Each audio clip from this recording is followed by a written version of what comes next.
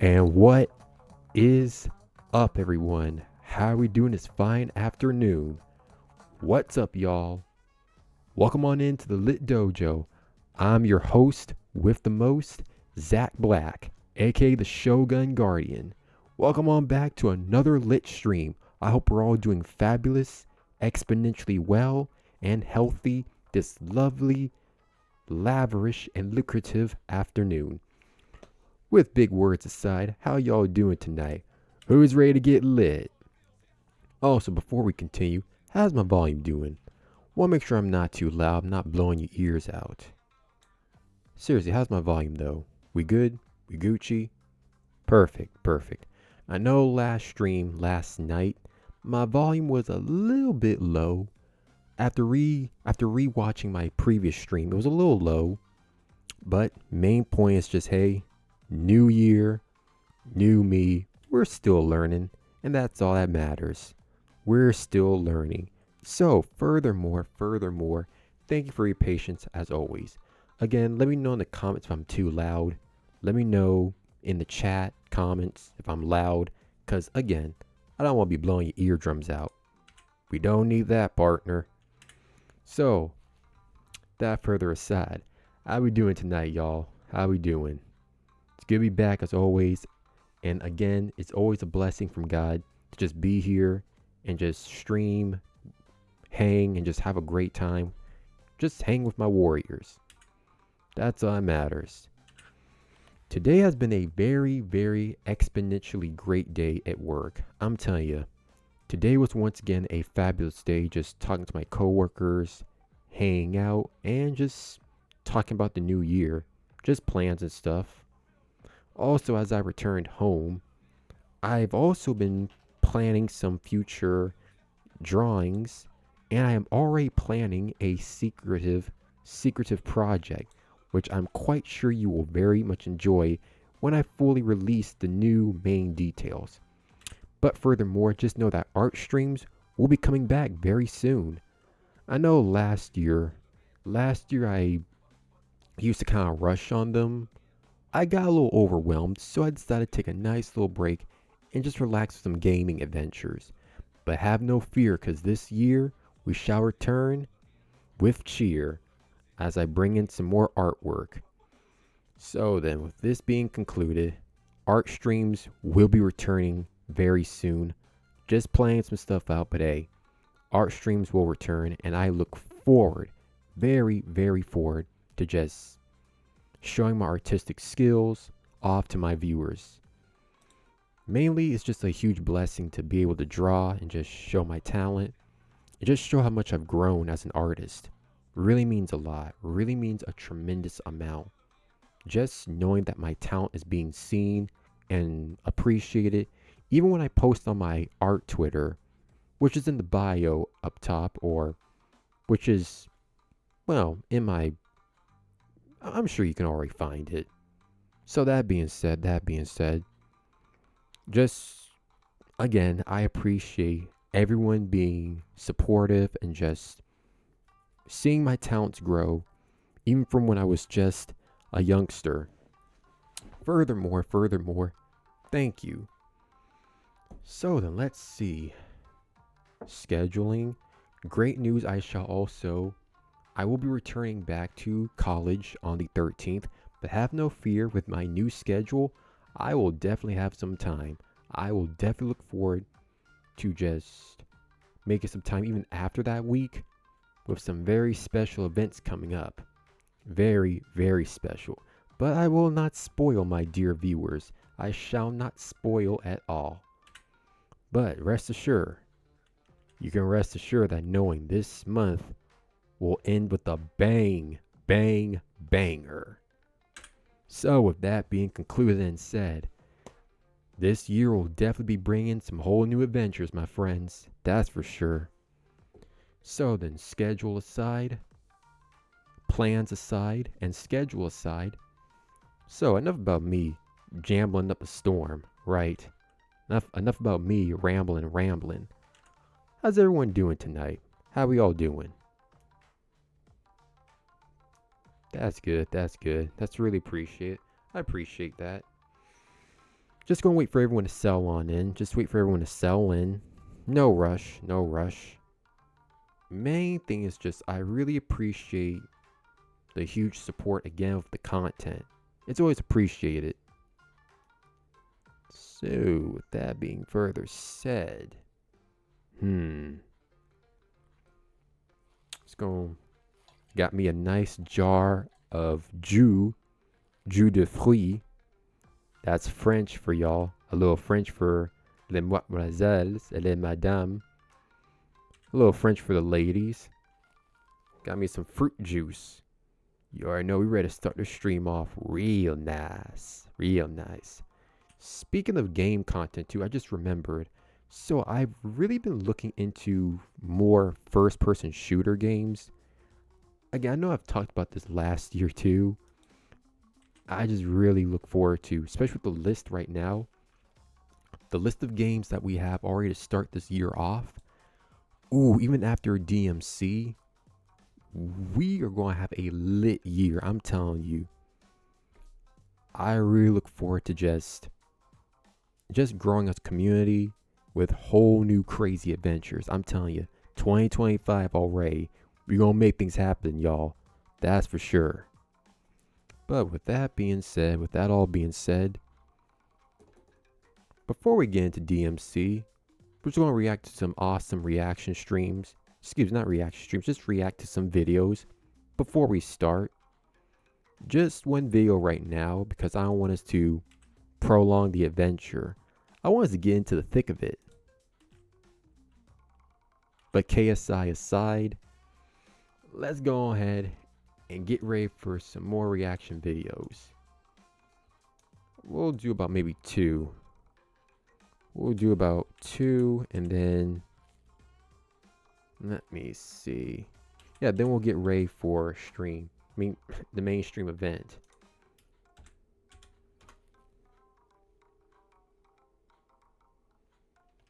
Let me see. Okay, we're ready. We're ready. Just had to recalibrate some. That just had to refresh a little. And then let's go ahead and get ready. In 3, 2, 1, and G. Move myself on over and go ahead and just turn off my music too. And bingo. Oh, let me just turn the volume up too. Let me just turn up just a slight bit. There we go. Let me know if I need to turn the volume down just a little bit. Let me know. Creatures that probably existed. That is exactly what we're going to be talking about today, and this list is spooky. If you're new here, this is actually the 3rd video in my Scariest Mythical Creatures series, but you don't need to have watched those videos to understand this video. Each of my Mythical Creatures videos is a new list, and just like the other list, this list starts scary and gets even scarier as the video goes on, and all of these creatures are from different parts of the world. Let's begin. Starting off in the birthplace of freedom, we have Mothman from the US. Freedom, hey. Yeah. Ah, the Mothman. We know what you really are, Mothman. A courtesy of Thought Potato. We know what you really are, Mothman. Mothman is one of the most recently discovered creatures on this list, with his story only originating in 1966, relatively recently compared to some of the entries on this list. Mothman was first spotted in the small town of Point Pleasant, West Virginia, but his legend has grown immensely over the years. Early witnesses described Mothman as a large black creature with glowing red eyes, 7 to 10 feet tall and muscular. They claimed it appeared bird-like in nature, but was much too big to be a bird. Something interesting about the Mothman lore is that sightings really only took place from November 15th, 1966 to December 15th, 1967, meaning that there was only about 13 months of sightings. December 15th is actually a pretty significant date when it comes to Point Pleasant history. It was the date of a rather tragic event. The Silver Bridge, also known as the Point Pleasant Bridge, a bridge that connected West Virginia and Ohio, collapsed. Not only did it collapse, but it collapsed during rush hour traffic. This resulted in the death of 40 46 people and the permanent loss of 2 bodies. Now, why am I bringing up the Silver Bridge incident? Well, it's because in 1975, the book by John Keel, The Mothman Prophecies, claimed that not only was there paranormal events related to the sightings, but that there was also a connection to Mothman and the collapse of the bridge. To me, that's a pretty serious claim. During the 13 months of active Mothman sightings, there was hundreds, and later on it was revealed that there was over 100 people that were too scared to even admit that they saw the Mothman. With that being said, I put Mothman as number 1 on the list because I believe that he is definitely scary, but his intentions are too unknown to be truly evil. Although some things have been attributed to him, the only real claims that can be made. And to add on to that, some of those claims are based on paranoia too. Paranoia or just, well, that sounds kind of vague then again, saying it's just paranoia. I mean, if you saw some big red-eyed thing in the sky, you'd probably get terrified too. I mean, to be honest, yeah, but you can't always connect one thing to another. Sometimes you gotta think things through before you assume and protest one thing that may not be in relation to another. It's kind of like blaming a black cat for your tires getting gashed out. Or rather, blaming a black cat for your favorite cake getting messed up. I mean, some things are just superstition, but, I kind of just, it's like listening to an endearing conversation. It sounds pointless and kind of paranoid, but paranoid, that's clever. Write that down, warriors. Paranoid, that's very clever. Might sound kind of like paranoia, but still intriguing nonetheless.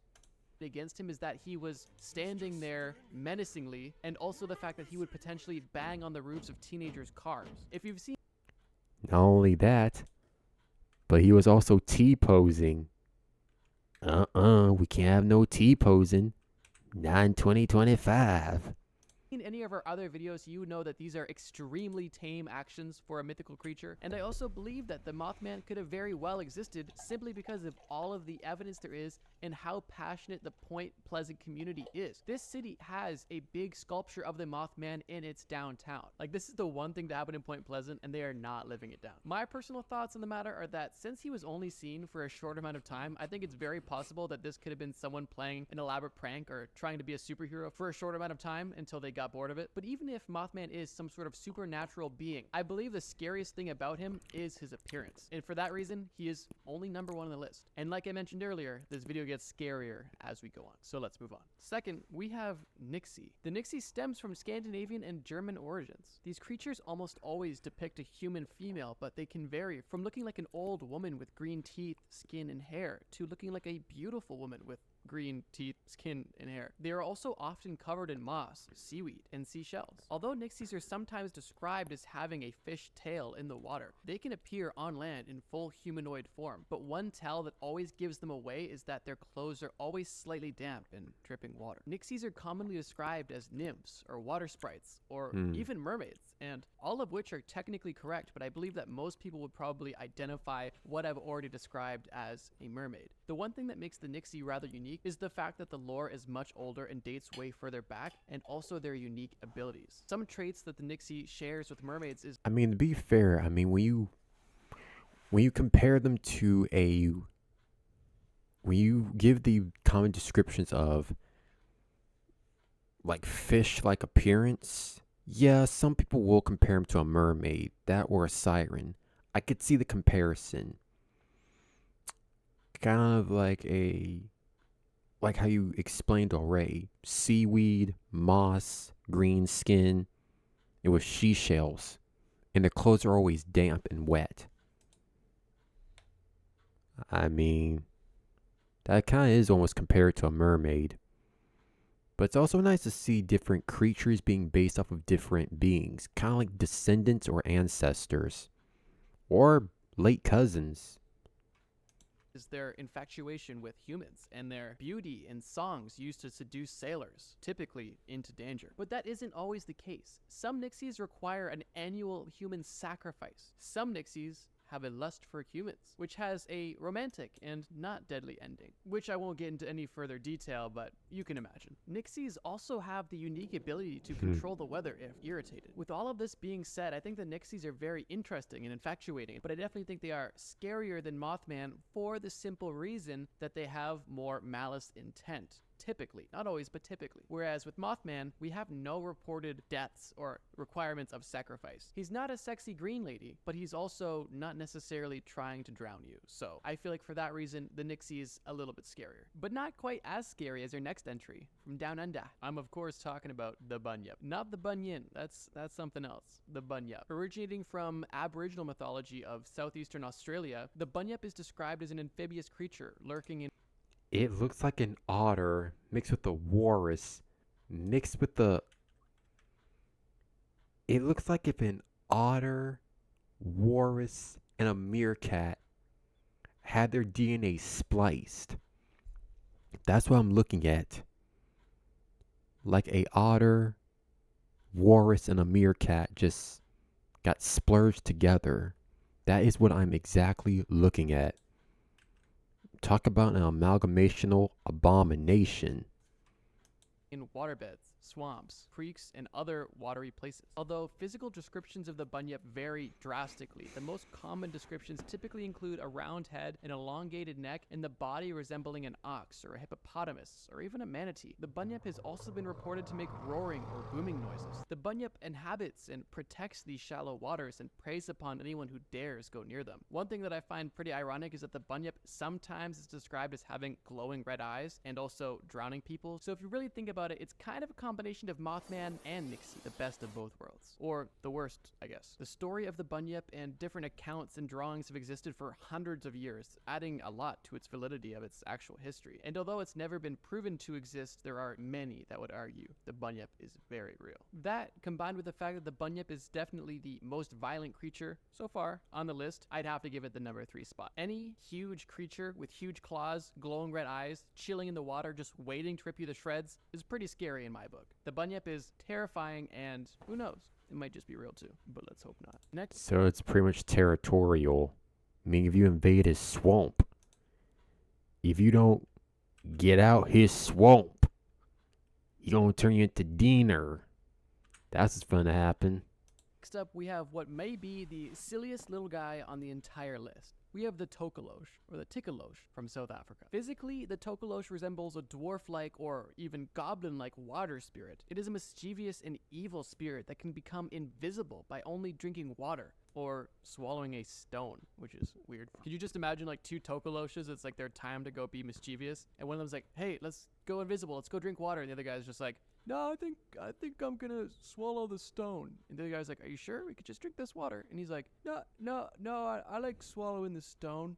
I guess no one said they were normal. I know I've kept this segment light so far, but the true reality of the Tokolosh is rather dark. The Tokolosh's sole purpose is to cause humans harm and discomfort at the very least. At its least harmful, a Tokolosh can be used to scare children, but its true power can be used to cause illness and even death to its victim. Now, if you caught what I said there, you might be questioning, what do you mean they can be used by? Who's using the Tokoloshes? Well, Tokoloshes are called upon by malevolent people used to cause trouble to others. These goblin-like creatures are essentially people's henchmen to do their dirty work. These malevolent people are typically witches, focusing specifically on... So they're pretty much like hitmen, like supernatural hitmen to do someone's dirty bidding and work. Wow. That's pretty much petty. So say you move into someone's house. Say you move into a house that someone else wanted to buy, but because you outbought it, they're now angry and salty. So instead of just being the bigger person, they summon these little hobgoblins to nibble at your feet every time you try to sleep. Nah, partner. Those things can catch my holy shotgun. My holy 12 gauge, that's for sure. You ain't finna nibble on my feet, that's for sure.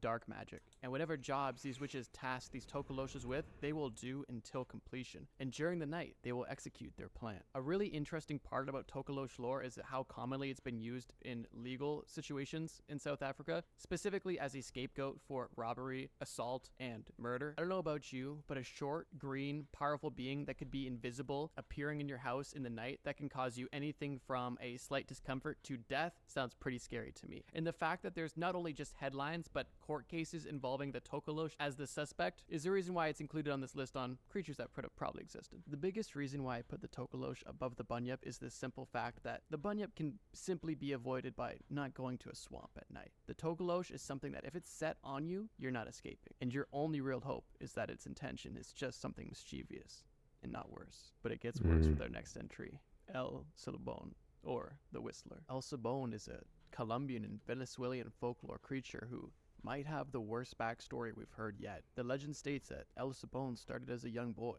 who was a spoiled brat whose parents catered to his every wish. One night he demanded his father hunt him a deer as it was his favorite meat, but his father didn't return home that night with the deer. The son killed his father and cut out his organs. He gave these organs to his mother to cook for dinner. His mother cooked them, and as they ate them, she realized the meat tasted off. She began to ask where her husband was, and she soon put the dots together. Obviously, she was shocked, and things did not go well. The mother cursed her son for eternity, and afterwards his grandfather had ordered him to be tied up to a post in the middle of the countryside.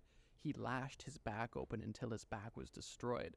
The grandfather placed alcohol, chili peppers, and lemon juice in his wounds, and then he put his father's organs in a bag and placed it on the boy's back. The grandfather released 2 rabid dogs upon him, but before he released the dog, the grandfather condemned the boy to carry the bag of his father's remains for eternity. From that point on, the boy was now El Silabon, a 3 to 6 meter tall, skeleton-like creature with a bag of bones on its back, with a bloodlust and a vengeance. Why do they call him El Silabon, or the Whistler? It's because he whistles a very specific tune with the musical notes C, D, E, F, G, A, and then B in that order. It is said that if you hear this tone, it is a sign of your death. They say if you hear the whistle close to you, your death is far away. But they say if the whistle is in the distance and faint, your death is closer than you think. The Whistler is typically known to target drunks and womanizers, but it's not uncommon for him to target innocent victims as well. The Whistler uses the element of surprise and typically jumps out of trees. He rips his victims to shreds and adds their bones and remains to the bag on his back, forever carrying all of his victims with him. I don't know about you, but if I heard a very faint whistle and looked around and then saw a 3 meter tall skeleton-like creature jump out of a tree and rip my bones out, I wouldn't be too happy about it. You might think this story is a bit over the top, but if you talk to any resident of the Los Llanos region of the East Andes in Colombia and Venezuela, I think you'd hear some convincing stories. Kuchi Sake Ona, the slit-mouthed woman.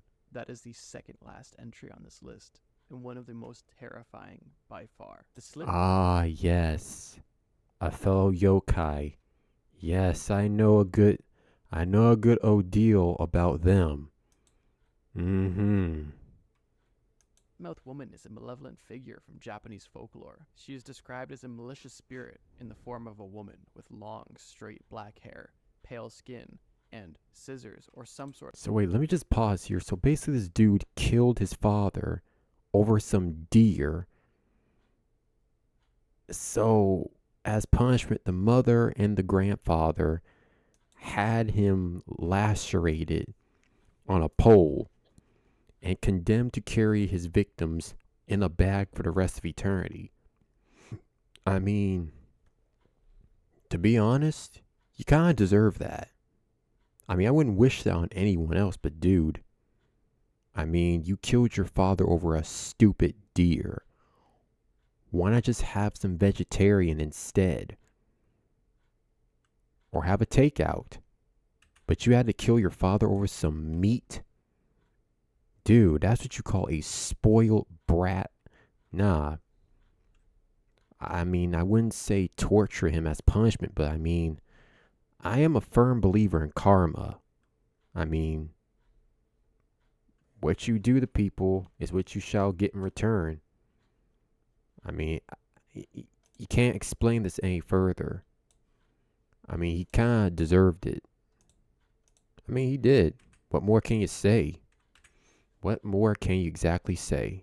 Sort of sharp object in her hand. She is otherwise beautiful, but if she removes her mask, you might change your opinion. Encounters with the slit-mouthed woman are simple but gruesome and go something like this. You see her and she stops you in your tracks and asks you, "Am I pretty?" If you say no, she'll instantly kill you with the sharp object she has. Now, if you do say she's beautiful, she'll remove her mask, exposing her horribly disfigured and scarred mouth, and ask you, "How about now?" If you tell her no, she will use the sharp object to kill you. But if you agree that she is still beautiful, she'll only disfigure your face to look like hers. Some believe the slit-mouthed woman is a victim of violence and only seeking vengeance. Others believe that she is a yokai and this is her natural form. If the death and face mutilation wasn't scary enough to justify her position in the list, consider this. This is the only mythical creature that requires you to talk to a woman. And if that's not scary, I don't know. Oh, well, I'm not afraid of that. I know how to talk to a lady. Now, this right here, I mean, well, because I have a healing factor, I think I'll be okay. Plus, my skin is super, super, super, a billion times super durable. So I believe I'll be a-okay.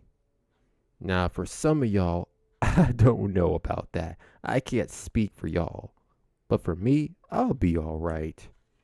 Know what is. Now we've finally made it to the last entry on this list.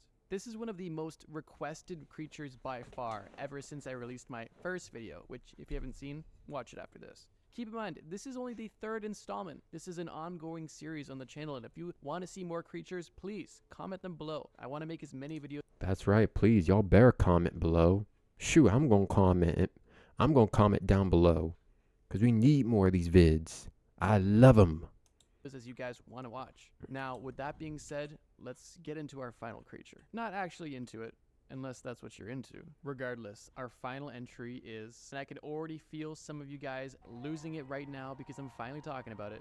It's the Manananggal. Everybody who commented this on all of my videos must have been on a mission to give me nightmares because this is by far, almost inarguably, the scariest mythical creature of all time. At least it's gotta be up there. It's definitely the scariest one that I've covered so far. If you're from the Philippines, you know what I'm gonna be talking about. But if you're not, let me just give you a sample of the Manananggal. As you could have guessed, the Manananggal is a Filipino creature. And believe it or not, that's not the scariest part. I'm joking. The Manananggal has large, bat-like wings, a long, thin tongue, vampire-like teeth, and werewolf-like claws. Also, it's not wearing pants. Why? Because it doesn't have a bottom half. The Manananggal's organs and innards are simply dangling from below it. Oh, to be fair, it does have I remember this thing now. Yes, I know what they're talking about. the bottom half. It can just remove it at any time. During the day, the Manananggal are said to be beautiful women who live normal lives. It can even be married or in relationships. But at night, they show their true form. Their arms turn into their wings, and they separate their torso from their legs, leaving their organs hanging as they fly through. Oh, that's gross. Imagine seeing that in the... Okay, imagine seeing that. Relationships. But at Manananggal are said to be beautiful women who live normal lives. It can even be married or in relationships. But at night, they show their true form. Their arms... Huh, they show their true form. I thought they always did that. I'm joking, guys. Sheesh, take a joke. And they separate their torso from their legs, leaving their organs hanging as they fly through the night sky. They prey on sleeping people, and their favorite victim are pregnant women. They insert their long tongue into their victim, and in the case of... Oh no, not the pregnante. Not the pregnante, no. The pregnant women, they eat the fetus. And in the case of men, they eat their organs and drink their blood. Now, I don't think there's necessarily a question of why the Manananggal is so terrifying and disgusting. But Not my vital organs. I need my vital organs. may be thinking, is this really something that probably existed? Well, let me offer this. Scholars claimed that there are architectural elements changed by the fear of the Manananggal, specifically in rural regions. Two primary changes include slanted roofs to prevent the Manananggal from landing on it, and strategically placed windows away from bedrooms for reasons you can probably assume. I always love reading the comments you guys leave, and I always love researching the creatures that I end up putting on these lists. If there's a creature that I missed, or if there's some details I missed, please comment them below. Now, keep in mind, these videos are just for fun, and if something sounds a little bit off, just trust me, bro. I appreciate you guys for watching, and until next time, trust me, bro. Alright, and that concludes that. Well, I believe I should go ahead and leave my $20 in.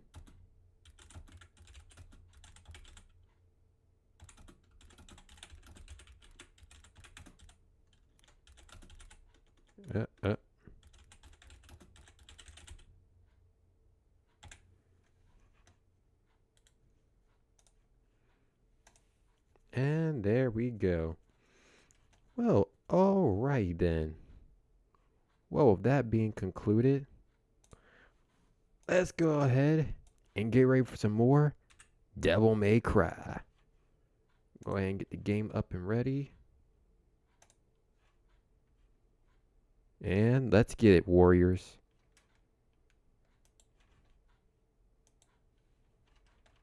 Let me move myself up here.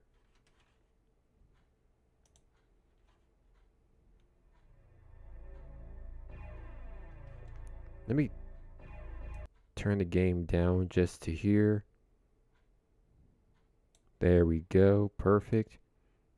Put the game volume there.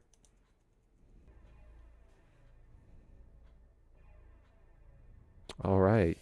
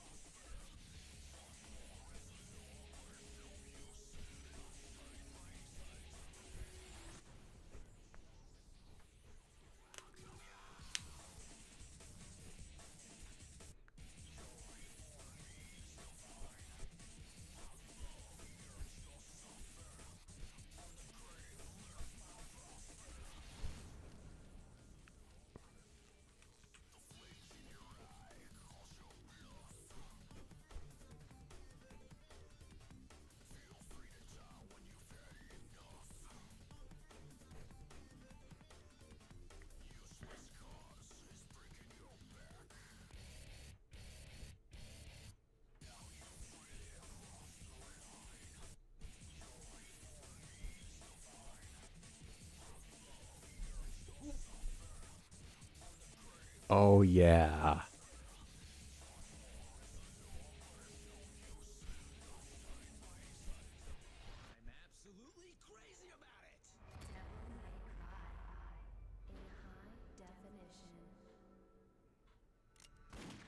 Jackpot.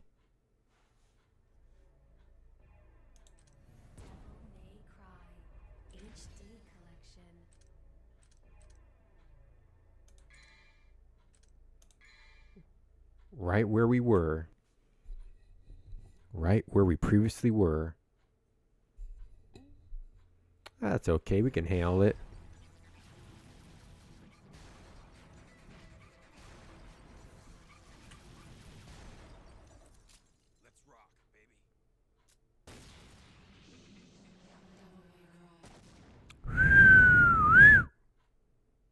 Let's rock, warriors.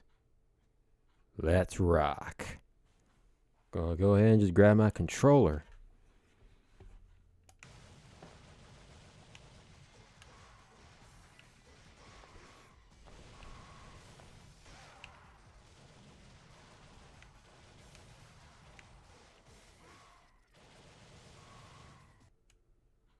All right, a little bit of an intro.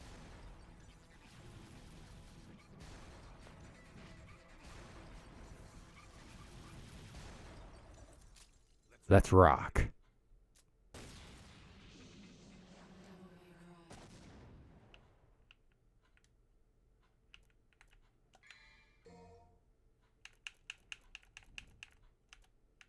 Where we last were. All right. Let me know if I need to turn the volume up or down.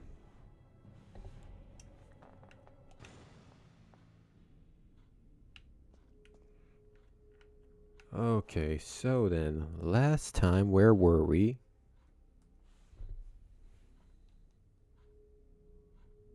Last time I recall, we had a run-in with that giant oversized bucket of KFC.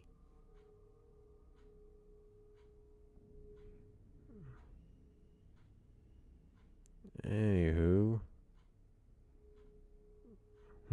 Just getting our little GPS up and ready.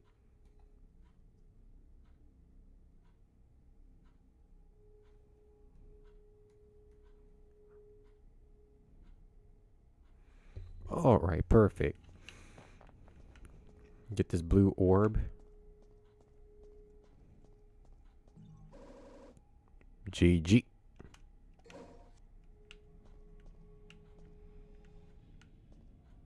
Okay. Now then, I know we came up on here.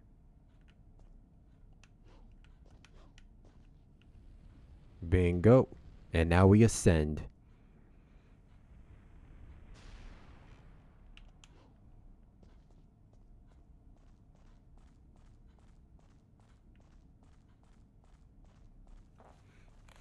Tell you, last time we played this, things got oh, didn't mean to shoot that.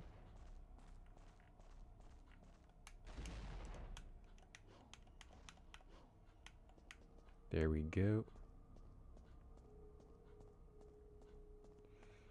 Tell you, last night fighting that giant chicken was really something. I mean, he kept fighting for his master too, and he was trying to be loyal. I really feel for the guy. I mean, Mundus did him dirty. I really can't stand villains like that. It's like he's trying to fight for you. He's trying to fight for your honor.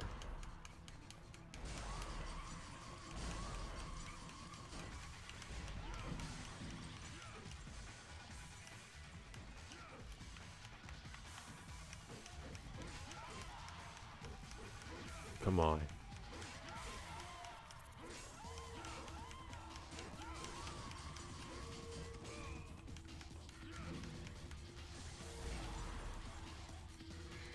Nah, we're about to switch up our weapon too. Yes.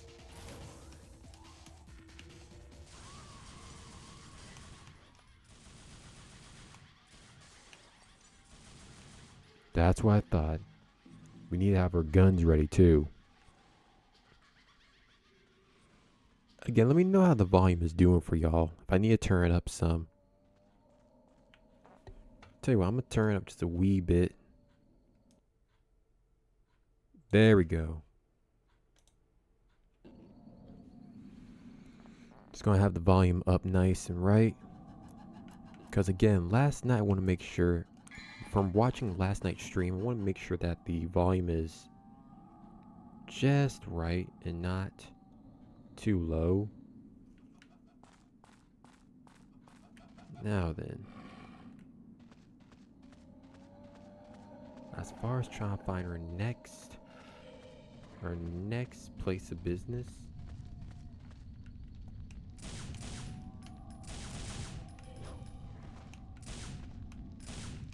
Come on, dude.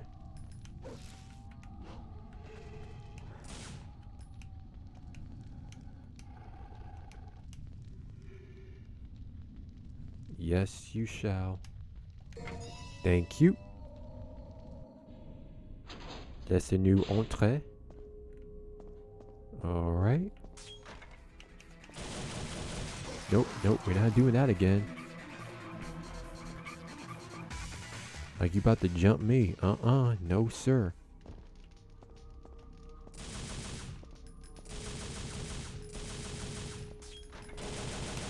Nope, nope, nope, nope.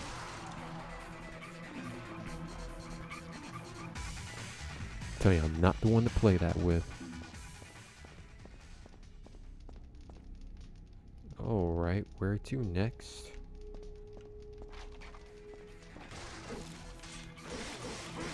Oh, we're not doing this. My turn.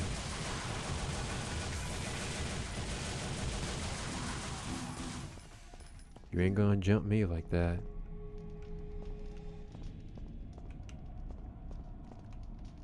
There's a light pouring out. Well then, let's bust on in.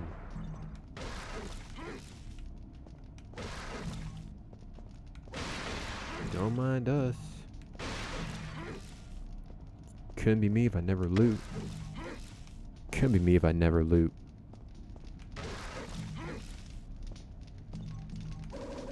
Ah, another yellow orb. We gonna need those, chat. Gonna need those.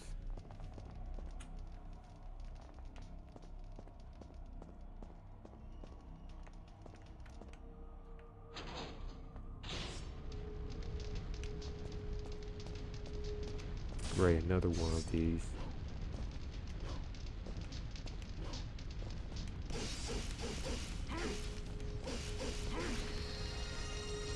Oh? Ah!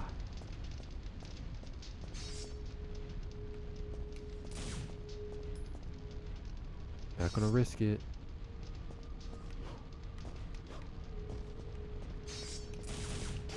Come on, come on, come on. Another one. Another one.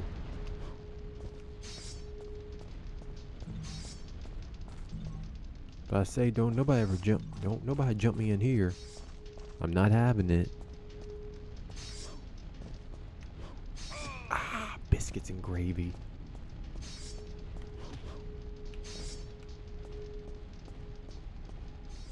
Ah, perfect. How on you? Well, it could be worse. How? How even?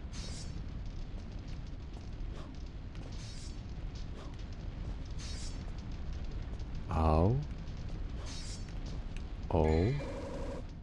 Well, that was easy. Nightmare Beta. Nightmare Beta? Well, the only nightmare would be being a beta male.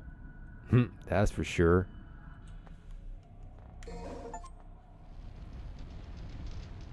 Collect all guns.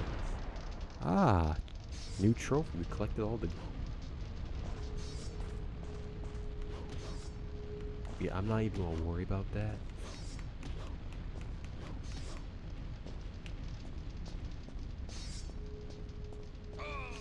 Biscuits and turkey sauce.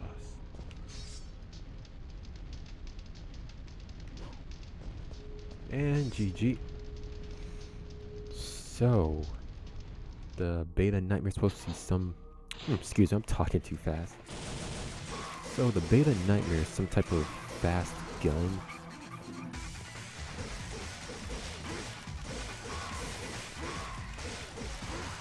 Bravo is right.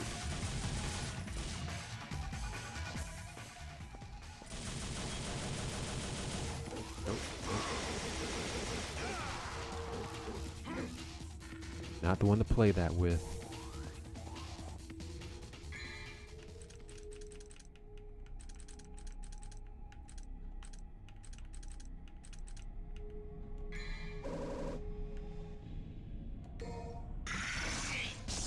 Oh, yo. No way. Oh, I'm gonna love this. I'm gonna love this.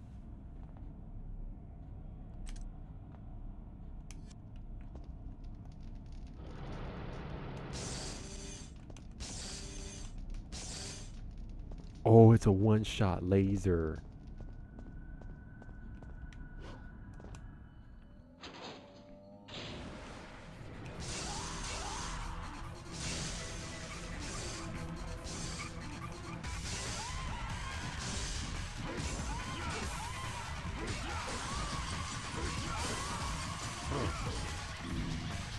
Oh, does it use up our ultimate? Oh, it does. Okay, so this is only like a one-shot weapon. You have to be careful. So we can't use this gun. We need to change guns then, because we can't use this.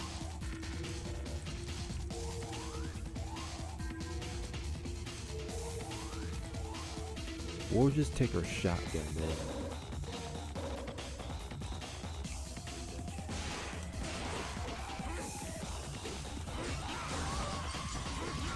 Come on. So we got a one-shot cannon.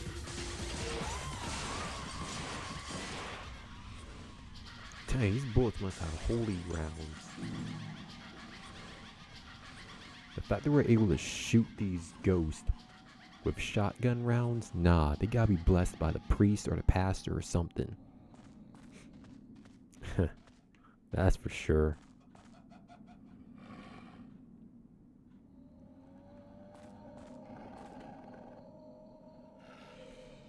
Well then, where to now? We checked over here. We cleared out all the boxes, I suppose.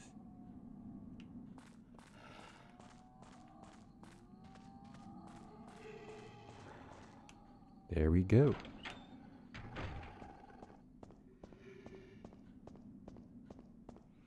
Up the stairs, up the stairs, up the stairs we shall go. Up the stairs, up the stairs.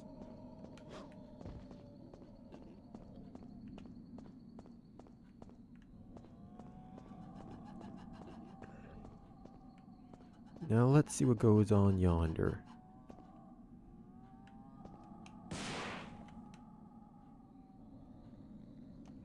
Ah yes, there's a message carved in the circle, as always.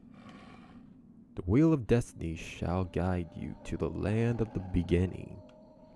Shall I use the wheel of destiny? I don't know, Dante. Should you? Should you now? I'm just joking with you. Let's do it. Oh yeah.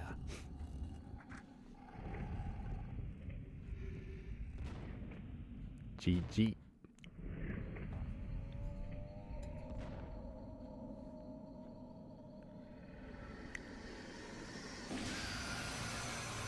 Oh yeah. Oh yeah.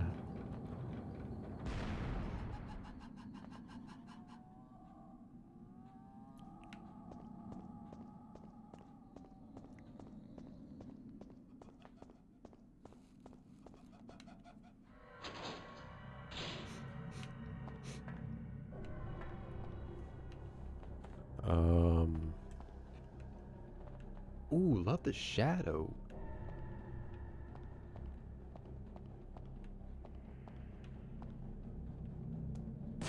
Nah. Nah, I'm playing it safe.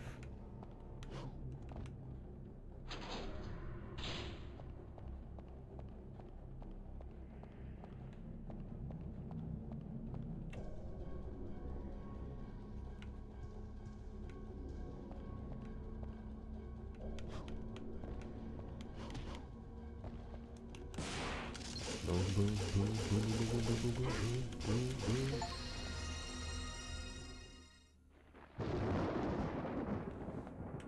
Oh, what's going on now?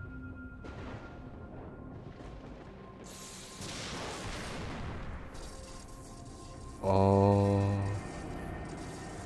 what's going on here? Are you friend or foe? Are thee a friend or foe?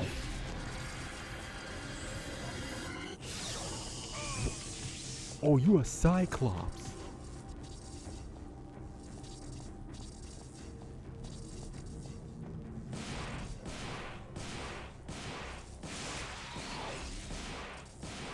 Nah, eat these shotgun rounds.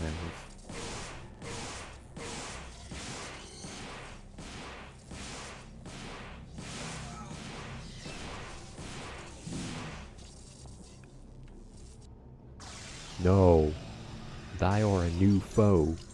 That's what thy are.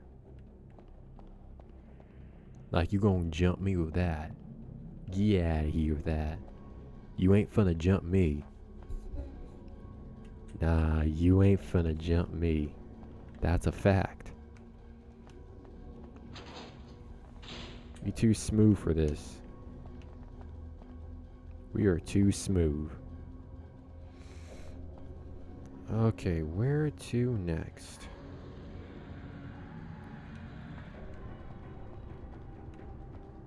Oh, we can't go back here.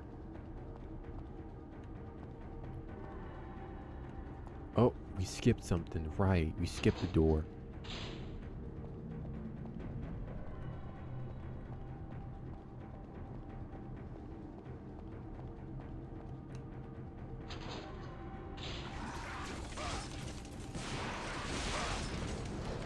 Y'all get out my way.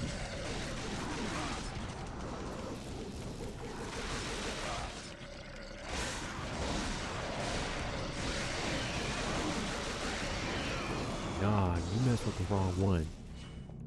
See, I love how the ultimate allows us to heal quickly too.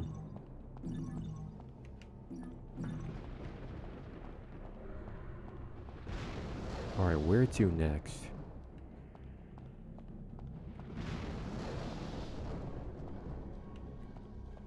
Okay, let's travel back here. In case we don't want to miss anything. We sealed off. Nah, something's going on. I feel like something's definitely afoot.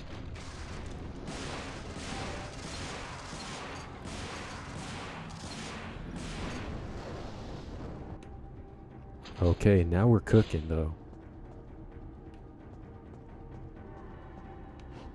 We're definitely cooking in this kitchen.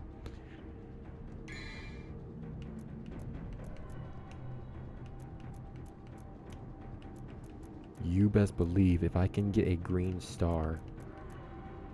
Nope, we Gucci then. We are definitely Gucci. We don't need anything. Actually,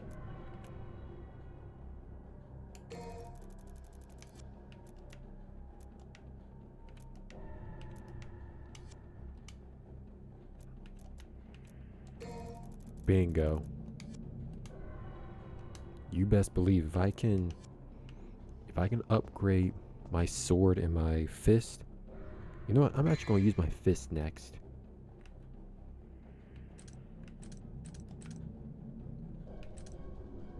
See, action,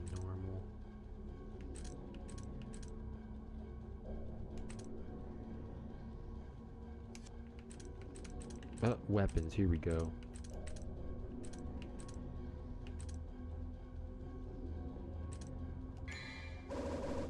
Bingo.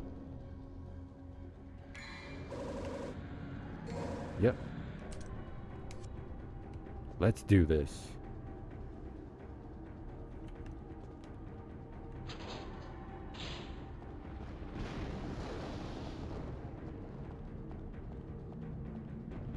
So far everything seems... Nope.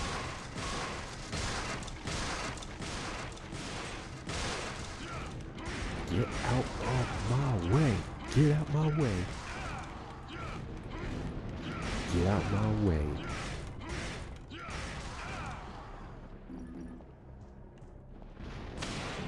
Like, I'm not gonna shoot these two. I don't care.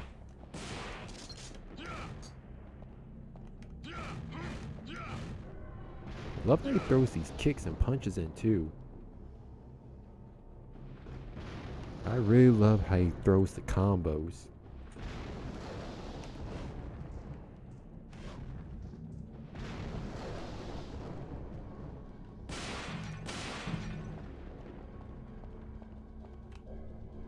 Now that door wasn't there before. Oh.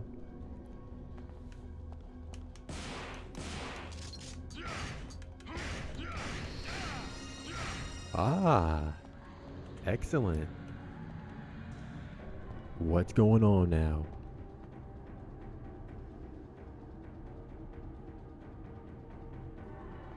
I mean, we should be Gucci.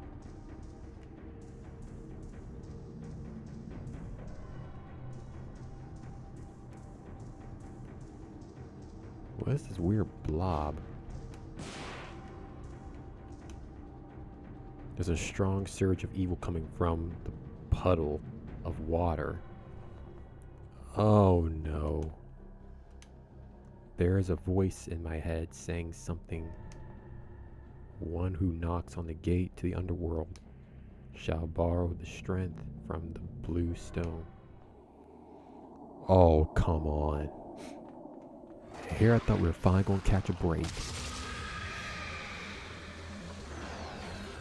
Oh, you are one ugly something. Okay.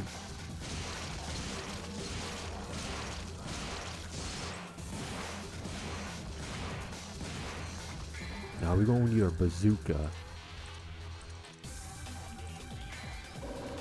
Yeah.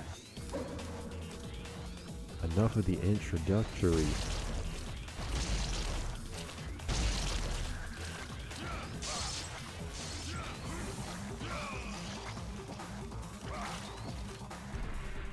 Oh, come on.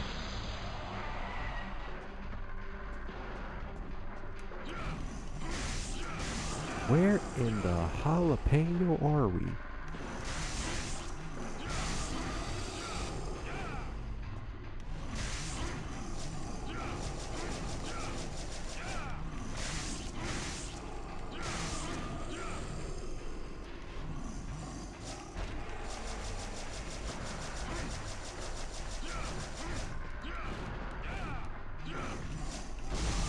Get out my face.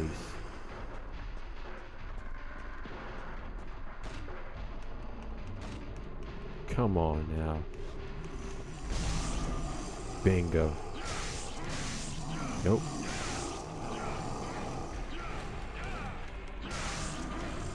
You're gonna get in my face.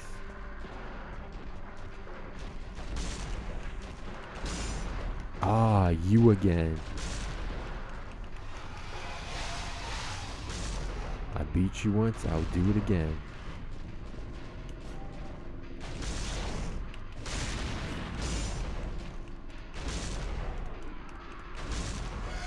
GG. Yeah.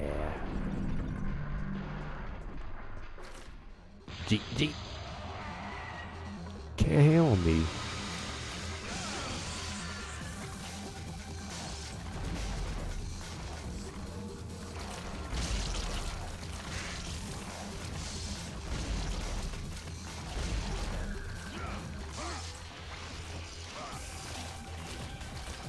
Okay, I think there's a strat to this.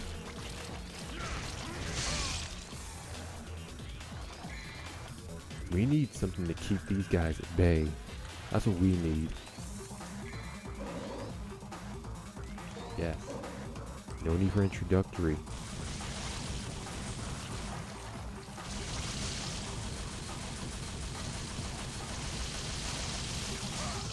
Keep the freak shows away.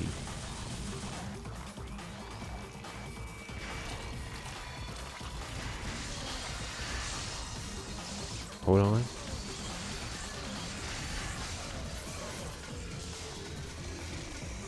think that's doing some. Ah, biscuits.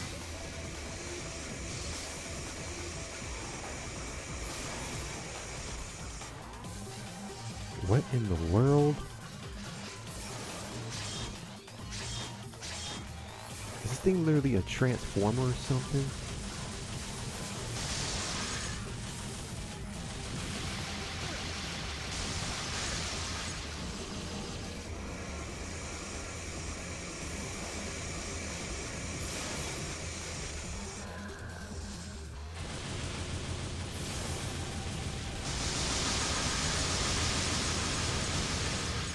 Gotta shoot it hard.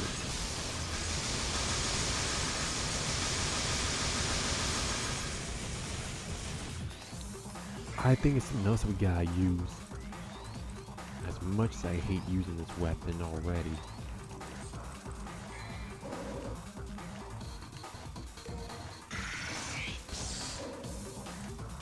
We have to use it.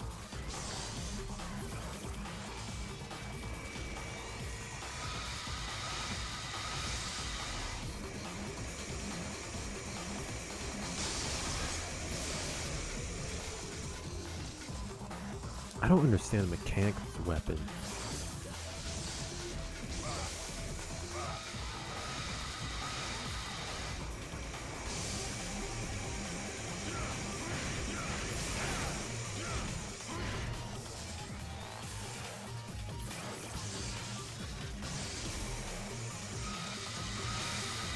Come on.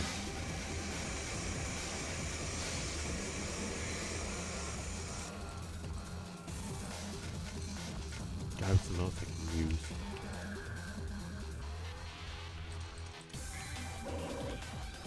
Alright, this is going to be quite a tricky battle.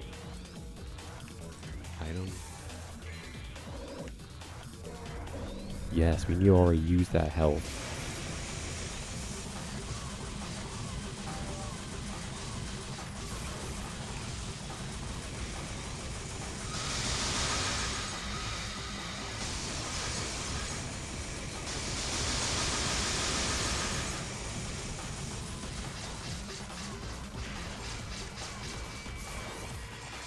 There's gotta be something we can do to hurt that thing.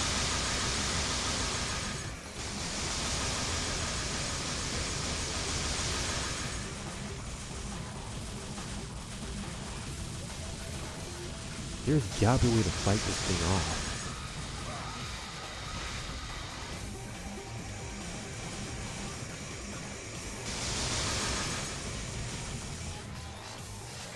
There's gotta be a way to beat this thing. Any ideas, warriors? Any ideas? Anyone in the chat below got an idea? I feel like there's probably a certain weapon that we need.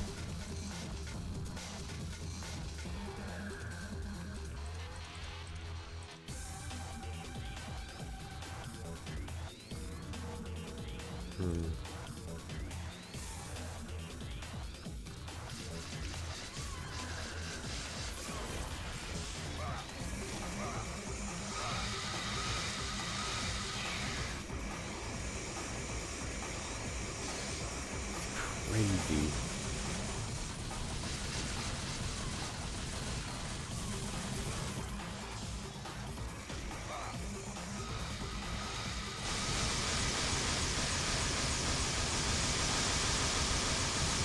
Obviously thing's bulletproof, yes, but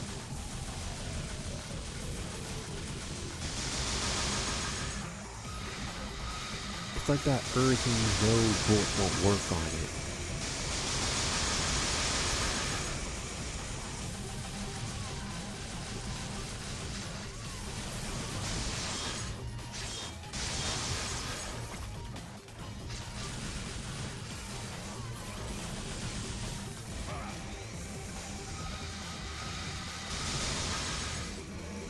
So I believe we're somehow lowering its health.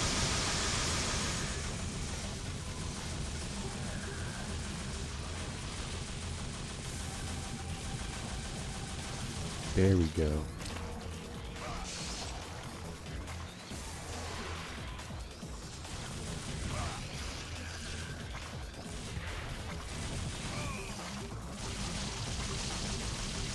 There's gotta be a way to get back inside that thing. Pause.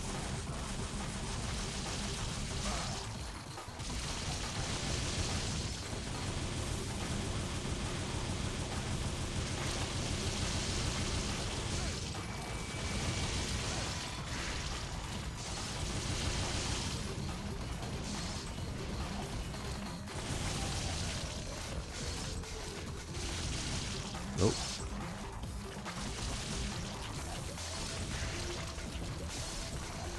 Nope. Nope.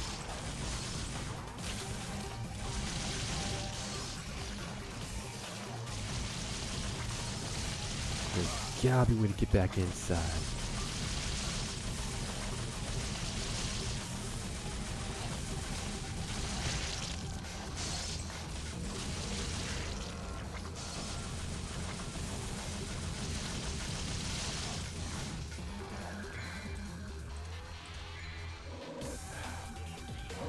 GG.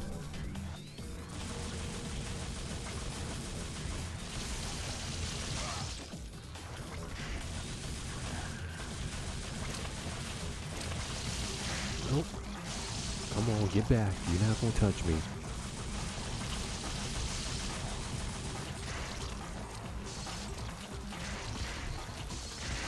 Things are getting annoying.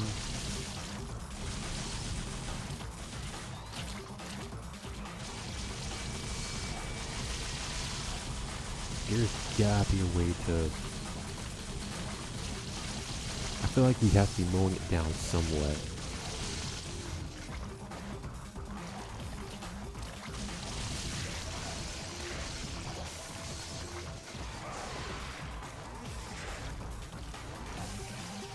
So it's not going to consume me yet.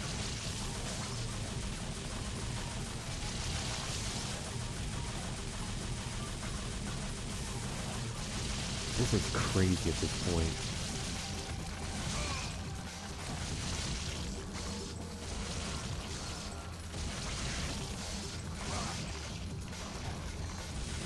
We're finding a literal puddle of unknown substances.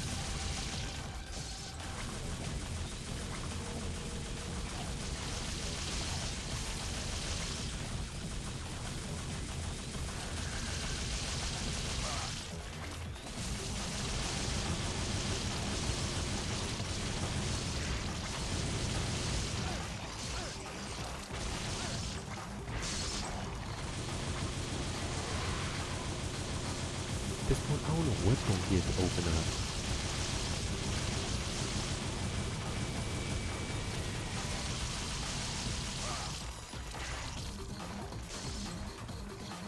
I don't get it.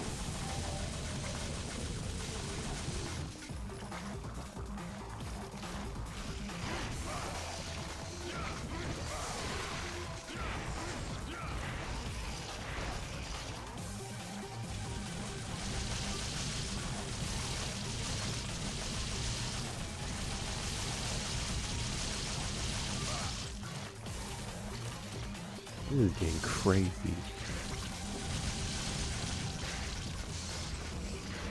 Any ideas, warriors? Any ideas? Because this makes zero sense to me. What am I missing? Is there a certain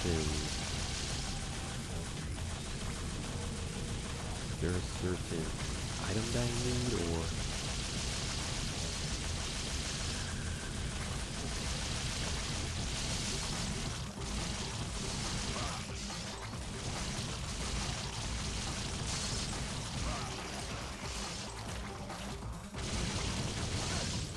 Seriously.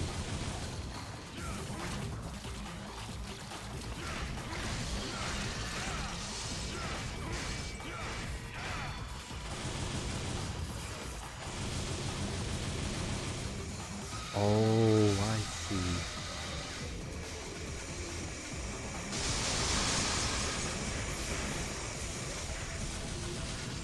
Gets into a more stable.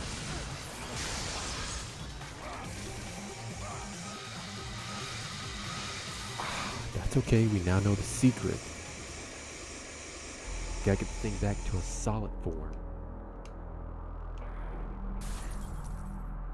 Gotta get into a solid form. That's the secret. Okay, now we got a strat.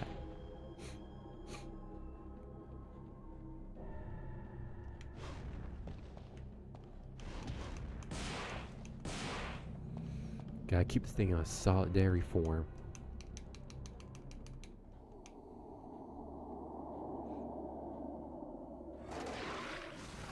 That's all we gotta do, just keep it solid.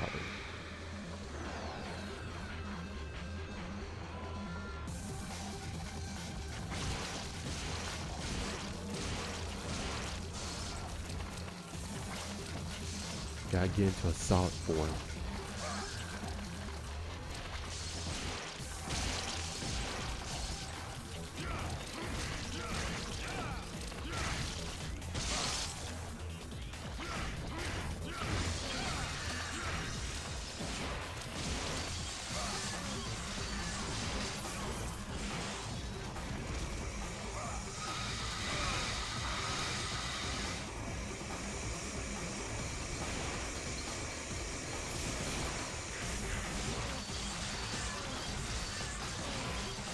You gotta circle it.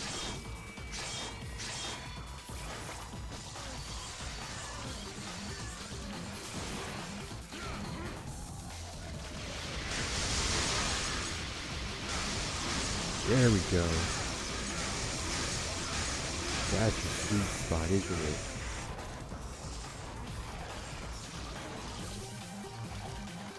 All I gotta do is just get you into your solid form.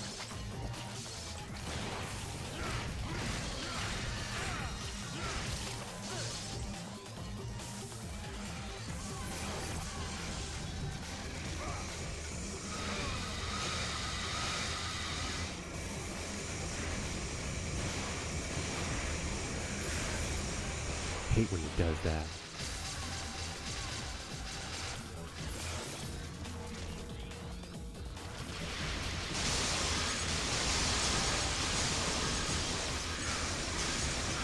Come on. Not so tough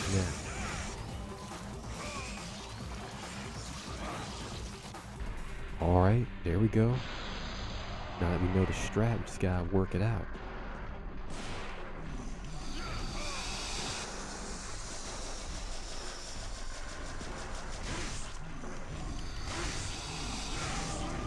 Bust your skull open.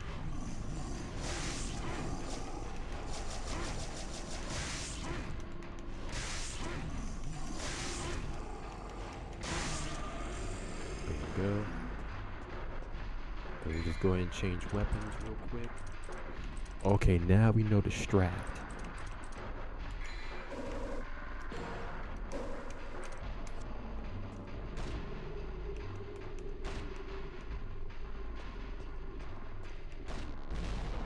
Oh, nah, yeah, we gotta take care of your little goons.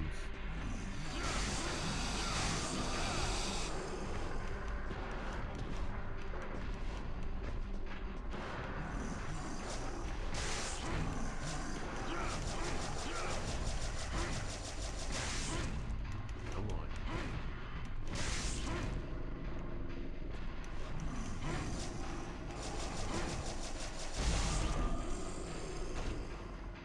Finally. Out my face.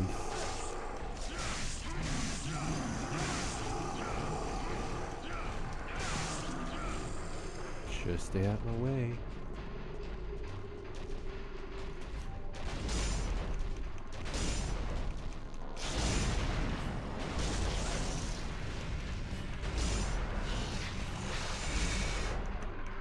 Come on.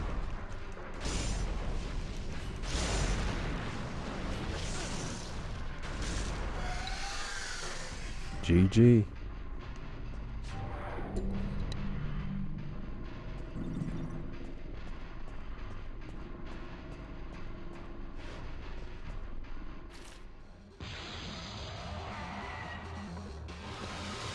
Back into the battle.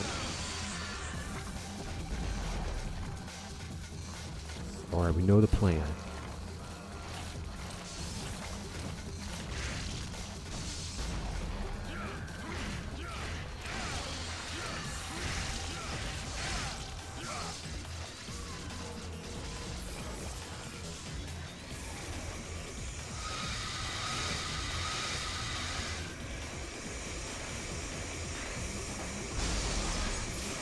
Booyah.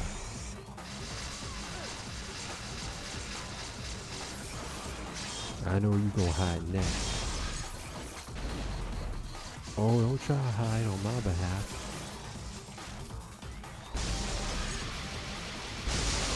Come on, come on, come on. Booyah. That's right. That's right. We did, warriors, once again. Was a little difficult, but we got it. We got it in the bag. Not bad indeed. Got it in the bag. All right. It's going to stretch for a little bit.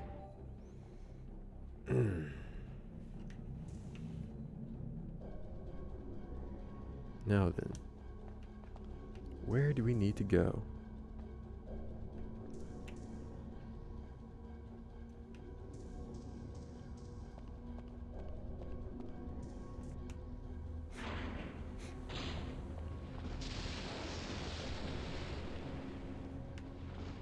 Let's see.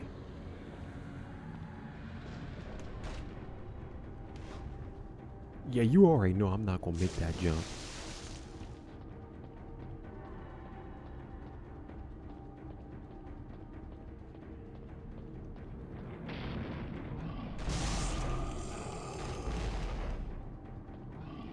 Out my face. Out my face. Out my face. Out my face. Out my face. All right. Presto.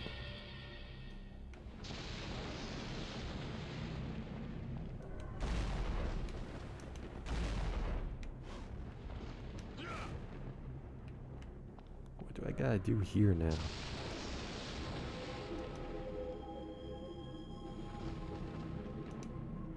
It's reacting to the growing evil surge of the darkness.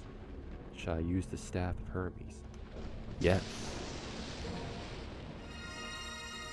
Okay. Oh. Special portal. Portals. We got them portals, y'all. Okay, Dante, enough fooling around.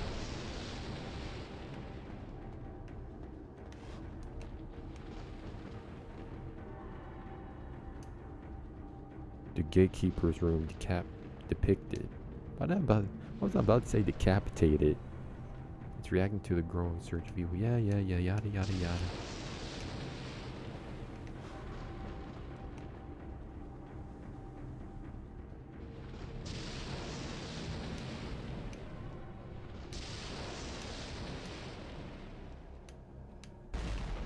Okay, so what now?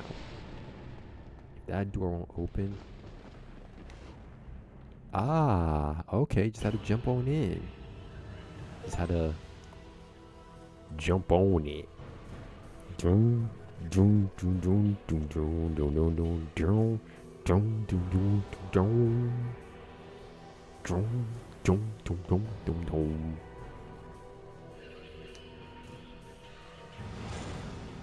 Ah, that's alright. I don't really give a care. We survived, that's all that matters.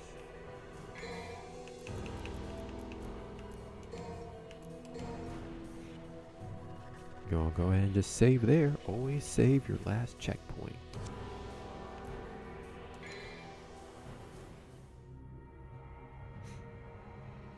Ah, not bad. Level mission 17. Mission 17. Well, as we prepare for the next adventure, I'm gonna take a little break, a little restroom break. But in the meanwhile, listen to some exquisite tunes from the tubes of you. BRB warriors, be right back.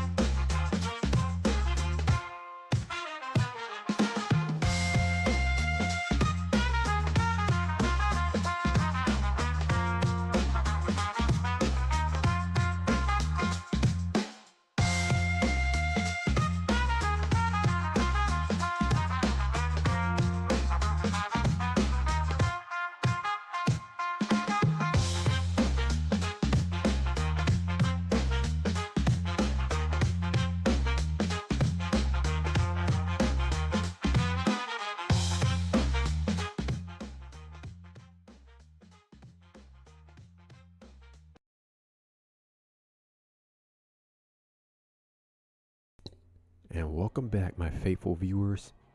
Thank you for your patience.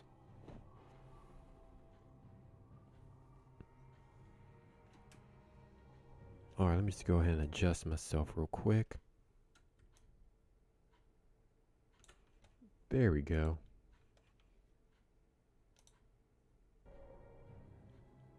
Alright, perfect, perfect. Now then, going back to the mission. So far we're doing very good. We're doing great.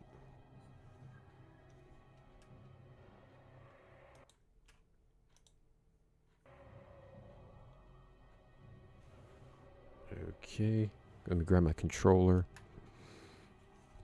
Without further ado, let's get into it.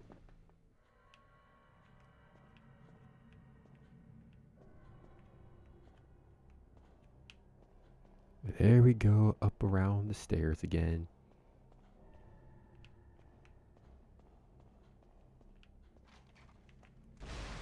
Nope. Nope. Not this again. We ain't doing that again. None of that crap.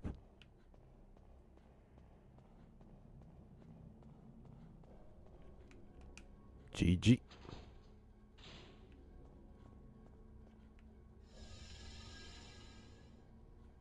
This again?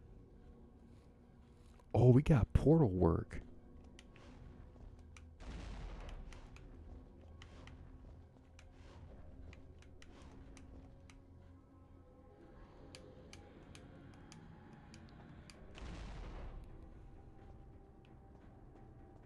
So, what do we need to do? There's a book that tells about ways to enter the underworld. Well, dang, I ain't trying to blow the thing up. Finally.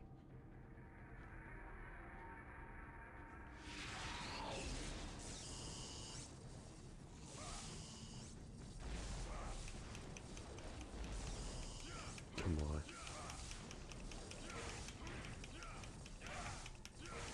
Nah, you can catch these fists.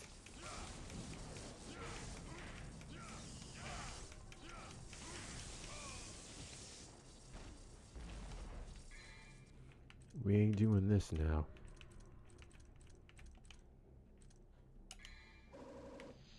Yep.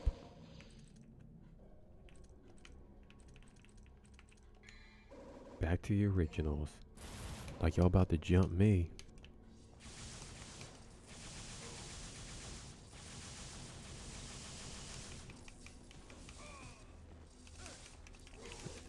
My turn.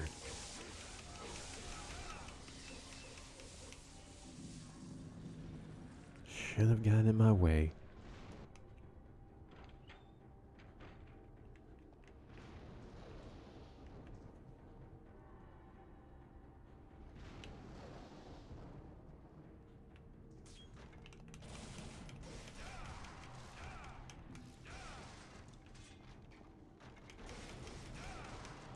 More of these puppets? Come on.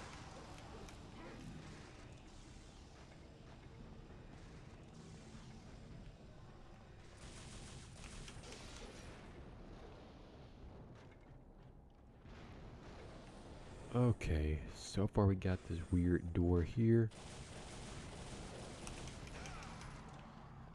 Cake work.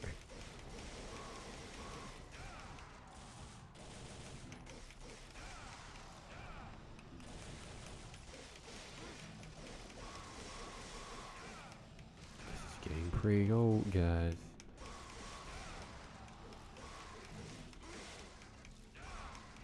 I could do this all night.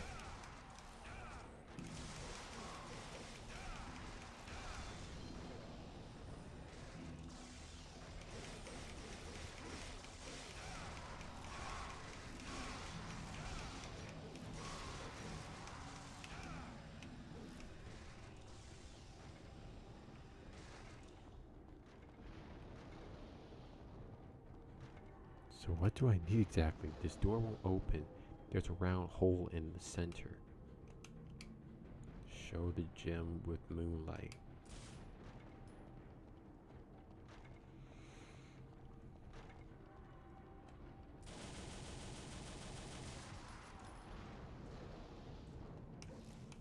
I suppose I'll have to go return outside.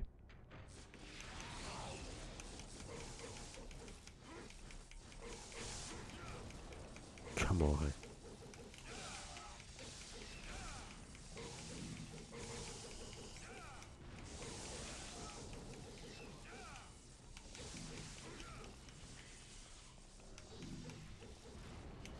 Well, that was a piece of cake. Now, what more do we need?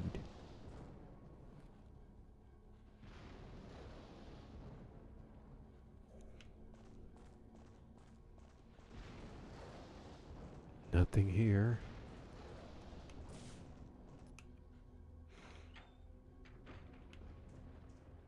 There's nothing down there. There's gotta be something up here.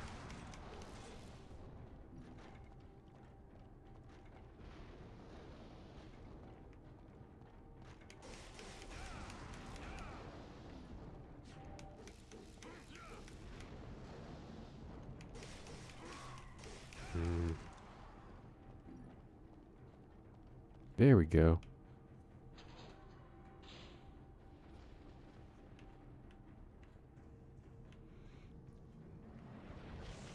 Whoa. Whoa, there's Smokey.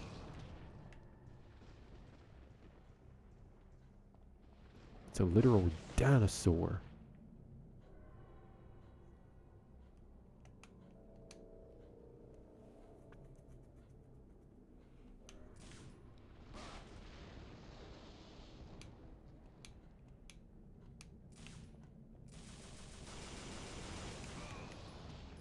Seriously?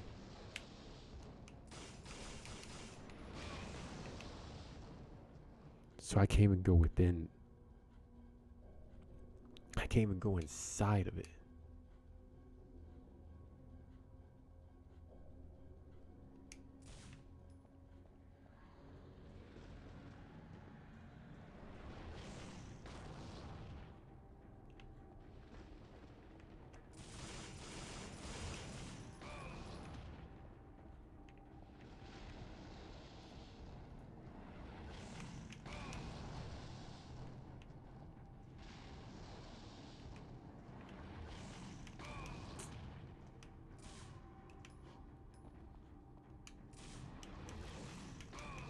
Okay, let's try it again.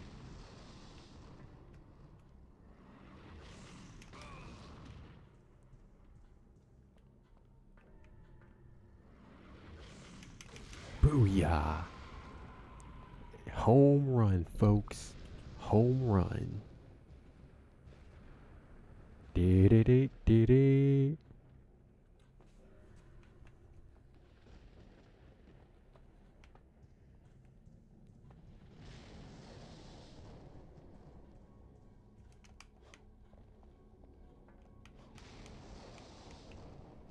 how does one get on up there?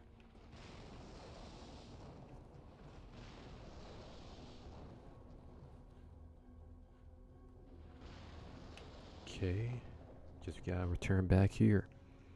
I'm telling you, that was a big old dragon trying to blow us down. Okay. Then we gotta move this.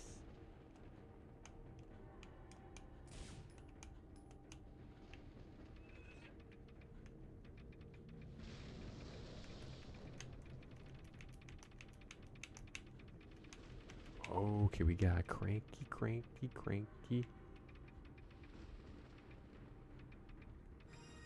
GG. That's a very interesting mechanic.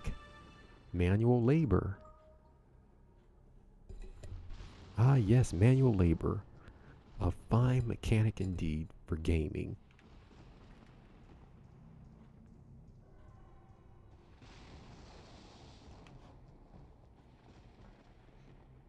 Alright, what next?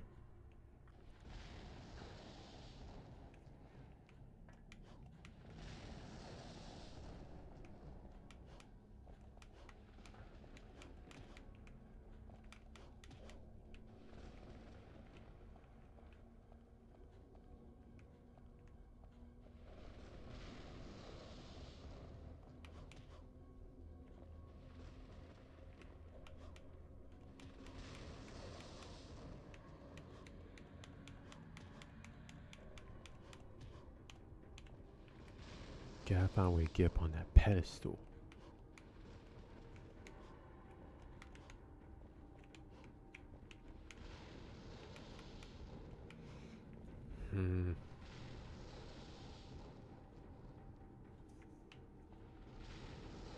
Gotta be way up there.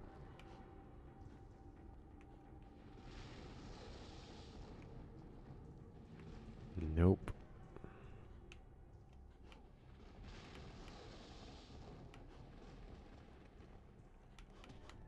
Come on.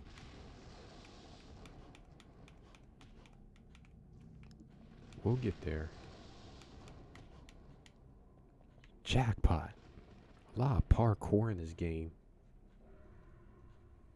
It takes some parkour skills. So now we're up here. There's some I'm not understanding though.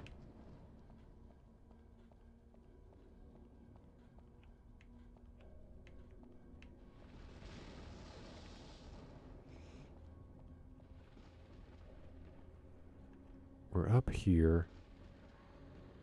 Then we go around.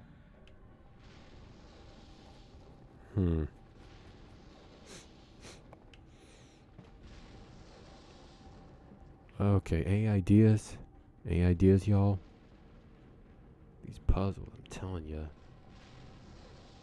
can always be the most difficult.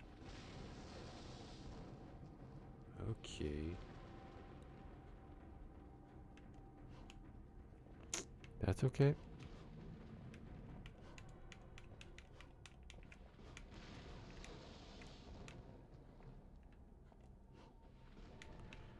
How does one...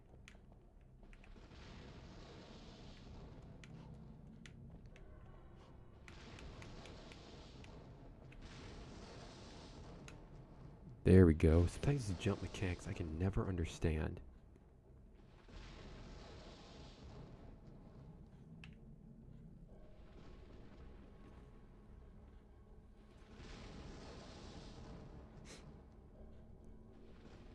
Okay. Ah, they phase through.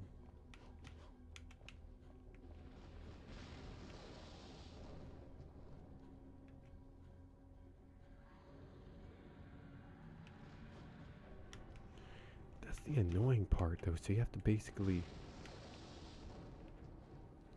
You have to try to run across these platforms. We'll get it.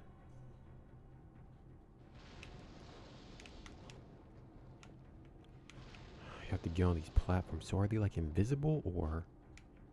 No, they are invisible in a sense.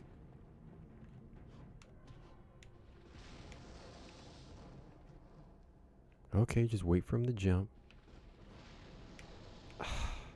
Probably not the highest point.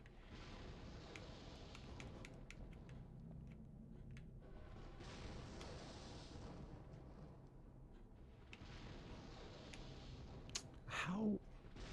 So the pestles are either invisible.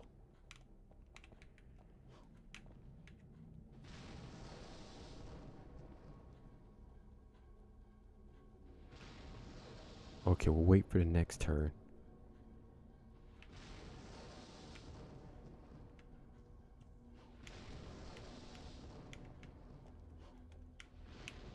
Come on.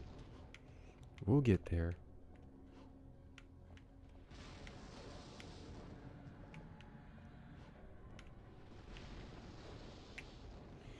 Come on.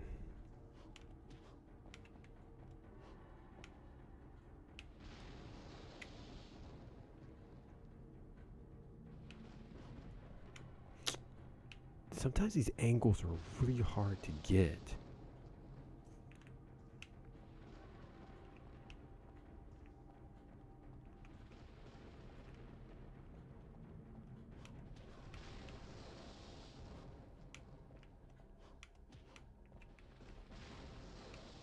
Okay.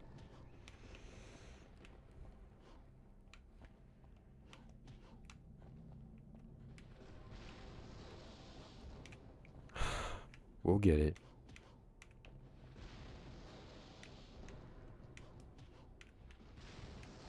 So, y'all got any plans this weekend?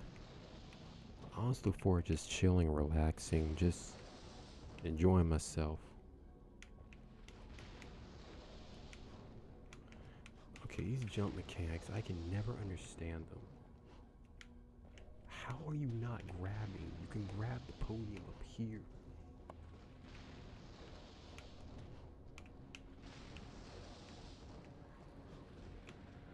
How is he not grabbing that?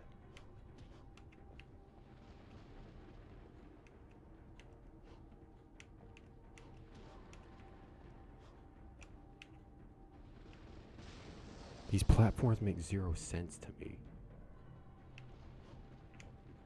Now, if it was like first person, I could get that.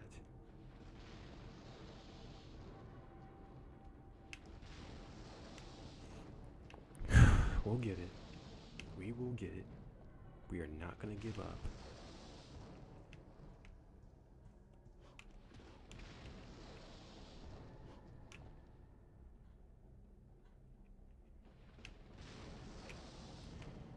We'll get it.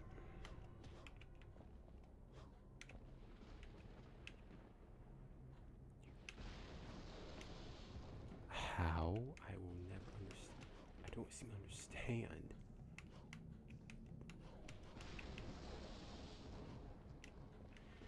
Okay.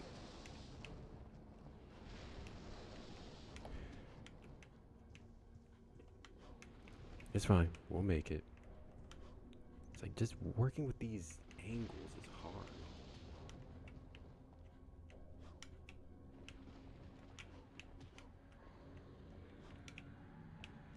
Working with these angles is difficult already. And then trying to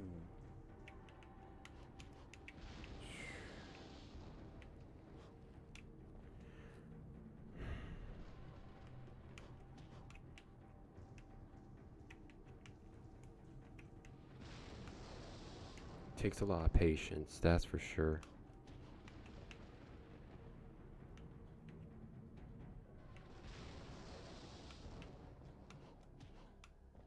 It's really about patience. It's really about patience because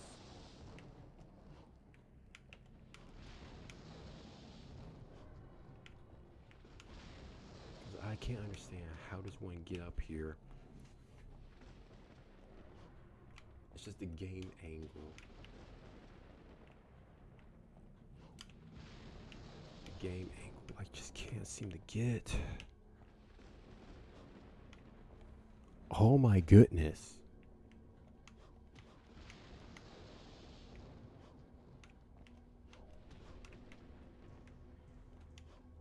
It's like, how am I supposed to get up here? You know what? Let me try another angle.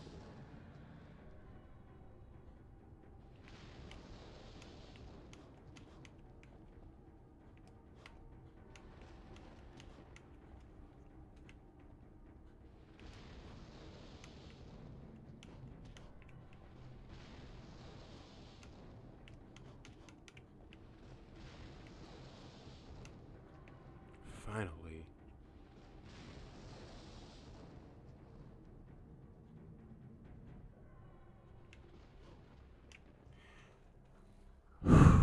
It's hard to see these angles, okay. It's fine, we'll get there.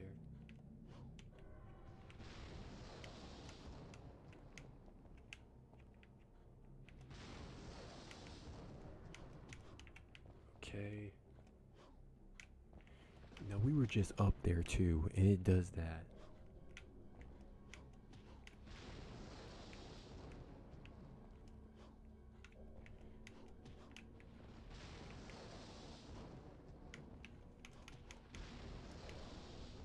I can't stand platform games like this, like seriously.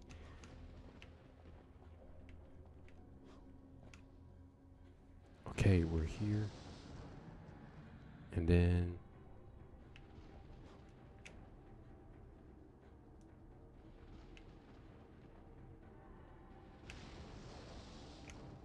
okay.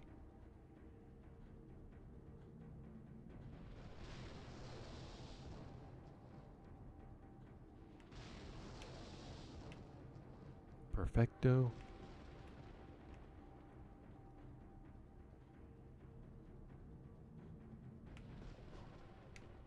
Ah, we were almost there. That's okay. We'll get it. We were almost there. See, sometimes the game does that to get you upset. Don't get upset. That's what the game wants you to do, is to get upset.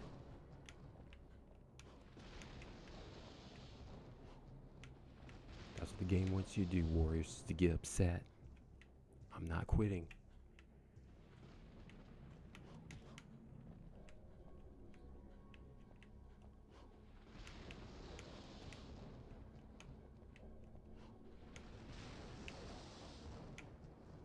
Now, see, I don't understand that. Okay.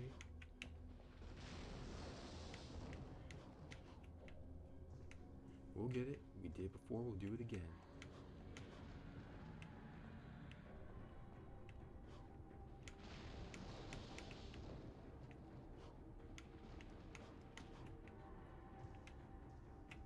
Okay.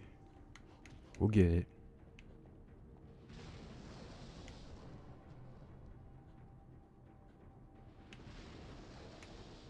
Just platform games at this angle are difficult. Okay.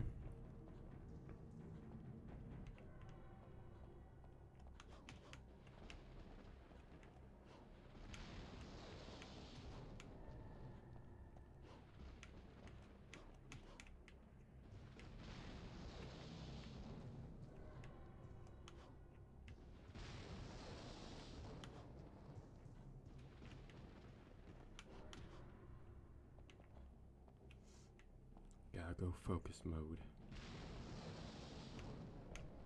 Finally.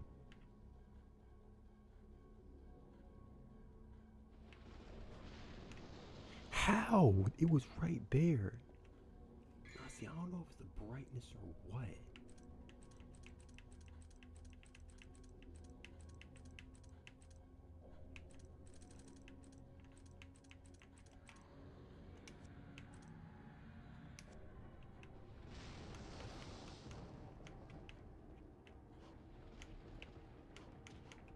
It was the brightness or what? It's just.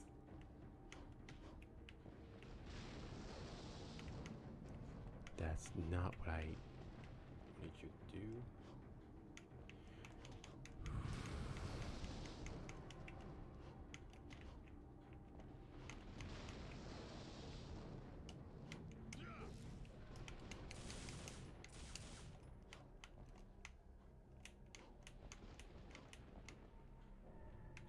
understand. I've seen people do double jump too.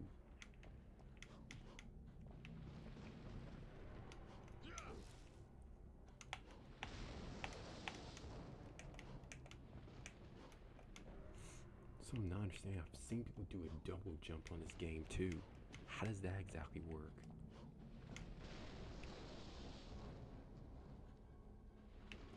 So I have seen people do double jumps on here, and that's confusing me.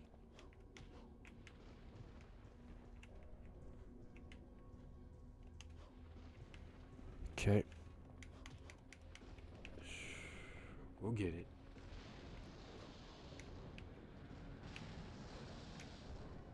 Bruh! No, this game is trolling.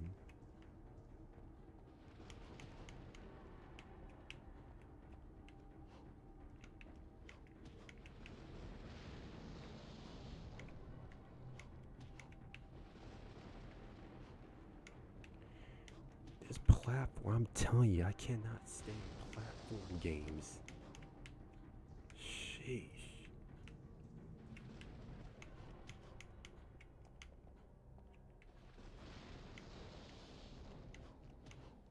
We'll make it.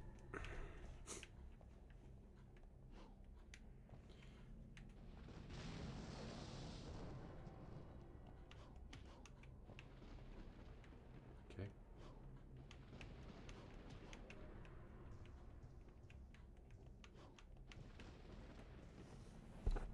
We'll get it. It's just these angles I cannot.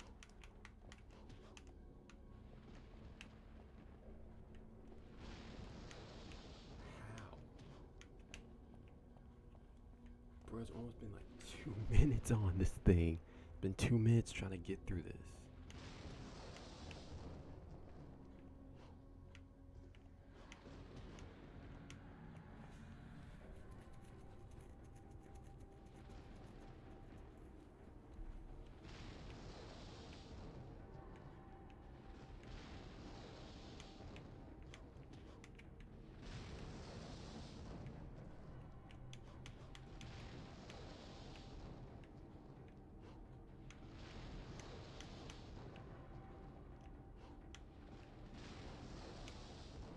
Tell you, this platform jumping is annoying.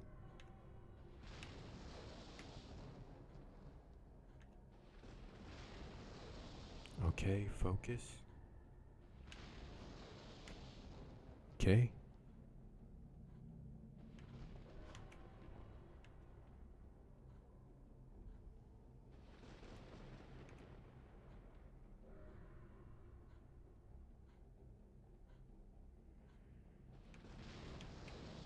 Ah! Oh, that's such a troll move. No, this platform game, this game is trolling.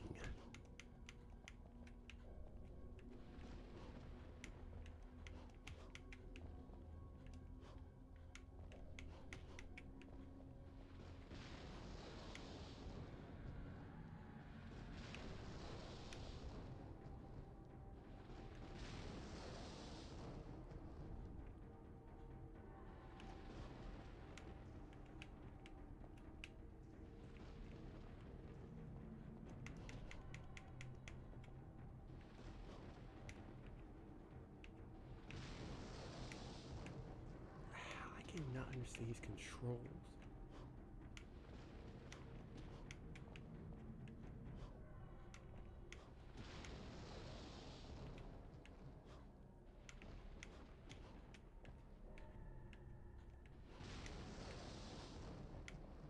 Okay.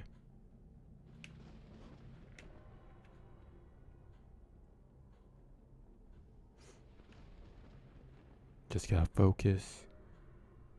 Because this has been annoying.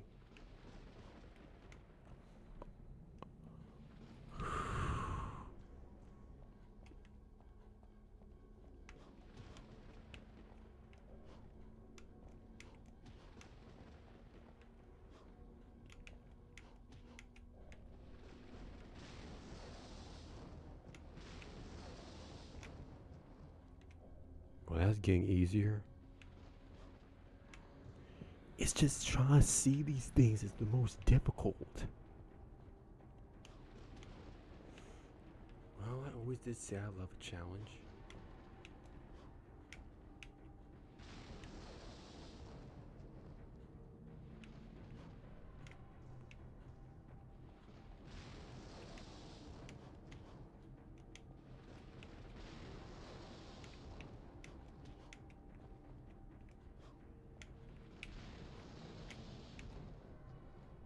Okay.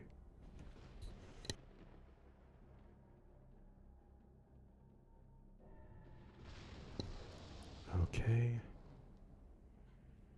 Just gotta focus.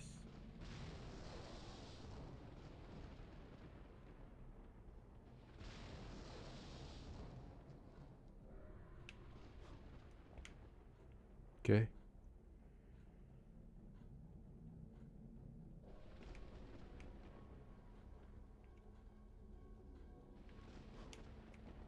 Bingo. If I can understand the side angles.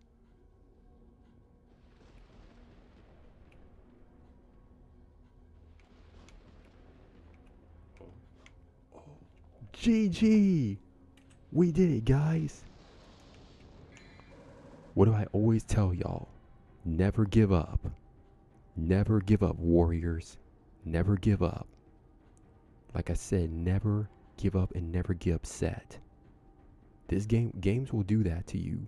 Do not get upset. See, I just had to lock in.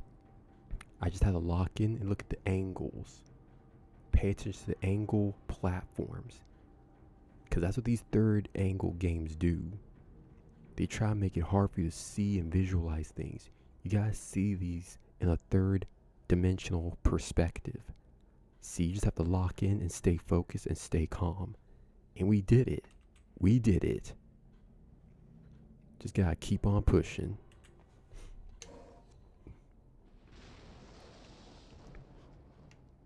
Now we out this piece. We out this piece like we Monkey D.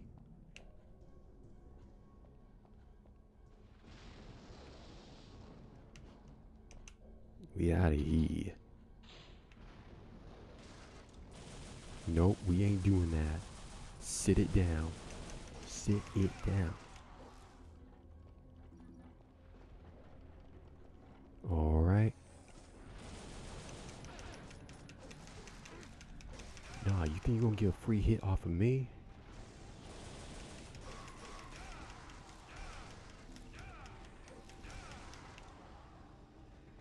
You're gonna get a free hit off of me, that's for sure.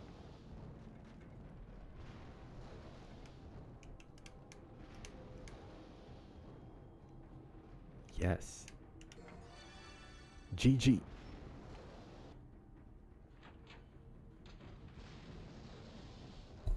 Oh.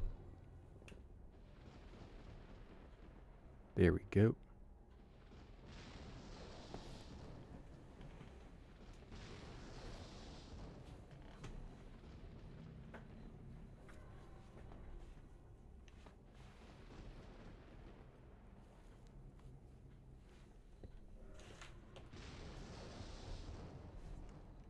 Alright, guys. We're doing pretty good.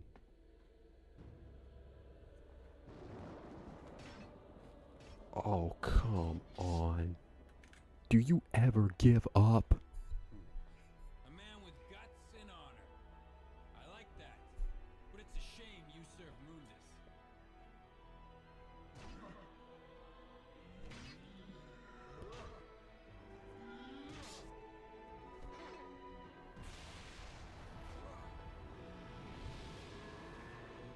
Are you trying to go Super Saiyan? Because we can do that if you want. We can go Super Saiyan.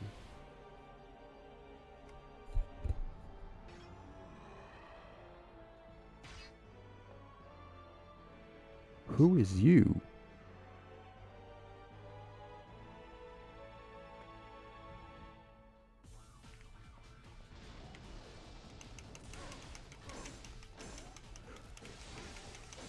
We're getting this over with.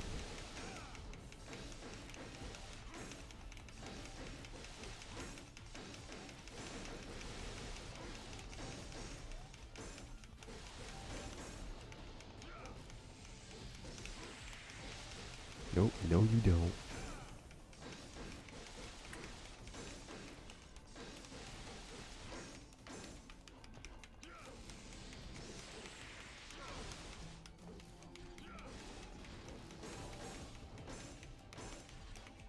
Nope.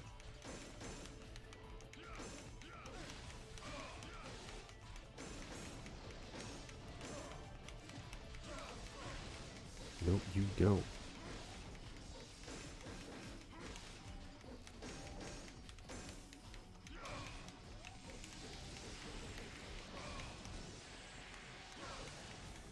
Come on, that the best you got?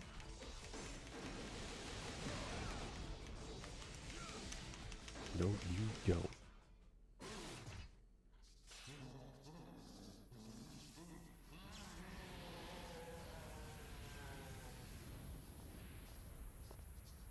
Couldn't ride with us.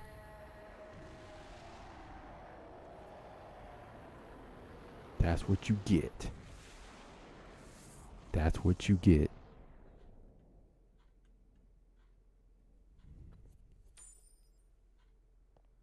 Wait. Hold on. How does he have that pendant?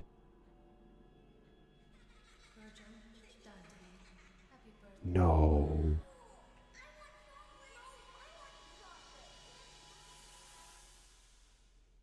No. Don't tell me that was...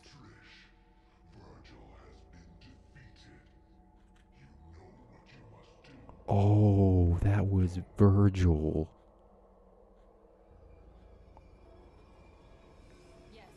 You she-devil.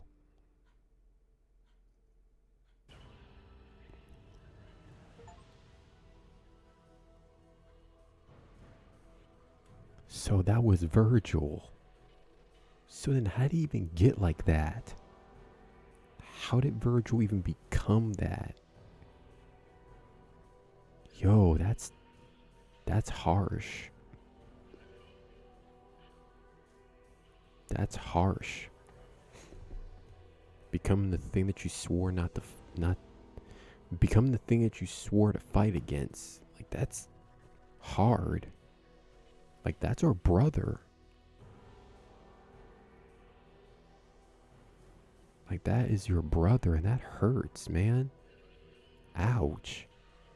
Like, I'm sorry, Dante.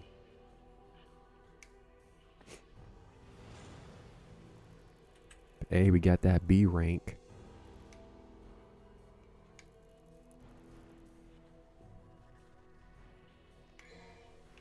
And we always gonna save.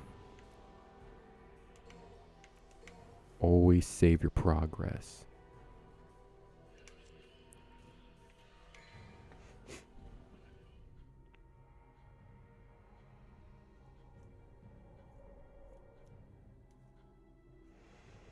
Not bad indeed. Well, I think this is a perfect time to take a little break. We've done an amazing job. A quite swell work already. So let's go ahead and just take a little break and head back to the dojo. Alright, y'all. It's gonna go ahead and just stretch a bit. But we did amazing. We did truly amazing on that. A little difficult, a little bit of a challenge. But hey, we stayed resilient. We persevered, and look at where we are now. So without further ado, let's just go ahead and get ready for our next video. In this video, I want to discuss... Alright. I'll go ahead and pull up the video in 3, 2, 1, and bingo. Scooch on over some. Oh, excuse me. Wrong one. Gonna scooch on over and let's get into it. some of the weirdest, scariest, and strangest yokai in Japanese folklore. Up until this point, I really didn't know too much about them, and after reading a few comments, I knew I had to dig deeper. Initially, I just thought yokai was a type of Japanese creature, or just one sort of folklore monster, but I was quite wrong, and the lore goes much deeper. Yokai is essentially just a blanket term for anything supernatural in the world of Japanese folklore, and the word itself is comprised of two kanji characters that both mean suspicious or doubtful. So if you think about it, yokais are just sus. I've been doing a ton of research, and this is just my small list of some of my favorites. And like every list we do, we start tame and get more intense. Starting off pretty tame, we have Nuri Botoke. He's kind of a chill dude. He's really just a prankster. His appearance is definitely the creepiest or strangest part about him. He is essentially a flabby, overweight, Buddha-looking creature with oily black skin, a very horrible stench, and probably the scariest part, his eyes are dangling out of the sockets. They are also known as altar yokai or shrine ghosts. This is because they appear when family shrines are left open overnight, allowing them to crawl into the room from the other world. When this imp-like creature appears in the home, they don't do anything violent, but their job is to more or less annoy the inhabitants of the house. They are known to stomp around and flap their tails and be rather annoying. Some say just for fun they even give humans false prophecies just to try to trick them. Although he may look scary and he may be rather annoying, they disappear on their own when daytime comes and can be easily avoided by keeping the shrine closed or by sprinkling a little bit of salt on the floor. Nuri Botoke is definitely one of the most forgiving mythical creatures, or specifically yokai, we've ever touched on the channel. He is realistically just a reminder to keep your shrines closed at night, and he is extremely easy to avoid. And even if you do forget to close your shrine, just putting salt on the floor will help you avoid him. And even if he does appear, he's just gonna make some noise and stink, and he'll be gone by morning. I think we all have had friends stay over that have done that, so realistically, not too bad. And for that reason, he's only the first entry on the list. Let's keep going. Next up, we have Obarion, another imp-like That annoying roommate that you can never get rid of. That's annoying, but quite the experience. creature with a much different intention. The Obarion jumps onto the backs of travelers walking through the woods, piggybacks. Reminds you of a certain stand from JoJo Bizarre. Piggyback, piggyback, piggyback. I'm already getting the PTSD from that. Stuff, which is actually where the name comes from, as in some local dialects in the Niigata prefecture, the phrase Obarion is a way to ask for a piggyback ride as you're jumping on someone's back. The appearance of the Obarion isn't necessarily notable as far as yokai go. It's just a imp or goblin-looking creature that's probably around 3 feet tall, typically naked, long head hair, somewhat fuzzy body, and sometimes sharp teeth. Now, your interaction with the Obarion can go one of two ways, depending on how you react to him jumping on your back. If he jumps on your back and you immediately try to remove him, he will not leave. And from that point on, every step you take, he will get heavier and heavier until you are crushed under the weight of him. However, if he jumps on your back and you accept the responsibility of carrying him, somewhere along the path from where you are to your house, he will be turned into a bag of money or gold. And when you check your back, you'll notice that you weren't carrying an Obarion, you're carrying a bag of gold. So for that reason, because he does have the opportunity to kill you, he is a little bit more scary than our first entry, but he definitely does have a good side. And in my opinion, if you knew the story and you did encounter one, I feel like it'd be a very cool experience. What would... Nice. So free money as a reward for learning a moral lesson. Now that's a fair trade indeed.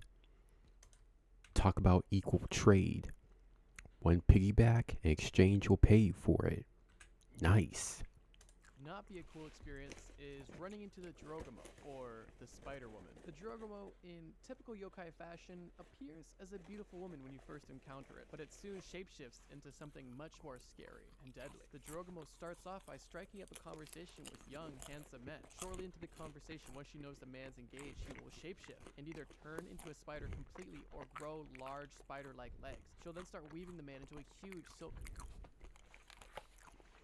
See, and some of y'all will already look at this from anime and call it wifey.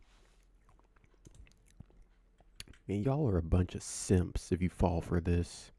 You really are. I mean, y'all are really a bunch of simps if you fall for this. At this point, I can't help you.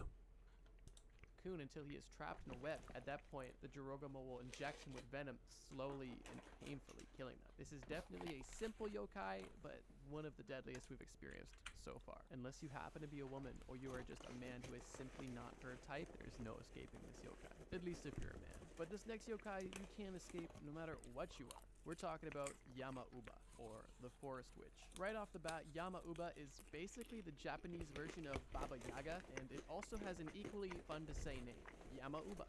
Baba Yaga, Yama-uba. Both pretty fun. Let me know what you guys think. Yama-uba is a yokai that takes the shape of a filthy old woman with long white hair and a thin, pale face. She lives in the wooded mountains of Japan. She is a deceptive yokai, as she will lure travelers from the path by offering them food and shelter and a place to stay overnight, all of which she will do. But one thing she will do that she didn't mention, devouring them in their sleep, aka sucking their blood and eating their bodies. But to me, that's not necessarily the most interesting part of this yokai. I think if you're on a trail in rural Japan, probably don't accept any overnight stays from creepy looking ladies. But to me, the most interesting part of the lore is actually the origins of Yama-uba.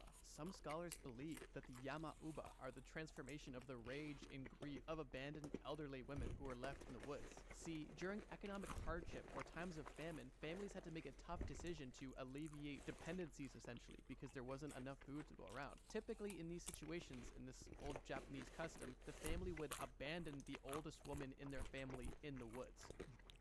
Not right. Nah, that ain't right at all. Not cool. But as the story goes, some of those women survived and used their grief and rage and was taken over by a yokai. And now we have Yama-uba. Moral of the story with this yokai is don't trust any Yoda-looking ladies in the middle of the woods offering you food and shelter. And if you have a grandma, don't abandon her in the woods because she might turn into an evil witch. Now, staying in the woods for a second, let's talk about Jiboko, also known as the vampire tree. The Jiboko appears like any other tree, but upon closer inspection, you'll notice that at the base of the tree there is a large pile of human bones. By the time you're aware of the human bones, it'll be too late. The tree will lift you up, and using skinny twigs and branches to pierce your body and suck out your blood. Once the tree is done consuming you, it'll drop you and allow insects and birds to finish you off. At that point, your bones will simply become an addition to the pile that you just noticed. Now you might be thinking, were these trees always yokai, or did they start as regular trees in life? And the answer is Jibokus were just ordinary trees. How they become such deadly vampire trees is pretty unfortunate. Whenever there is a large massacre or huge battle or war, all of the blood that's soaked into the earth would be absorbed by trees, and some of those trees would be transformed into the yokai Jiboko. This is where the list starts to get dangerous, because in this case, the Jiboko does not discriminate on its victims, and by the time you can even be aware of the pile of bones, it's already too late, making it almost impossible to identify. To me, that's terrifying. Jumping out of the forest, let's get into the pond, and let's talk about the kappa. This one's weird, so buckle up. The kappa is a humanoid creature typically around the size of a child, inhabiting in ponds and rivers. They're typically a greenish color, but either have scaly or slimy skin, and their hands and feet are webbed, and they have a turtle shell on their back. As weird as that may sound, this might be the most adorable thing about the kappa. Some of the more peculiar traits of the kappa is the fact that they have 3 anuses to produce 3 times the gas as humans. What? What? It has 3 butts. A kappa has 3 butts.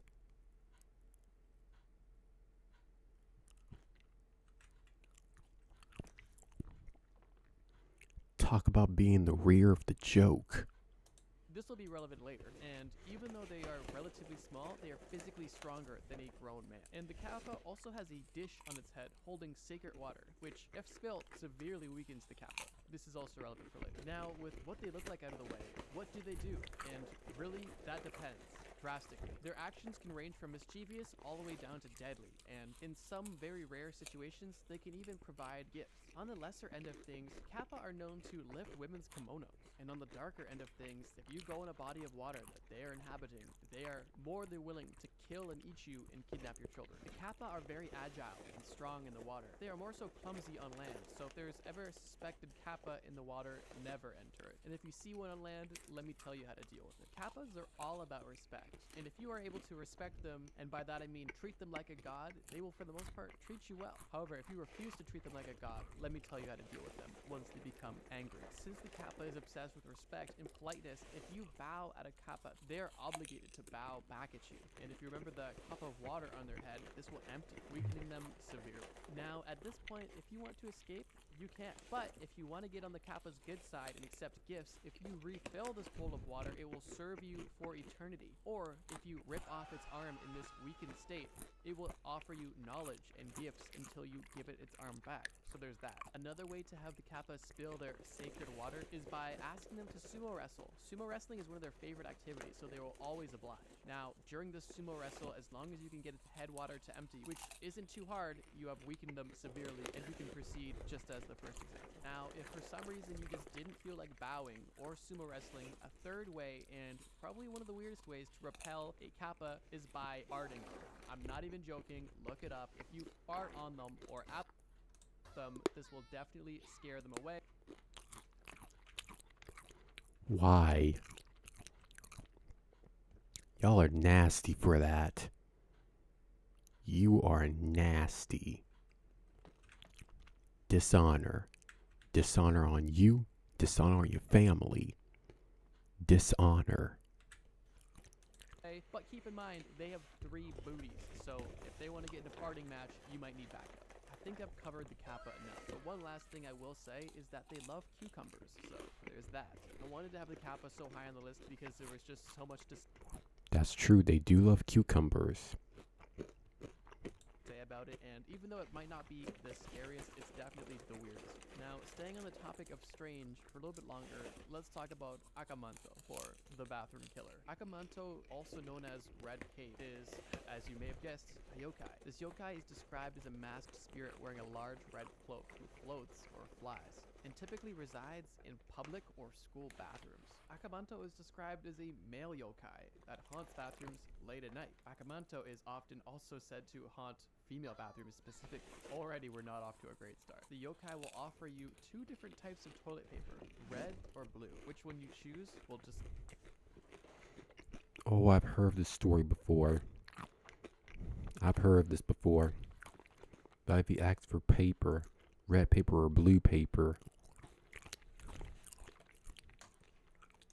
your fate. If you accept the red toilet paper, you'll be stabbed to death and murdered directly on the toilet. And if you choose the blue toilet paper, you'll be strangled to death, once again, dying on the toilet. If you try to outsmart the yokai by asking for another color, for example, yellow, do you have yellow toilet paper? That will result in you being drowned face first in the toilet, and likely you didn't flush, so that's disgusting. It is said that the only way to survive an encounter with Akamanto is by refusing either of the toilet papers or simply ignoring them in general, and finishing your business and leaving as soon as possible. Moral of the story being, don't use the bathroom late at night in public places or at school, and if you do not accept red or blue toilet paper and ignore Akamanto entirely. Now, something you can't ignore is a beautiful person. When you see one, it's hard not to be, hey, that's a beautiful person. And in the instance of Kuchisake Onna, it could result in the end of your life. I'm gonna keep the description of Kuchisake Onna, or the slit-mouthed woman, rather brief for 2 reasons.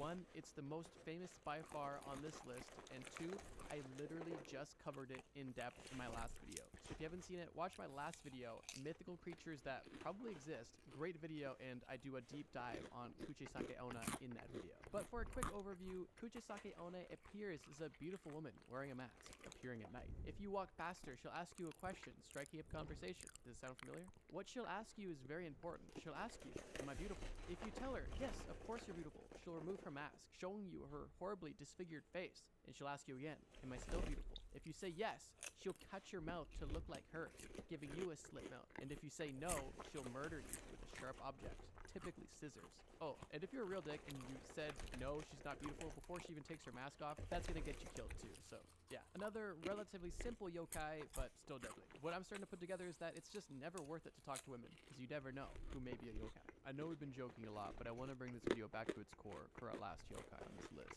The core of this video being scariest, strangest, deadliest. And with that, we might have the scariest yokai of all. Gasha Dokuro, translating literally to rattling skeleton, also known as starving skeleton. Gasha Dokuro is something you do not want to encounter under any circumstance. This yokai is a spirit that takes the form of a giant skeleton, and I mean giant, over 10 meters tall giant. This yokai forms when bodies are left unburied on the battlefield. This yokai has a vengeance and is seeking revenge and has a seemingly endless hunger for death and violence. It is said to wander around at night, typically around 2 a.m., looking. So basically, it's Attack on Titan, but as a skeleton. Spooky, scary skeletons that send shivers down your spine. For humans to attack and eat their heads off their bodies. Some of the most terrifying attributes are the fact that they are essentially indestructible and have the ability to become invisible, only to be heard by rattling teeth and bones. And the only way for them to be destroyed is by them satisfying their hunger for violence and revenge. Your only chance of defense is to run and hide and hope that their thirst for revenge has been satisfied before they get to you. Personally, a 15-foot invisible skeleton with an insane vengeance and hunger for violence that can't be stopped until they are satisfied with no remorse is pretty terrifying. But what do you guys think? Let me know which yokai you guys think were the deadliest, the scariest, the strangest. I think there's different yokai for each of those descriptions, so I'll let you guys pick. But that's all from me. If you guys have any recommendations for future video topics or even yokai or mythical creatures, please comment them down below. And until next time, trust me, bro. And that we shall do. That we shall definitely do. Alright, let's look at another video.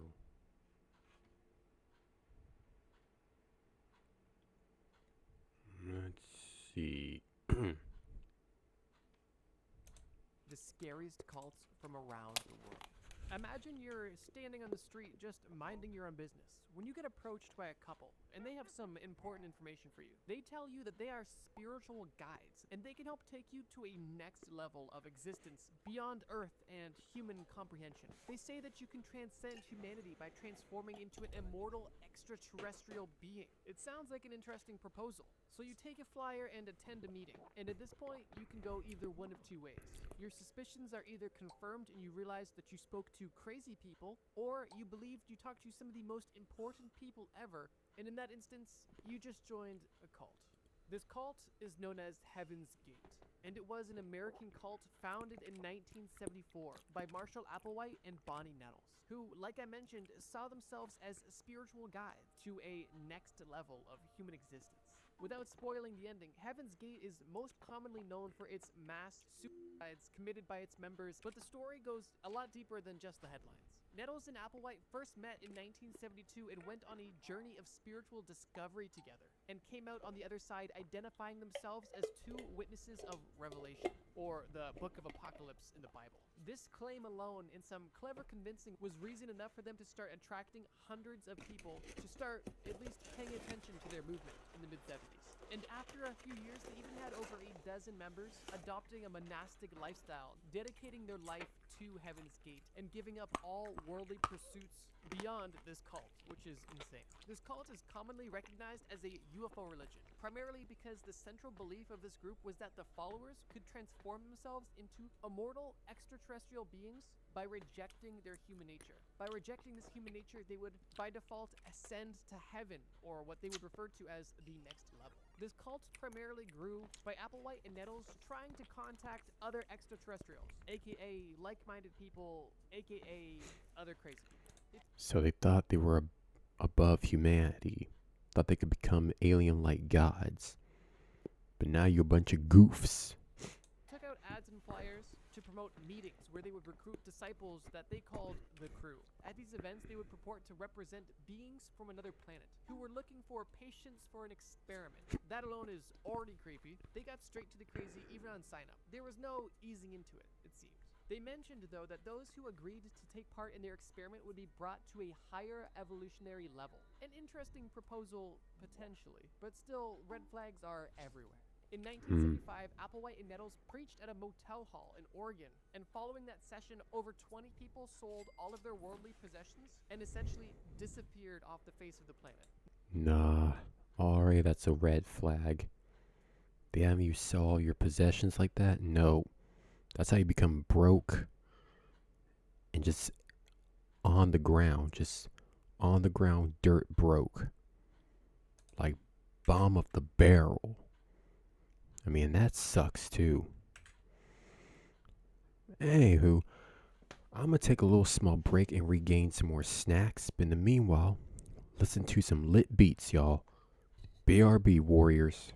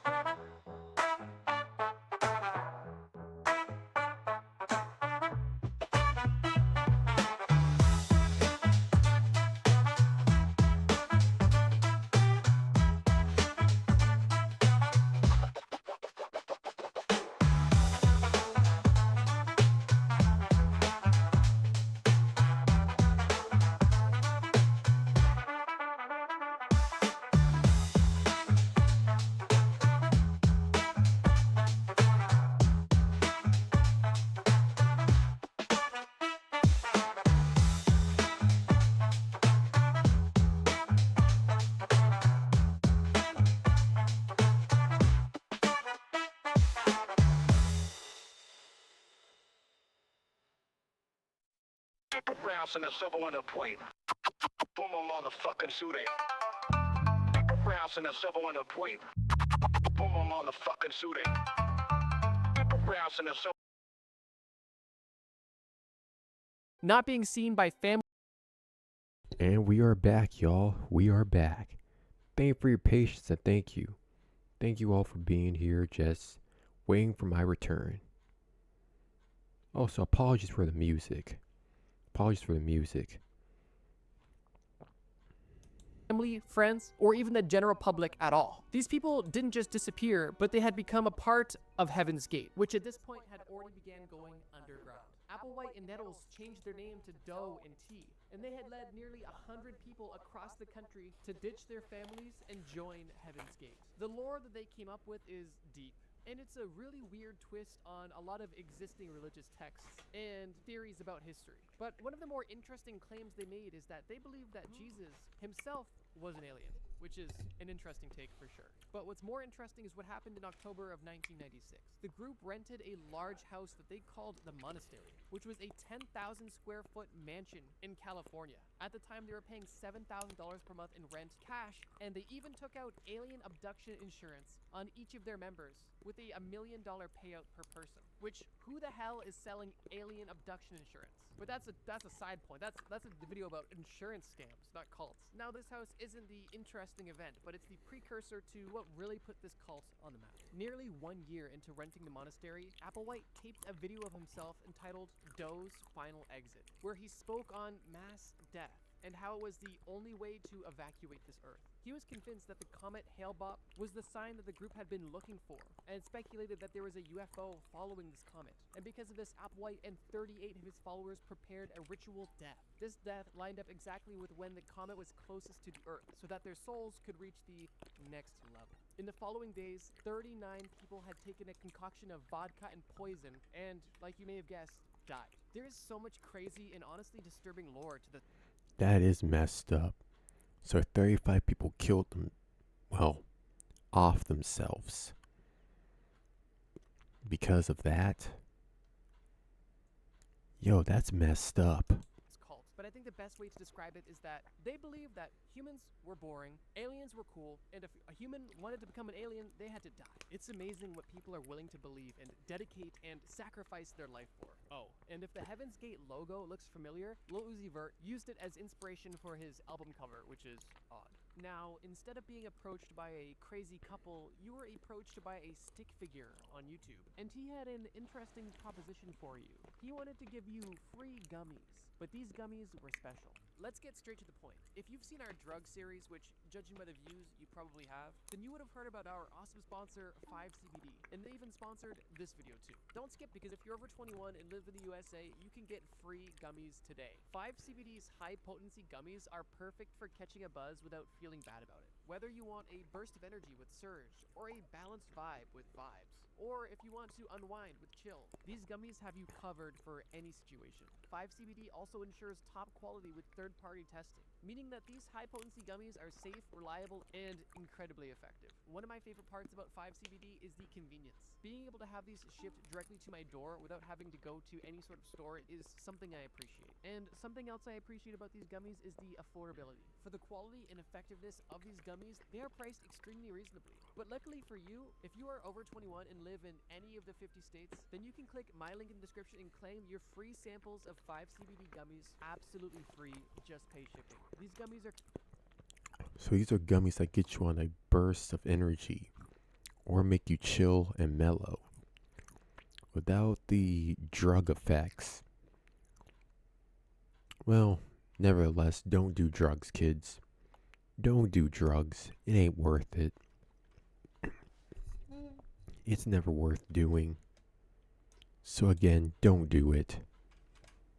completely legal in all 50 states and are shipped directly to your door. So if you want to make watching a Trust Me Bro video even more fun, check out 5CBD using my link in the description. Now, let's get to the next call. But assuming you're a semi-reasonable person, you're likely not interested or swayed by the claims of an afterlife and UFOs and being a part of the Bible from random strangers. What a reasonable person may be interested in, though, is a community that worships God, people that are like-minded in faith, a faith that at surface level seems semi-reasonable. In this instance, you may be interested in the Children of God. This name already may sound familiar, and that's because Nick Crowley, a great YouTuber, just made a video about some of the lore involved with this cult. Specifically, the TV programs this cult was producing, which was insane. It was essentially propaganda pieces for children. And spoiler alert, it was pretty disturbing. But we'll get to that. The Children of God lore is deep, and I'll do my best to summarize it as neatly as possible. The Children of God was founded by a creep named David Berg in 1968. It initially attracted young followers with the message of love, communal living, and devotion, which may sound innocent enough. But the group soon became infamous for its controversial beliefs and practices.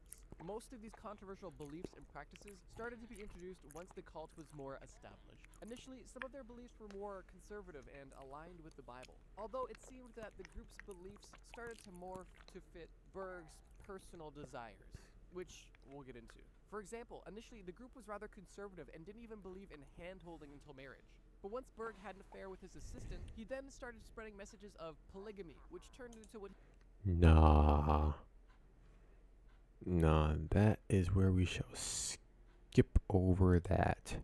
Unforgettable memories. But if you're not interested in aliens, and you're not interested in any sort of religious movement, what if a man approached you and told you that he could tell you when you're going to die? This, to anybody, may seem like an interesting proposal, but the more info you start to get, the more the cracks start to show. This man referred to himself as Lou Castor and claimed that he was 1,000 years old, and he was the combination of 3 different angels. He claimed that he had died and came back to life, and that now he himself can predict deaths accurately, among other things. Potentially one of the biggest draws for some is that Lou claimed that if you were close to him, he could not only predict your death, but bring you back to life, which for most people sounds like a good reason to stick around. But on top of the claims of being resurrected, from a surface level, it looked like the members of this group lived a relatively lavish lifestyle. Lou had a compound in Wichita, Kansas, where he had 10 members of the group living with him. Everybody who was completely provided for with food, shelter, technology, toys, gadgets, ATVs, luxury vehicles, anything these members could want, they had. And it was all provided for by Lou. But interestingly enough, nobody knew what Lou did for work. He said Now that's already sus. Well, it's like what it says in the Bible, there will be false prophets. There will always be false prophets in the end days. he had stocks and bonds and a cattle ranch down in Texas, but nobody could directly pinpoint his wealth, and it didn't seem like anybody was extremely concerned because they were directly benefiting from it, although it definitely came with a price. Having a 10-person commune with luxury vehicles in Wichita, Kansas, it definitely drew attention. But for this cult, that wasn't an issue. And Lou was an active participant in the community. He would donate to the police, have community-wide barbecues in his backyard, and even had an ATV track on his 10-acre property where anybody could come and enjoy the track. This sense of community definitely allowed people to feel a little bit more comfortable, and I think people assumed that if he had something to hide, he wouldn't be so flashy, which may seem reasonable, but you could also say this is more or less of a John Wayne Gacy approach. But here's the thing. Behind closed doors, unspeakable things were happening, and although on the surface it seemed like an outgoing, luxury lifestyle of cool people just having fun, it was really anything but that once you got to the core of the group. When Angel's Landing went from Texas to Wichita, Kansas, they actually gained 3 new members. Lou's real estate agent and 2 young daughters. This real estate agent sold Lou the property, and upon meeting him, she felt very compelled to not only be close to him, but protect him. And he shortly after confessed to her that he was an angel. Because of this information, this real estate agent uprooted herself and her 2 young daughters from Missouri to Wichita, Kansas to join the commune, leaving her husband and her children's father behind. I'm assuming you can guess where this is going, and it ended up with Lou assaulting and abusing both of these young girls. But not only that, combining it with mental manipulation to make them feel like it was almost normal, which it obviously wasn't at all. In 2003, the story got a lot more publicized, as one of the members living in the commune had passed away. This member had seemingly fallen, hit their head, and then fell into the pool, which caused them to drown and die, which obviously got a lot of attention, but wasn't necessarily considered suspicious, at least not legally. The death aligned with most accidental drowning deaths and was not considered for having any foul play, although that didn't mean that there wasn't any questions. Nah, so you just don't check all the possibilities. You just think, oh, it's just an accident, case closed, no problema. Lousy detective skills, indeed. Stirring about this commune within the community. At this time, unbeknownst to Lou and the rest of the commune, the police were actually closely monitoring the commune, but not for the reasons you may have thought. They were being monitored by the narcotics department because Lou had unexplained wealth, and their assumption was that there was an illegal drug operation or something along those lines funding this 10-acre ranch with seemingly unlimited money. And with the news breaking of this death on the property, some members in the community had their own questions as well. This member that they lost was considered to be the mother of the group, and she was Lou's right-hand woman. And it was a tragic loss within the group and outside of the group, as she was somebody that people looked up to and at least had a positive relationship with publicly. Following the death of the member who passed away in the pool, the other members of the group were waiting for Lou to bring her back, as he claimed that this was a ability of his. And after some time passed, Lou changed his story and claimed that he doesn't want to bring Patricia back. Lou claimed that where Patricia is now is much better than where we are, and that our goal is to meet her where she's at and not to bring her back here. And I suppose that was a satisfactory response to some of the members. And although the death was ruled as accidental, the FBI was interested, to say the least. They began looking into a Lou Castro and realized that there is no record of this person existing. No documents, no birth certificate, no driver's license. They were dealing with a ghost, until they found one piece of information referencing the name. This was an obituary for a woman he used to live with in a previous smaller commune. This woman had passed away with her new boyfriend and daughter during a leisure flight, and unfortunately, shortly after takeoff, this entire group passed away. It's an interesting side note, but Lou was previously a plane mechanic. That, again, was ruled as an accidental death. But the coincidences are starting to kind of fall apart here. 3 years after the death of the woman in the pool, her husband, another member of Angel's Landing, was killed as well. He was working on his car and laying underneath a vehicle when his jack failed, crushing and killing him. The unfortunate and tragic death of this second member of Angel's Landing was a pivotal moment in discovering the truth. Like I mentioned, the Angel's Landing group was already under investigation secretly by the FBI and local authorities. But once 2 accidental deaths took place within 3 years, they cranked up their search and began looking at alternative means of information. And one thing they found that cracked this case wide open was the insurance payouts on these group members. Nah, the pieces are starting to come together. That's what it is. Pieces are starting to come together. Well, I didn't finish my snack. I say it's time to head on back to Devil May Cry.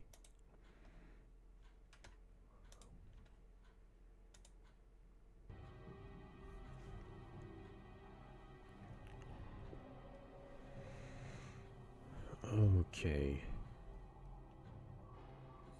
Tell you, we are almost beating this game soon.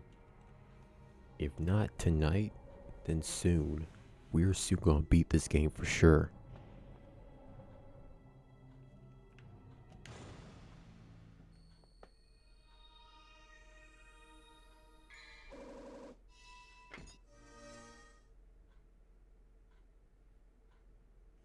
Oh, so we can now enter the underworld.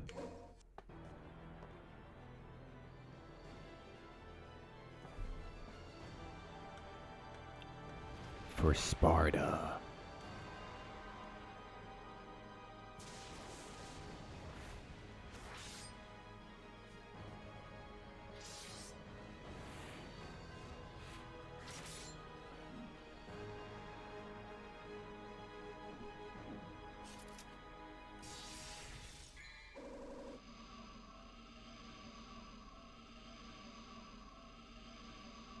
Sparta.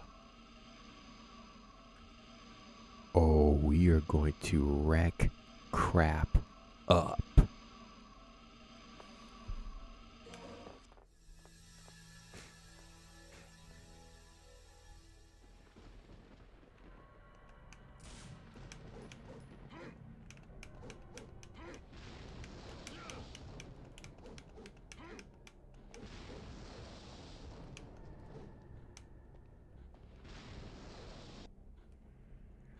Let's get it.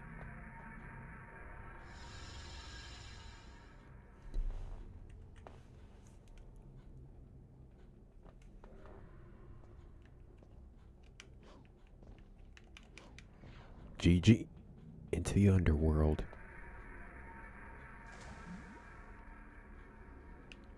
Oh, this again.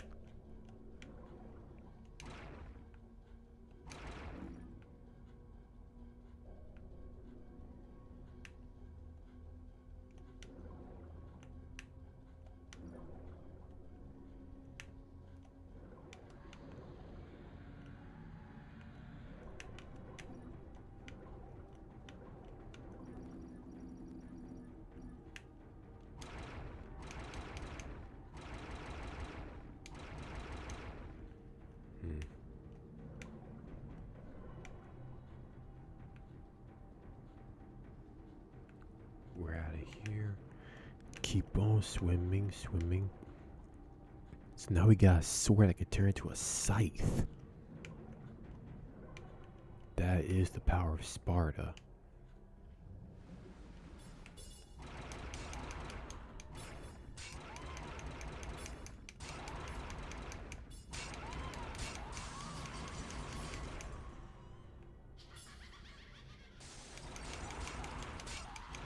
Nope.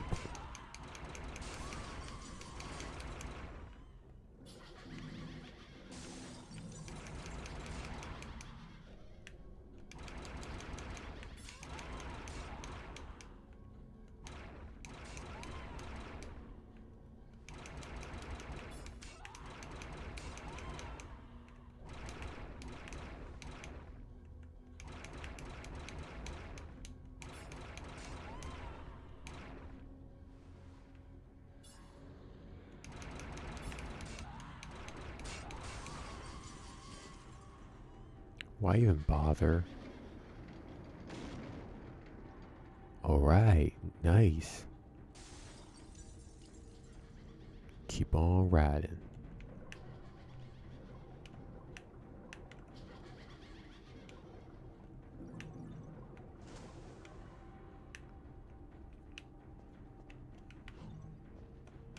GG.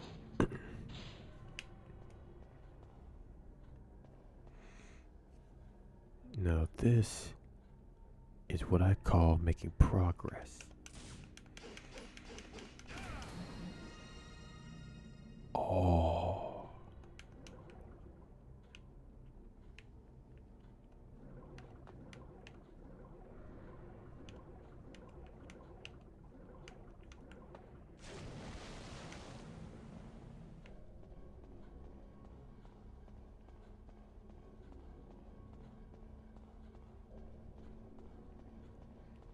So what exactly am I supposed to do now?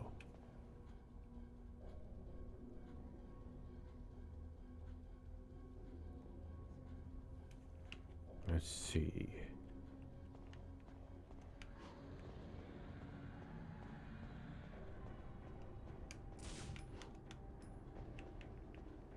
Where exactly do I go? I strike this.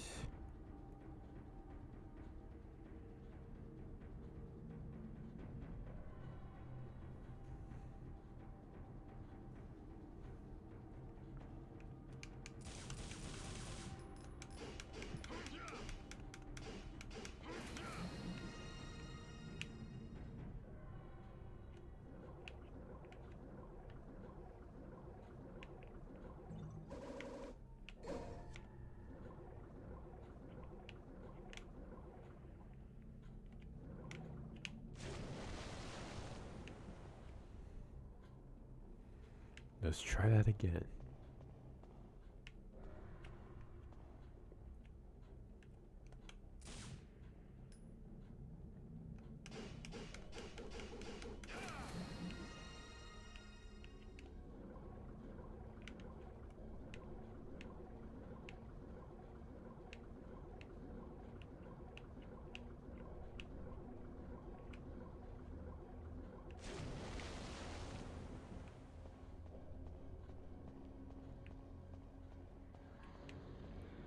Where do I need to go?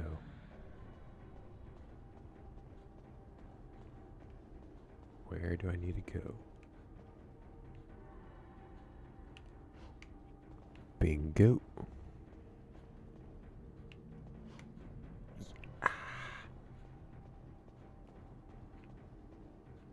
That's okay.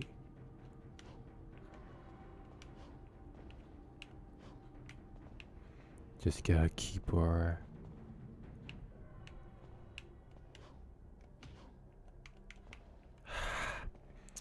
we'll get there. We got through the first challenge, we can get through the other.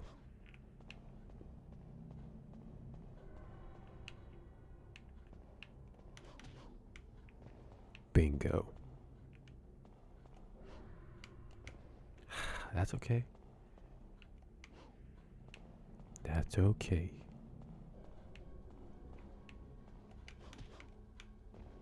Pas de chance.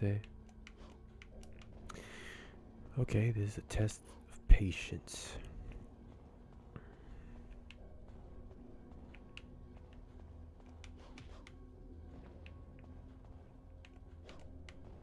Bingo. GG. Philosopher's Egg.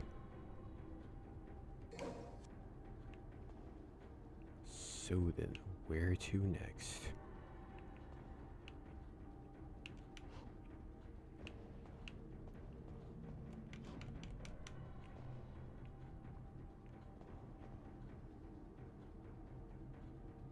I mean, there's nowhere else to go.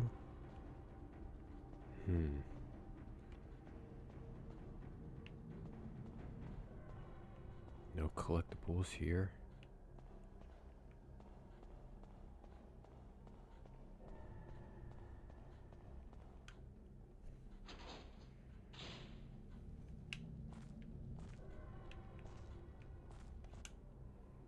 Guess nothing there.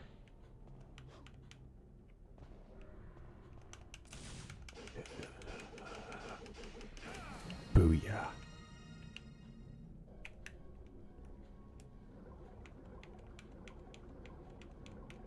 Come on.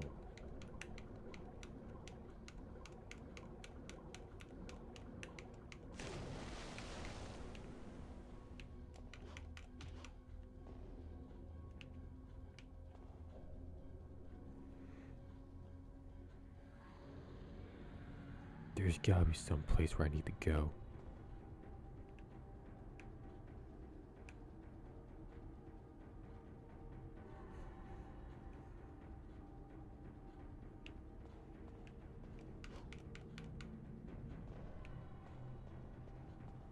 Shoot, we out this piece then. There's nothing else to be collected.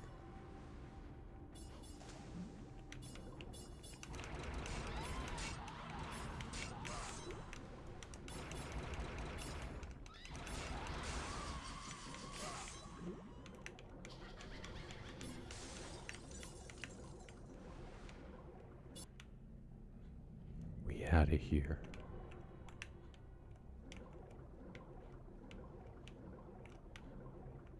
Okay.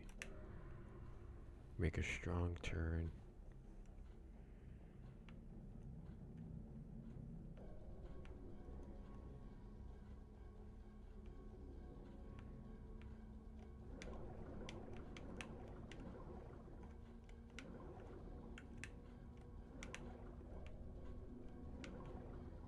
Can't go through here.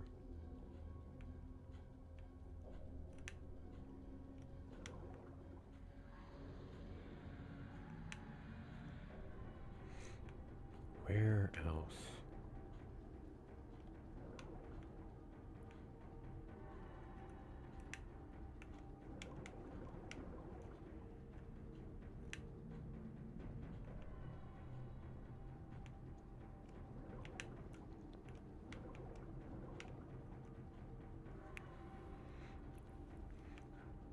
Really gotta stay locked in, because I don't know where to go next.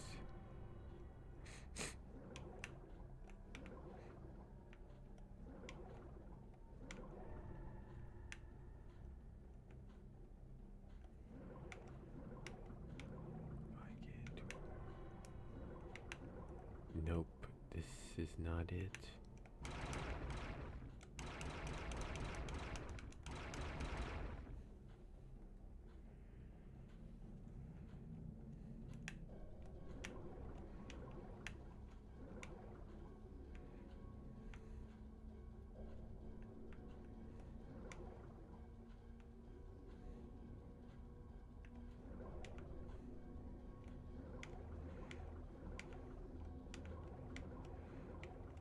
Come on. We out of here.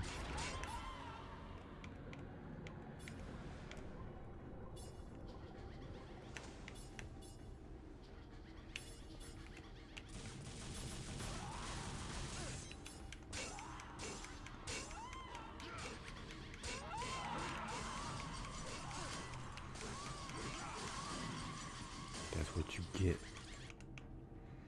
Try to jump me? Heck no.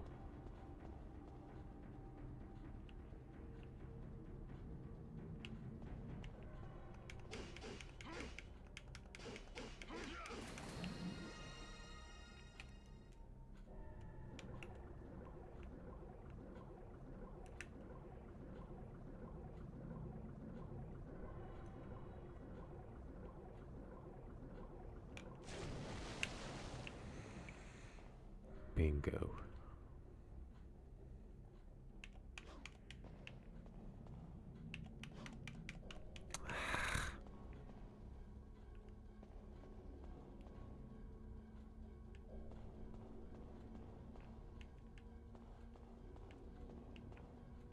There we go. We out of here. Since we all done with that,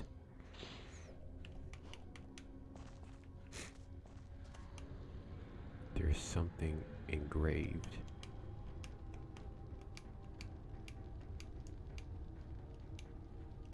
Yes, use the Philosopher's Stone. Bingo. Not again.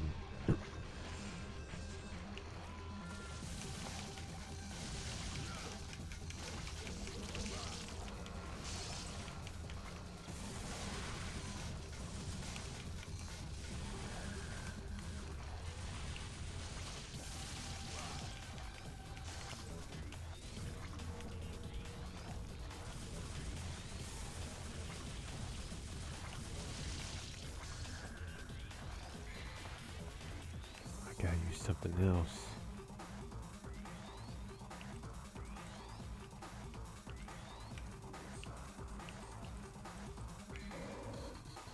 Yep.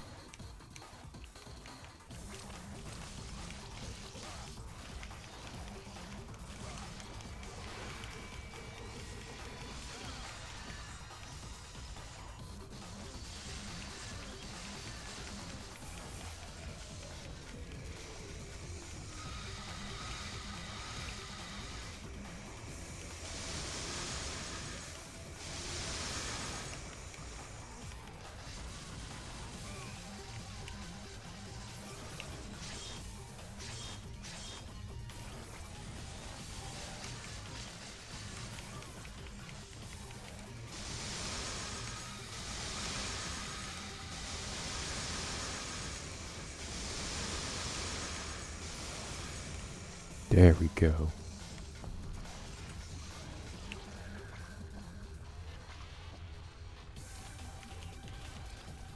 Just got him where it hurts the most.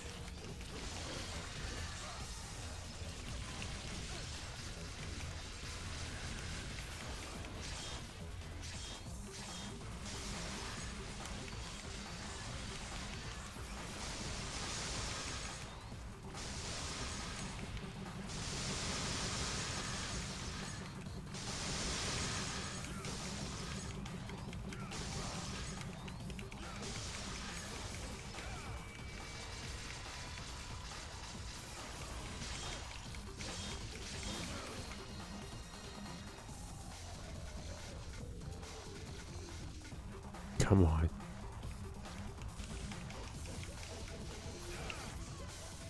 Gotta lock in.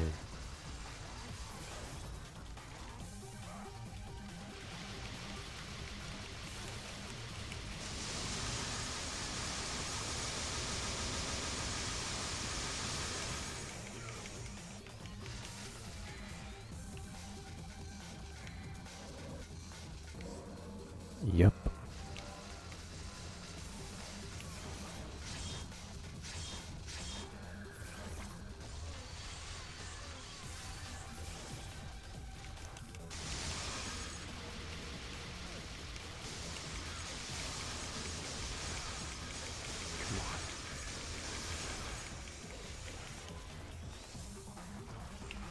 We're almost there.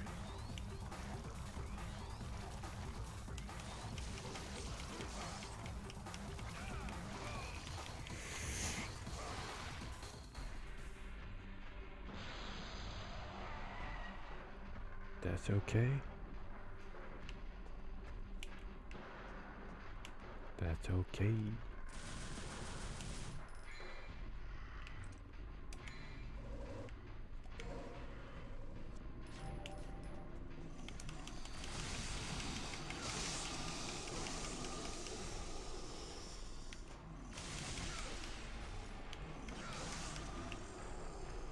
You've used that to heal up.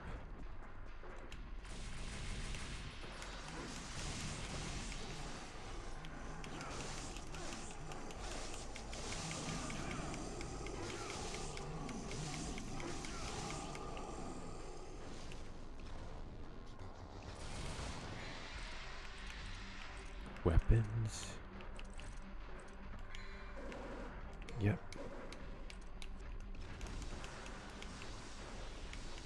This again.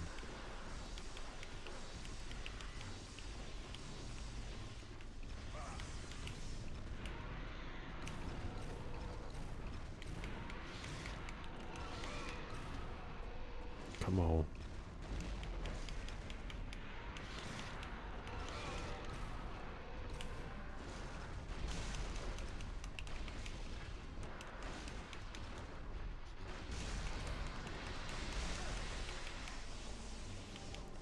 Come on, you little turkey.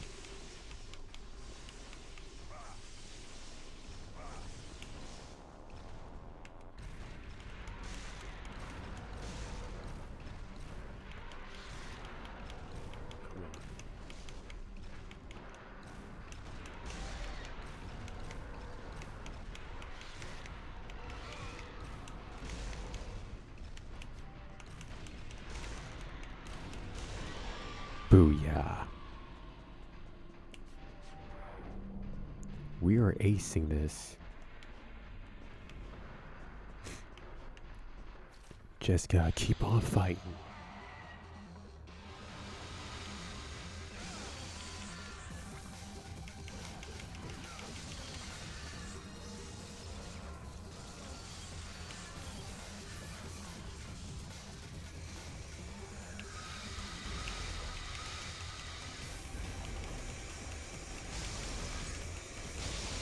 Booyah. Well, clean up on aisle 9.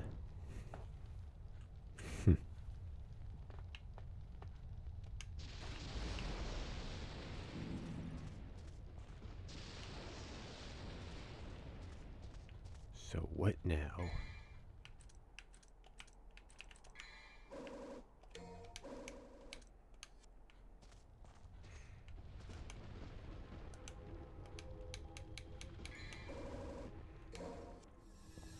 Oh. Okay.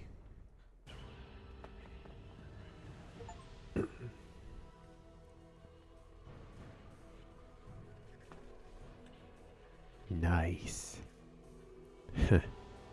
They can't keep us down. They can't keep us down, that's for sure.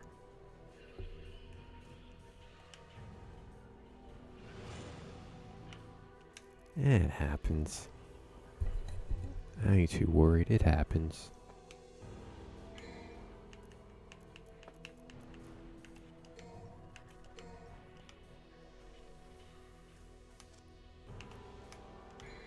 Let's do it.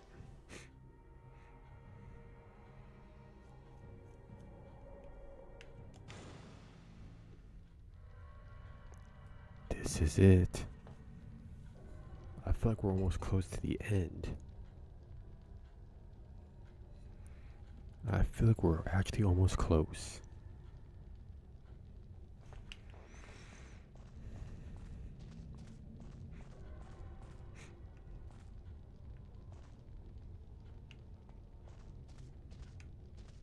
Let's do this.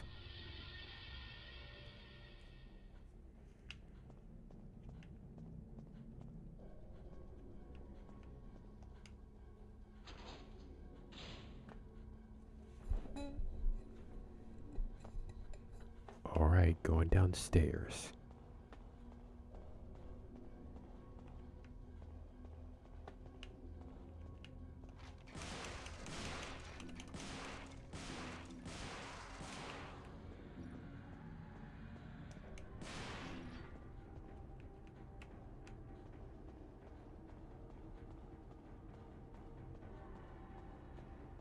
Okay.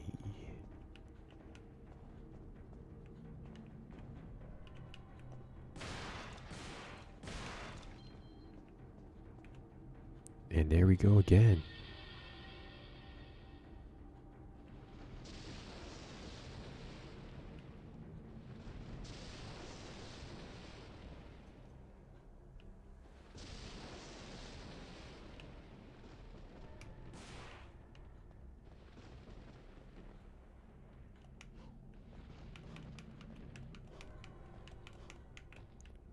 Come on. GG into another world.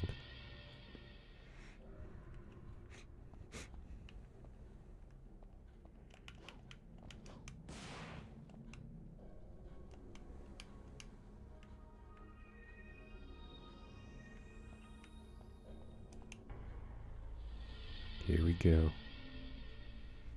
Okay. Oh, it's like the mirror world.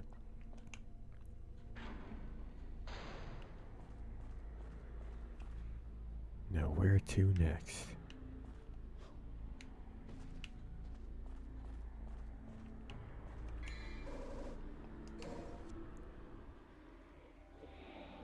What is it this time?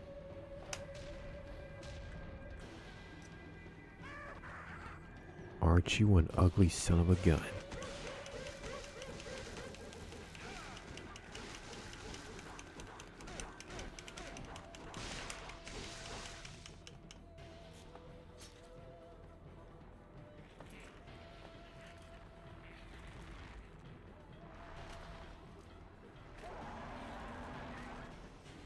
Seriously?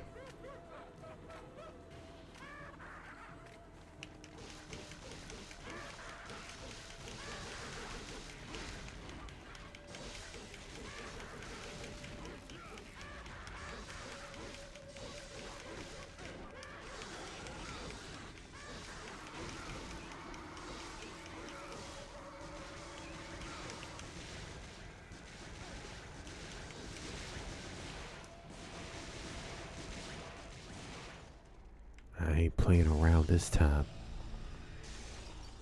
We ain't playing around.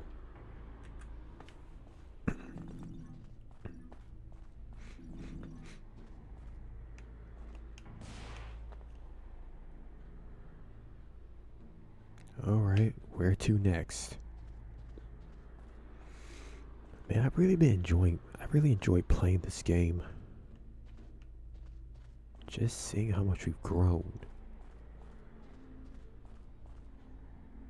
We got all kinds of weapons, upgrades, and all that good stuff. We really grew up.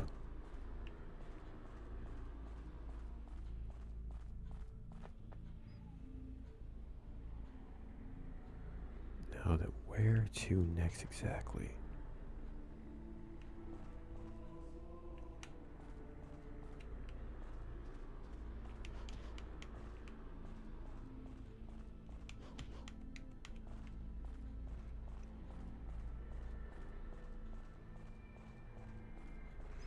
If it's the mirror world, bingo.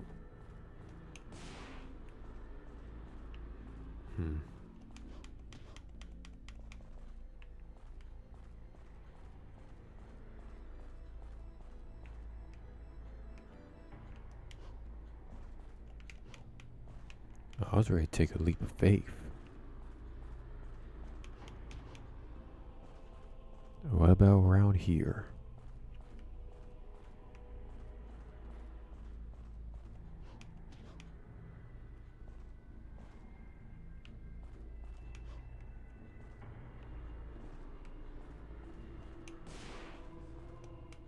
Okay.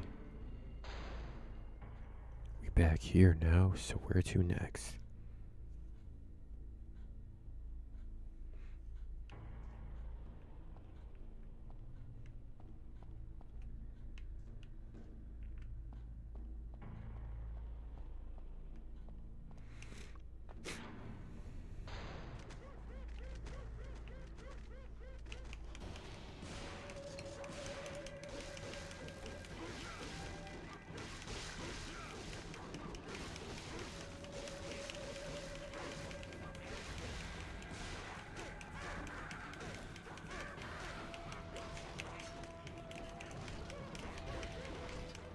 Come on.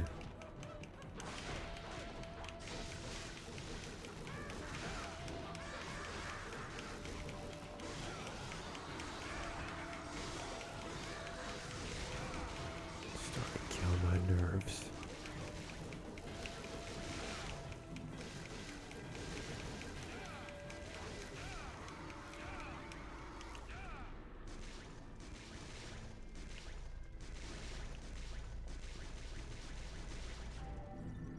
Man, y'all are annoying.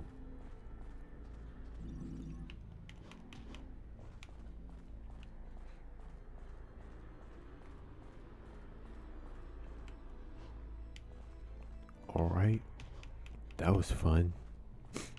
No more monkeying around.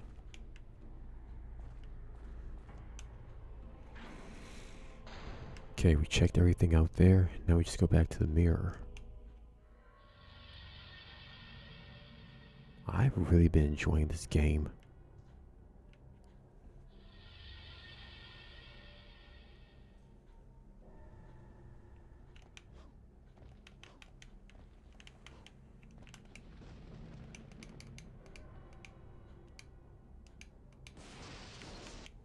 Bingo, I missed something.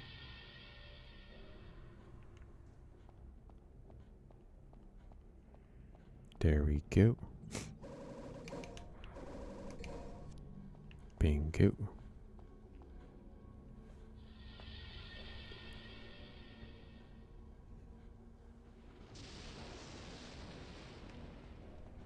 Now where do I go next?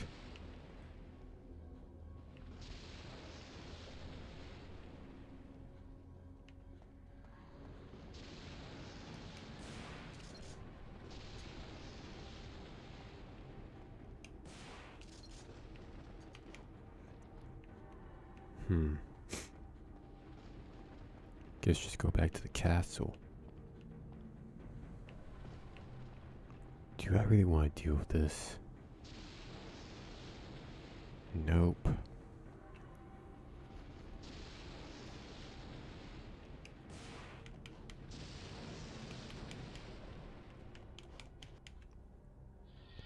Do a barrel roll.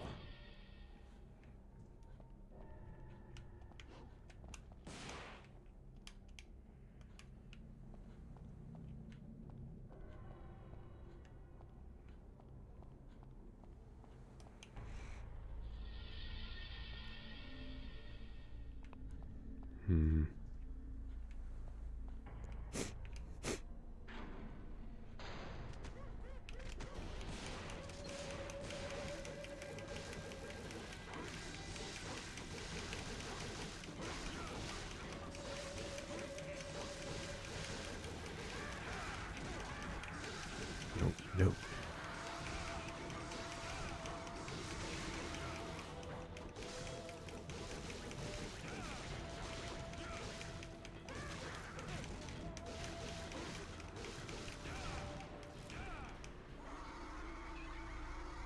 Y'all are annoying.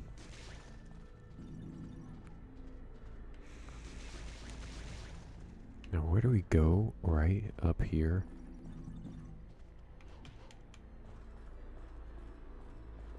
Run up here. Take a strong right. Why did I do that? That's okay.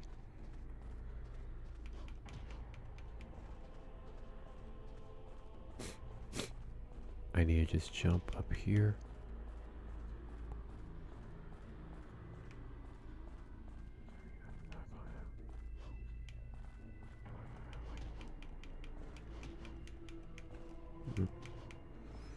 Okay.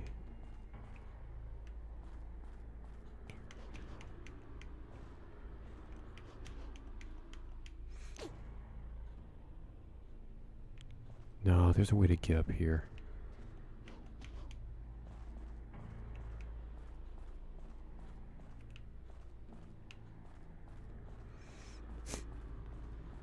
Gotta get that blue star.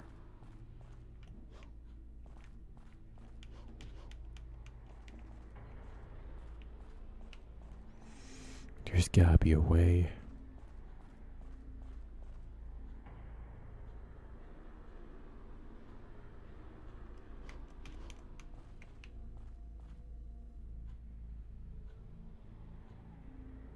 If I could just jump down.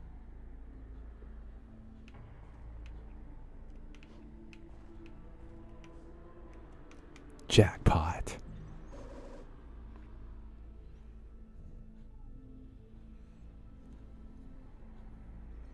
Jackpot.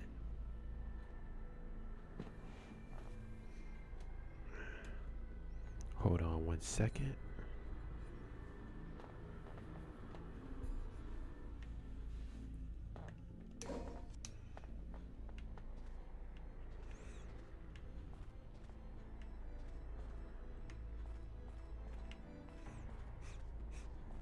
Head back up top now.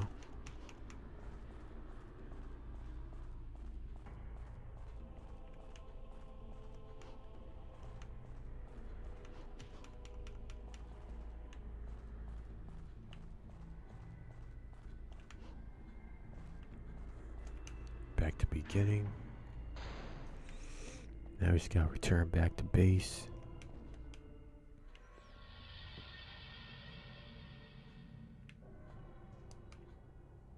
Perfect.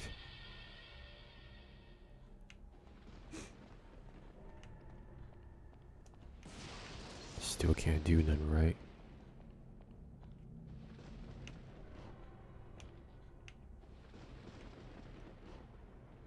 Yeah, I'm not gonna even try to act like I can make those jumps.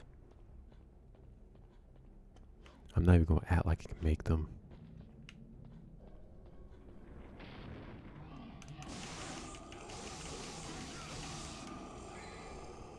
We're not doing that.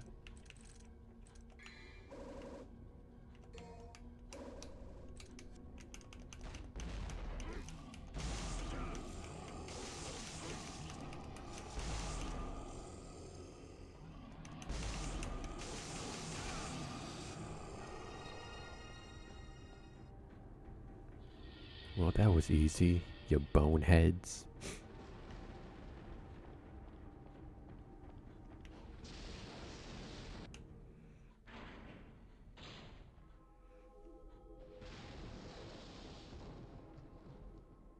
If we have to fight another boss again,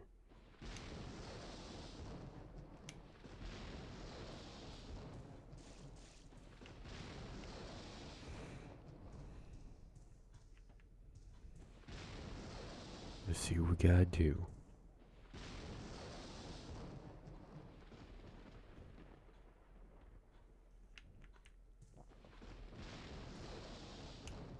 Oh.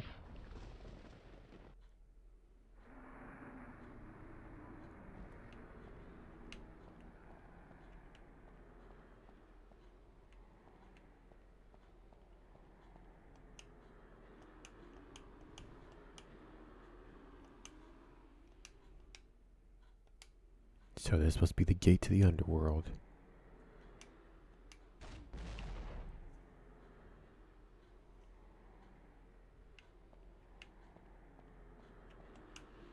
Oh. Oh.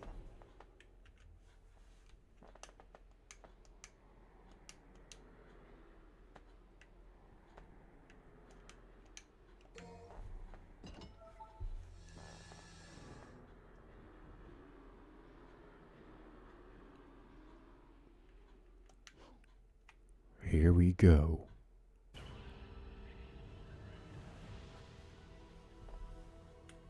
Yeah.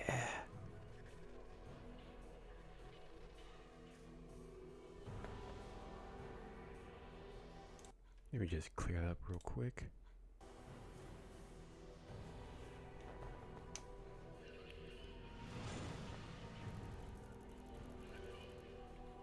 You already know we don't play around. You already know.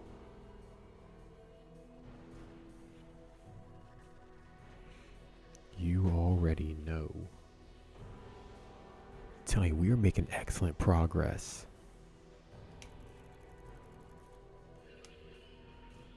Heck yeah, we gonna save. Always save your progress.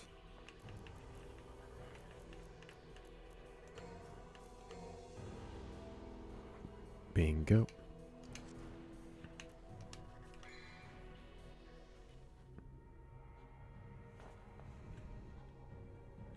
All right.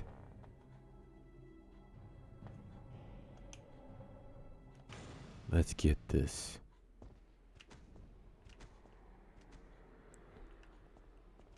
What in tarnation?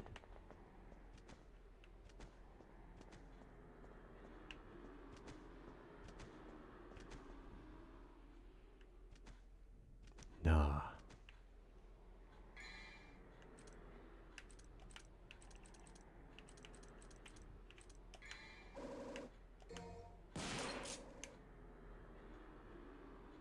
Definitely getting my shotgun ready.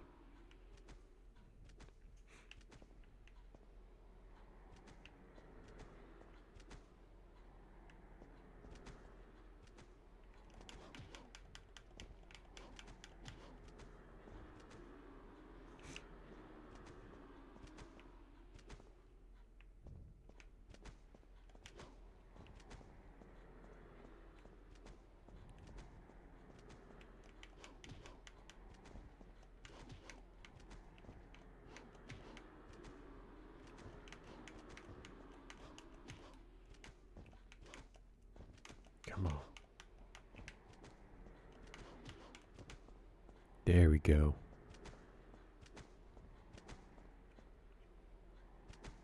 We are inside of a human heart.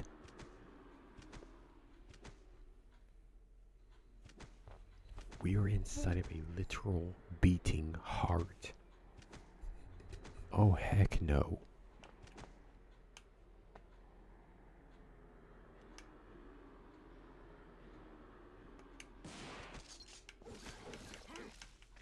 GG.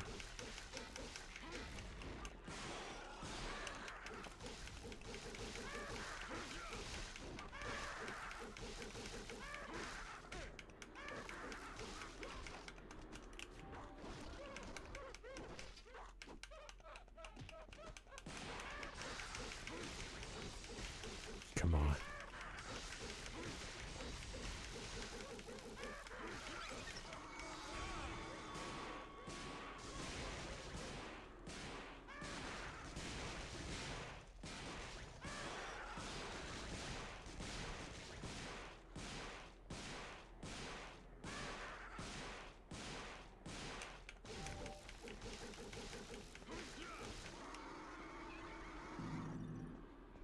We're going to need more than just guns.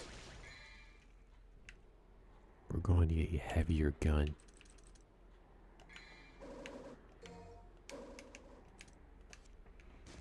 That was disgusting.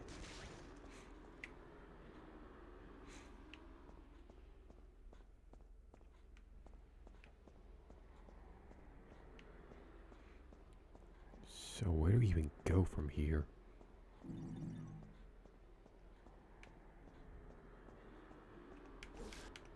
There we go.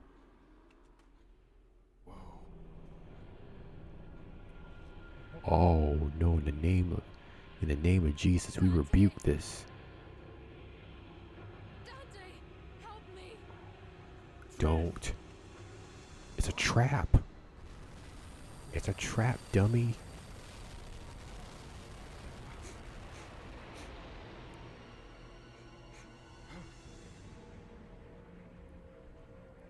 This again.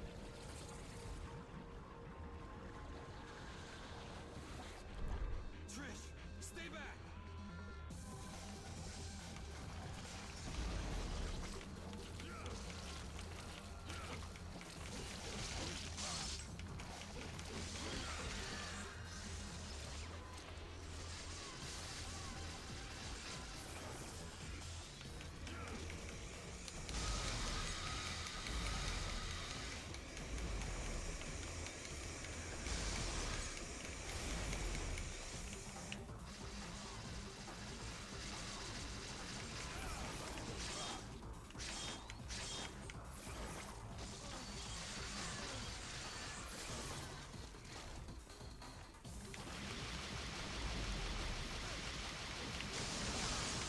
Come on.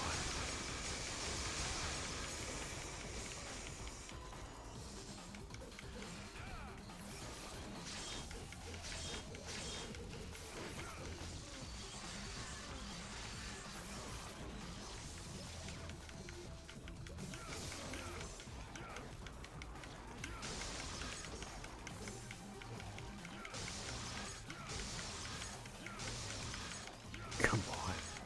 Yeah.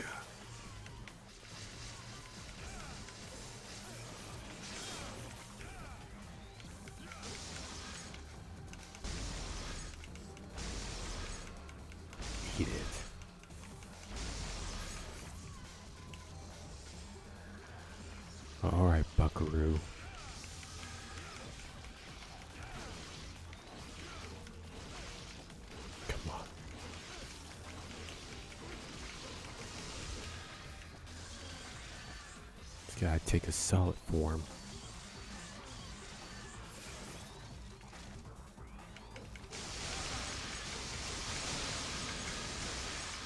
GG.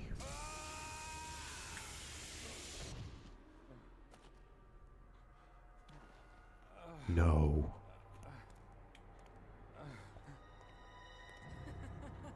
You fool! You're so easy. Trish, you? You witch. Humans, what sweets. You should know better than to trust a stranger. Your presence has become a hindrance to my master's bloody scheme. Now You witch.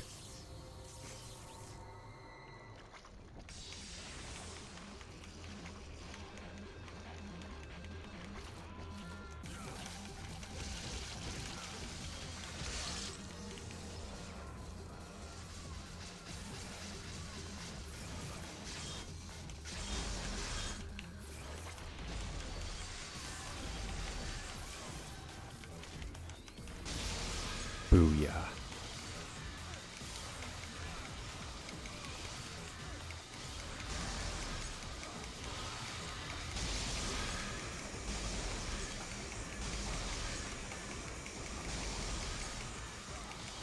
Eat it.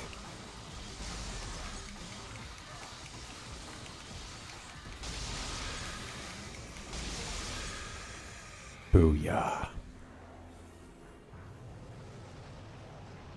Oh, you're next.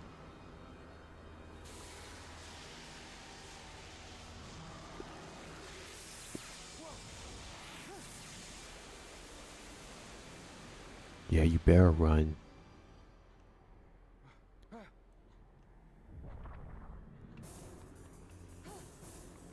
You about to die.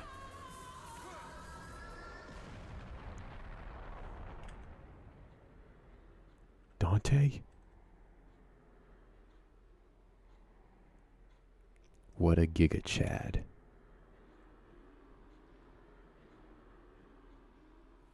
What a Giga Chad.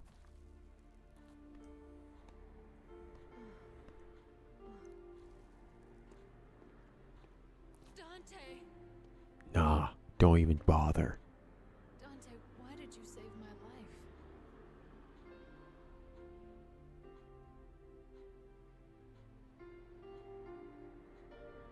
Because you look like my mother. Hmm. Now get out of my sight. The next time we meet, it won't be like this.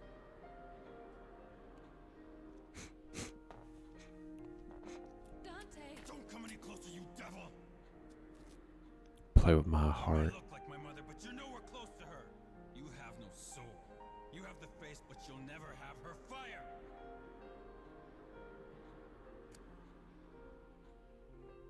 You broke this man's heart. I feel that.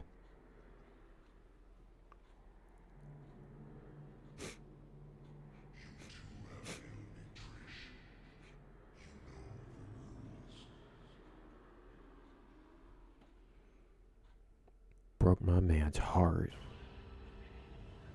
Dude, that's brutal.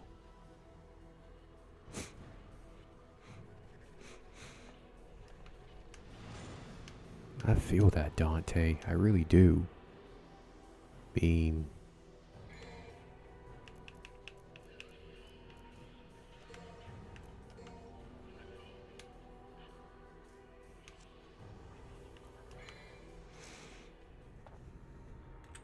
Let's keep pushing.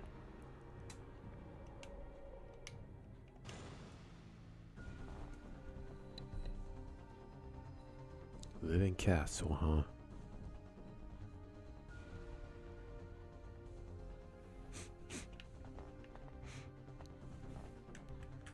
Gross.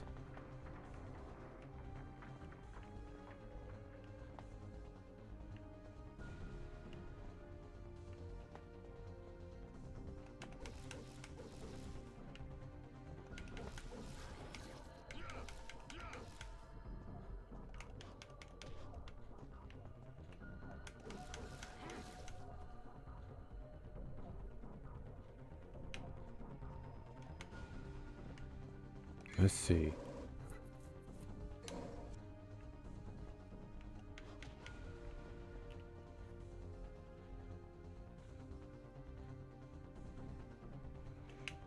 Okay. Just have to go around.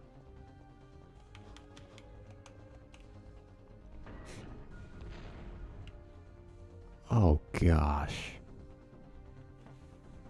I'm about to be sick from this.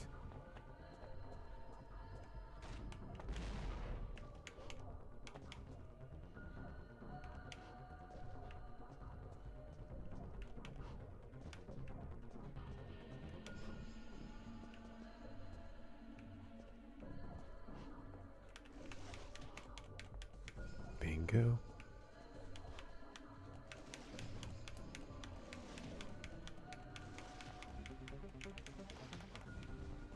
There we go.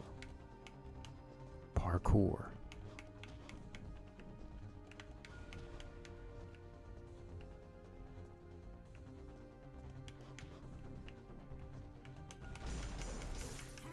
There we go.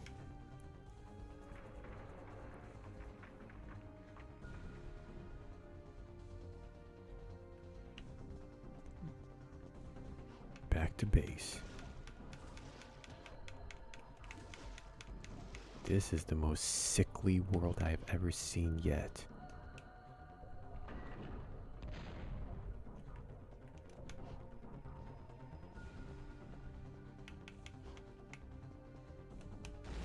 Come on, buddy.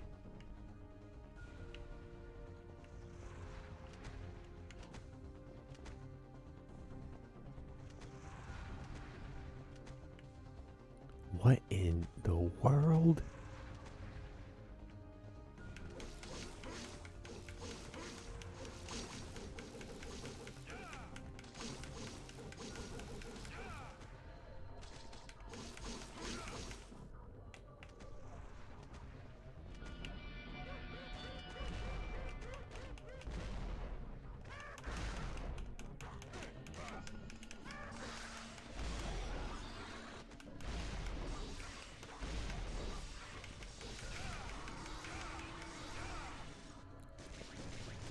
Don't get in my way.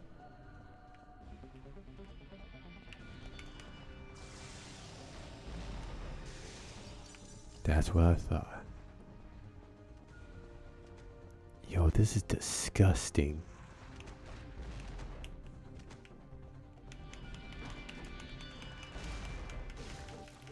Nice move, though.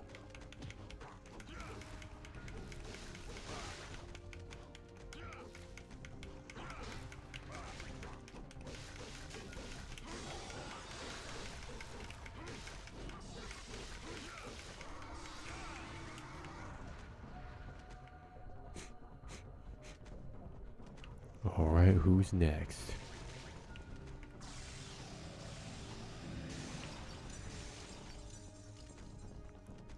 Just keep on pushing, Dante.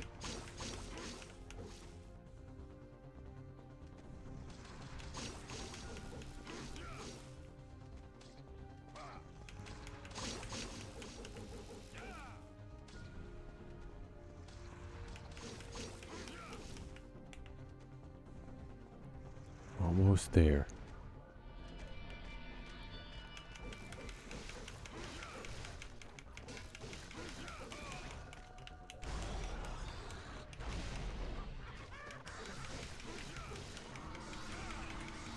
Just keep on pushing, Dante.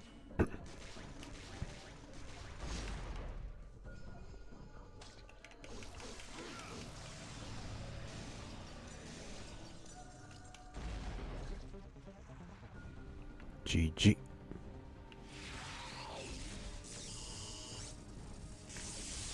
What in?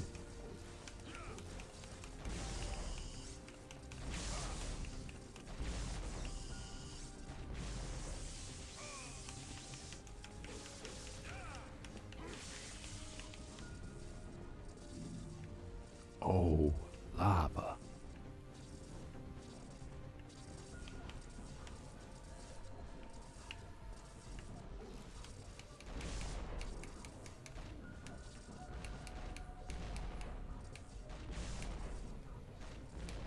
And stay down.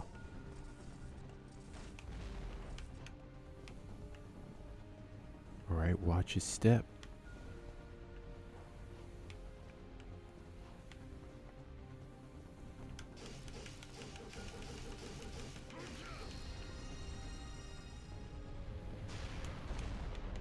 on.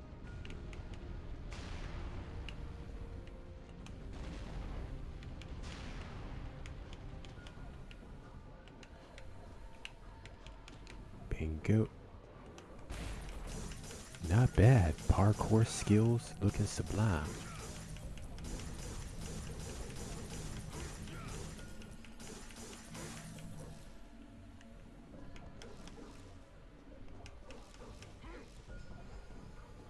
Guess that's that.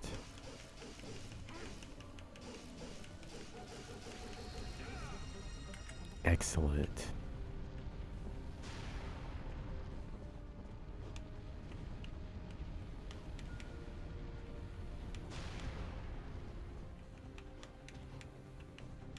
We got this. Barnacles.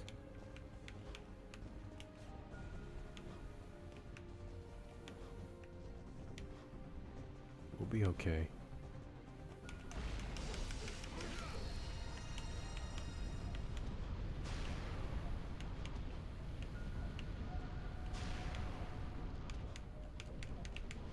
Seriously?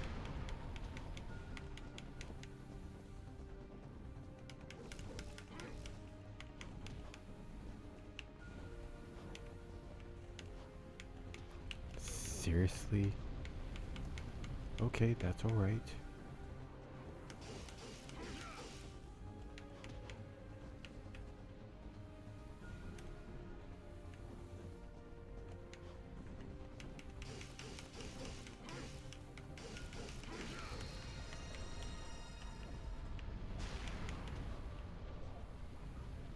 Next one.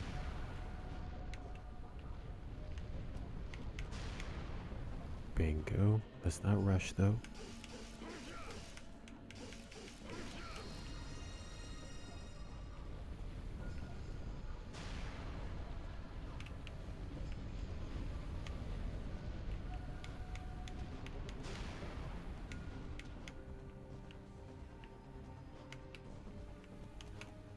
Jackpot.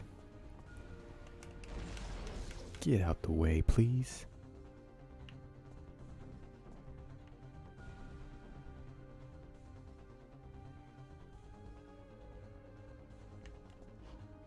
GG. Booyah. Yeah.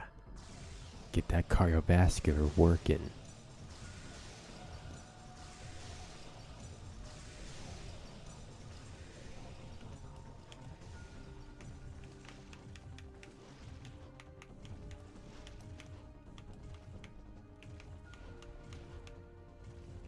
Come on.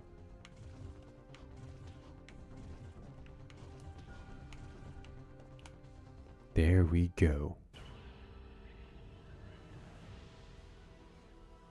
Huh. We are really piecing through this. We are really piecing through.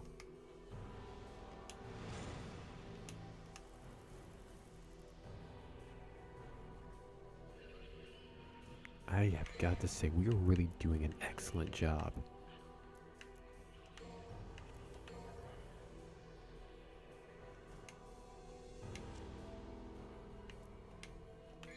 I gotta say, we're doing a tremendous job already. I mean, at this point, I feel like we might be almost at the end of the game. Maybe. But in the meanwhile, I'm gonna take a small little break. And meanwhile, chat. Meanwhile, warriors. Take a little break, grab some snacks, get something to drink, and I shall return momentarily. BRB, warriors, and jam on out.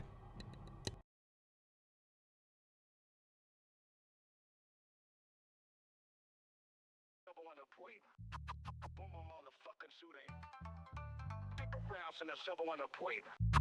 Boom, motherfucking suiting.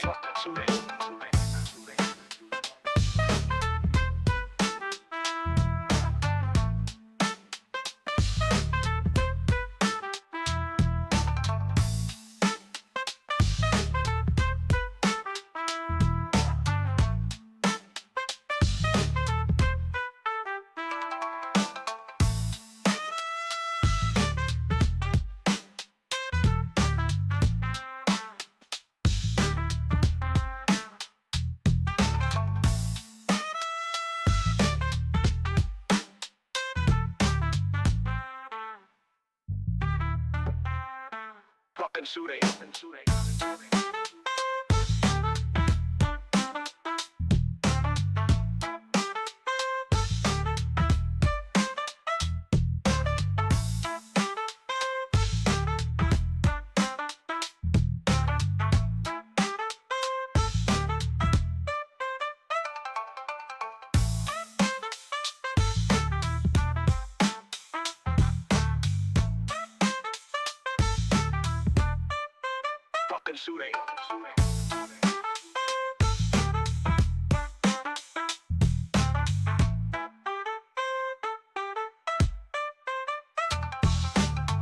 Rounds in the silver and the plate. Boom, boom, motherfucking suiting. Rounds in the silver and the plate.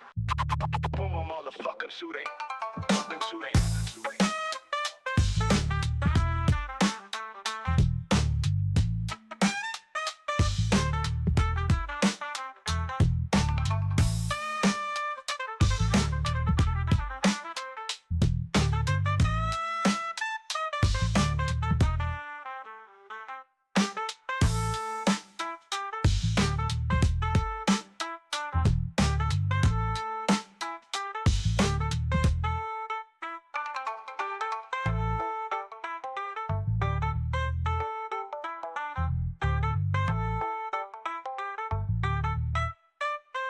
Fucking suiting.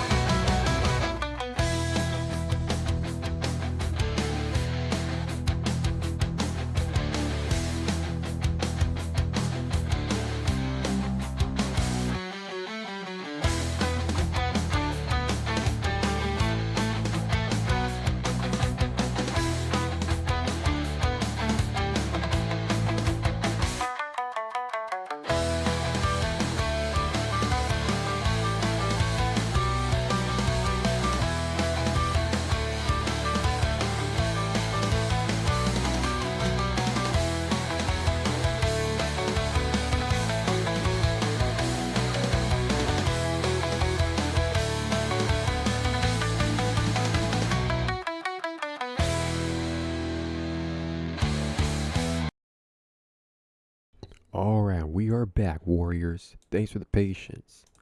And before we get back to the stream, I want to just give a quick shout out to all my new Twitter followers. Thank you so much. Thank you. Thank you. Welcome to the Lit Dojo. My name is Zach Black, aka the Shogun Guardian or Shogun Master. And welcome to the Lit Dojo. Thank you for being here. And already at the beginning of 2025, thank you. I already look forward to a great start with my new followers. Thank you. Thank you. With that being said, and just in perfect timing, let's return back to our grand adventure.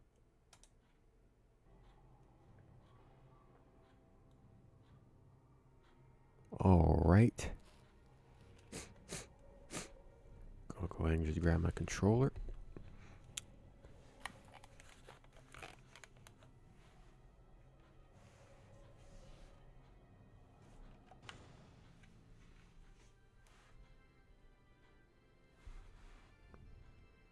Oh.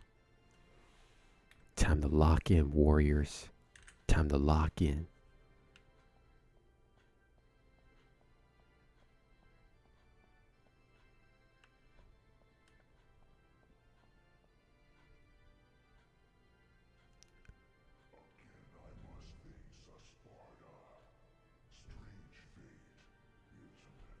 Strange and ironic that it will end the same way.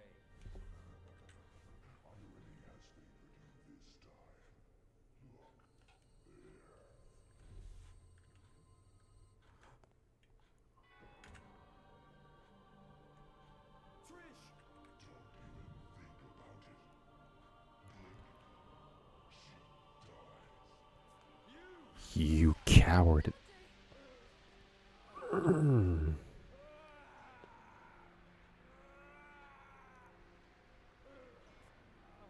You coward.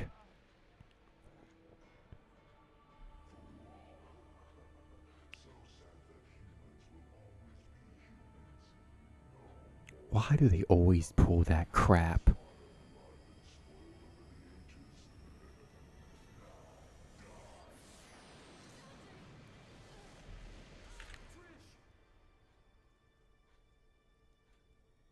No. No, no, no, no, no, no, no, no, no, no, no, no.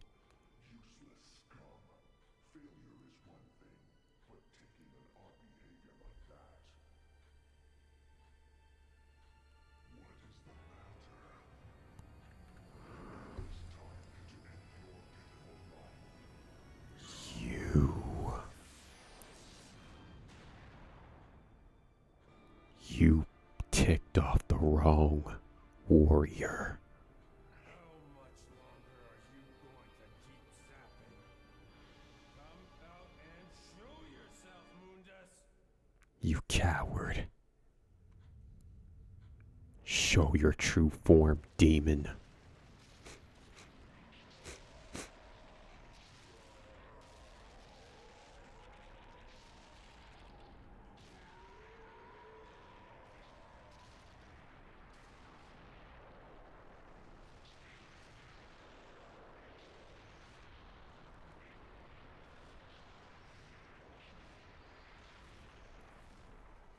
Huh.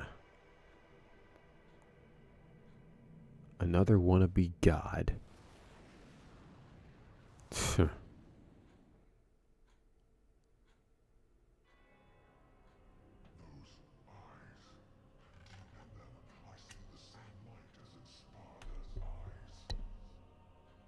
Why my mother?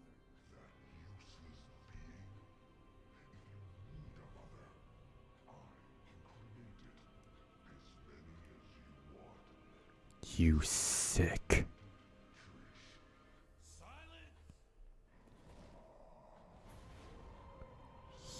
I'm gonna make you eat your pagan heart.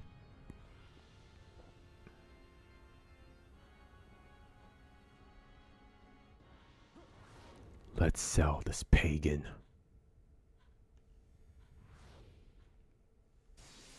Let's do this.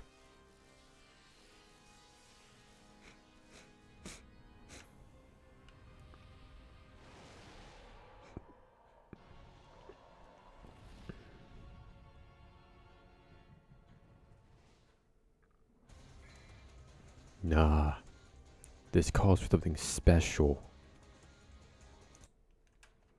This calls for something truly special.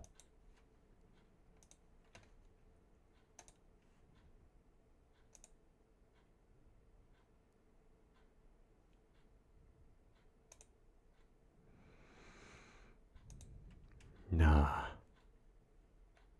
this calls for something ultimate.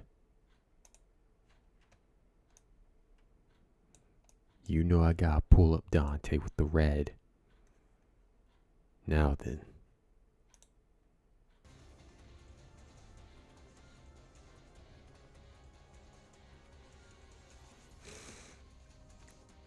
Let's settle this.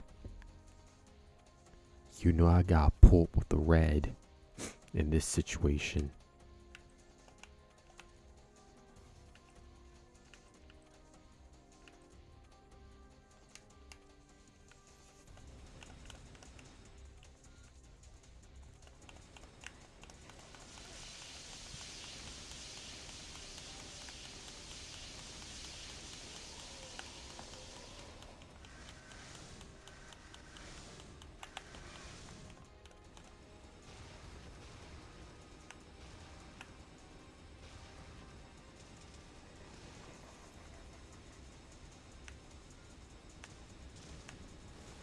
He has a weakness.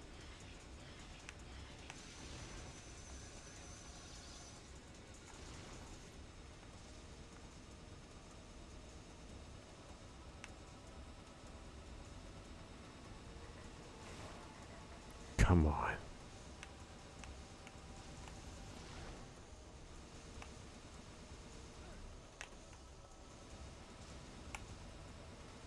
This is King old Mundus.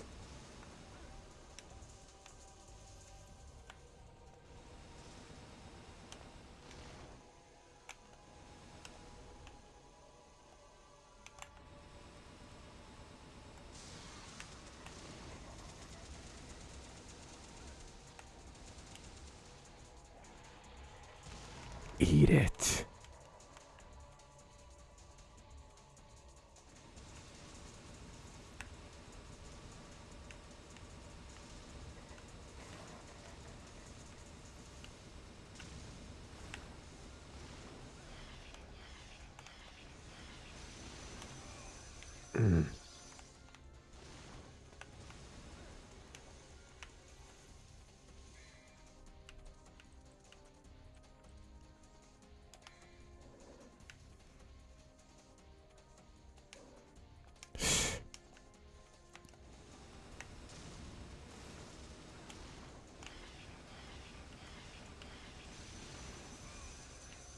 We got this.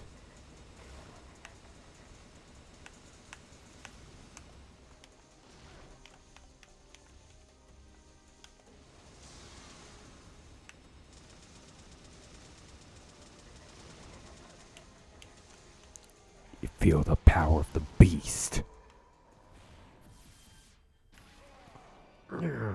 This again.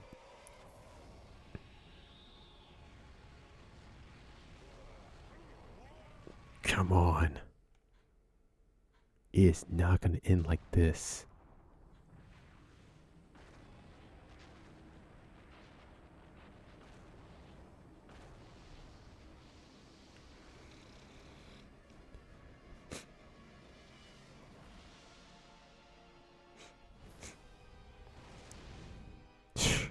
Arrogant.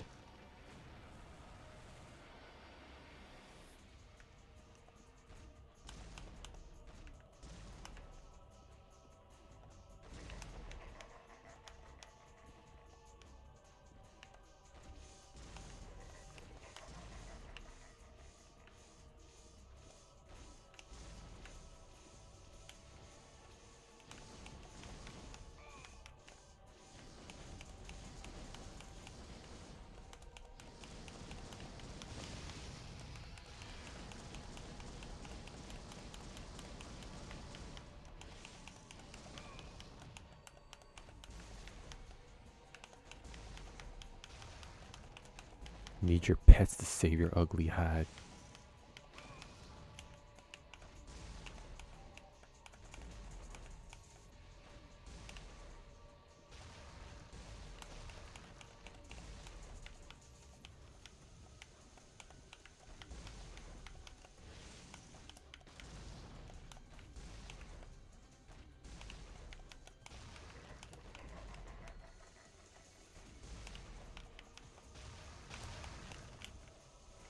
We'll be alright.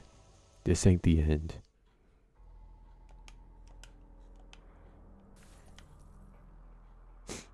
Come on.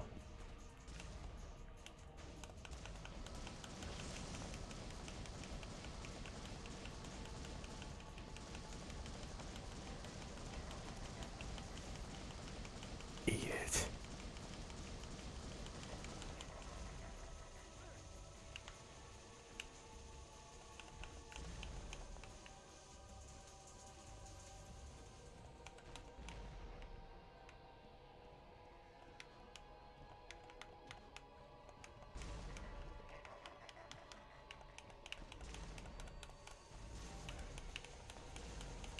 Mano y mano.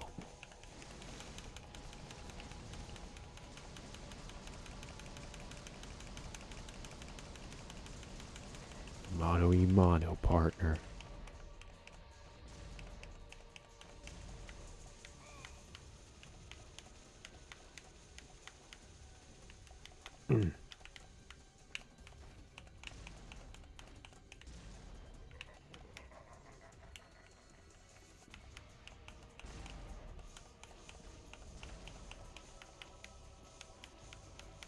We got this, warriors. Press forward.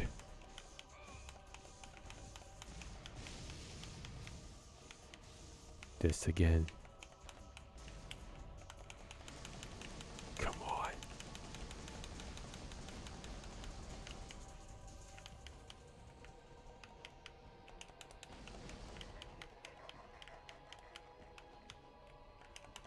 Come on. Eat it, Mundus.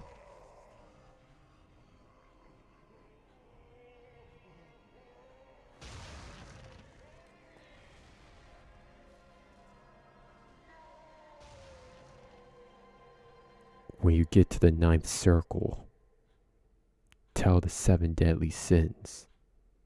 Zack sent you.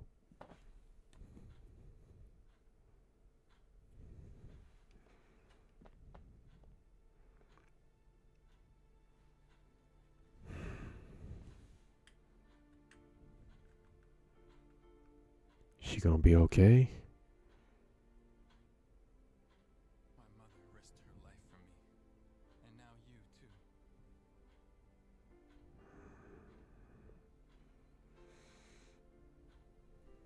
I should have saved you.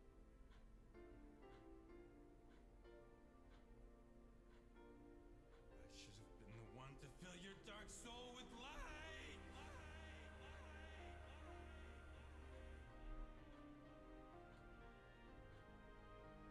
Dang.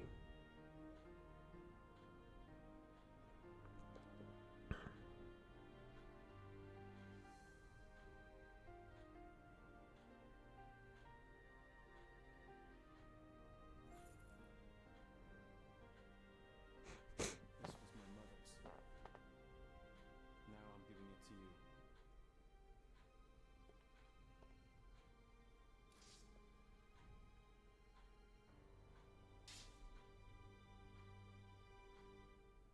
My father's also here now. Rest in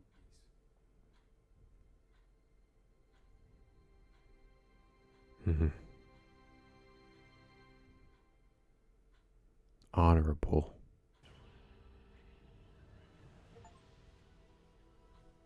We did it. We defeat Mundus. But at what cost? What cost, I ask you? Was it worth it?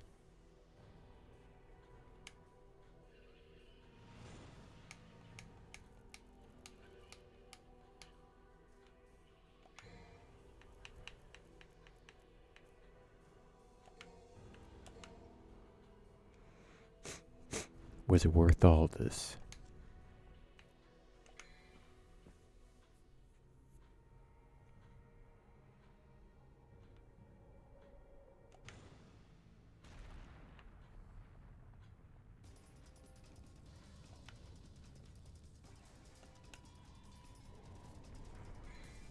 All right. This is it, warriors. The final frontier.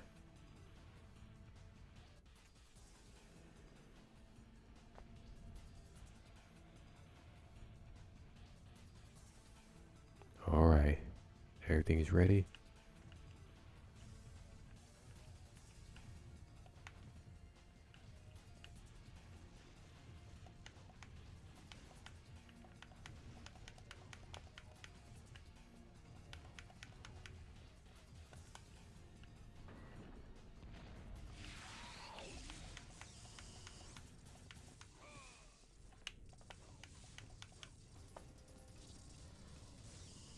Let's get it.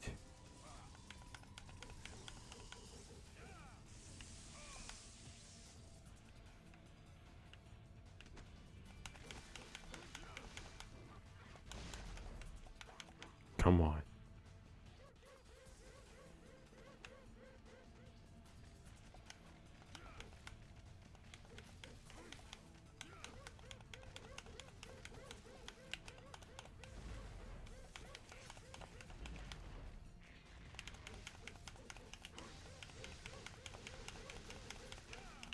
This is getting on my last nerves.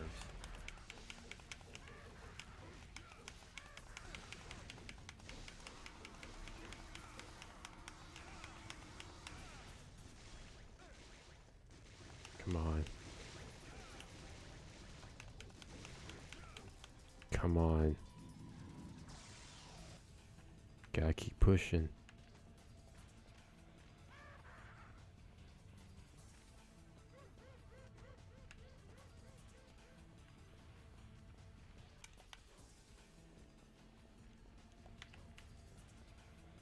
We out this piece.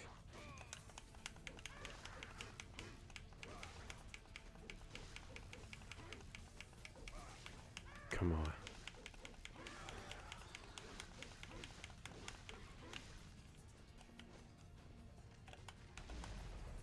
Come on.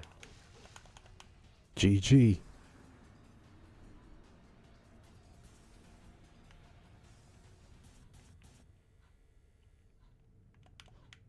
We out.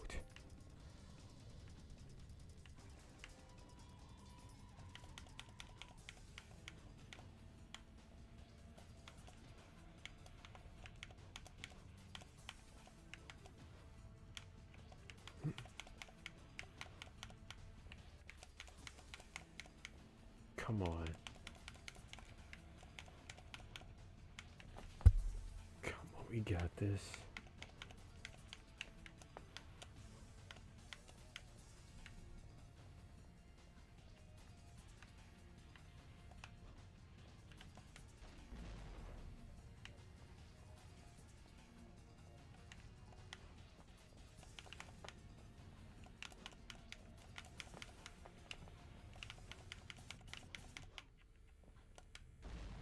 Bingo. We out.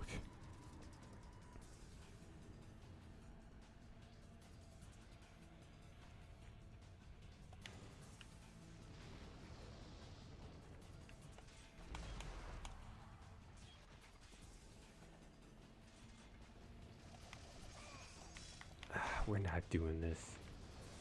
Come on, skip these guys.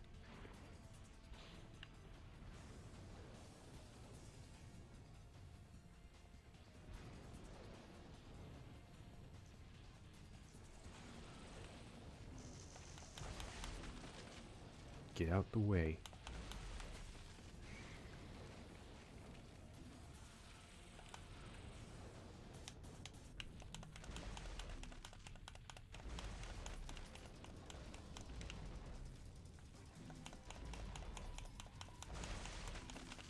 We'll be alright, you just gotta keep moving forward.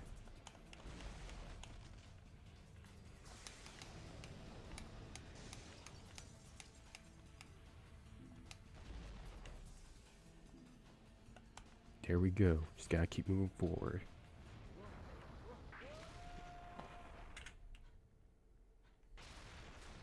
Oh crap!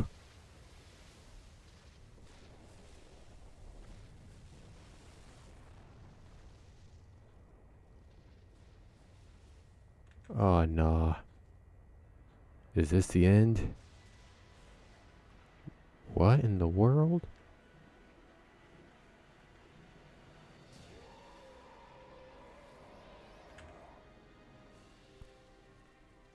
What does it take to kill you?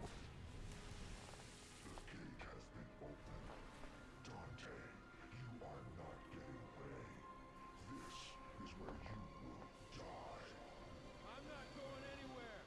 Besides, there's no place to go. Look around. This'll be your burial ground as well. Let's sell this.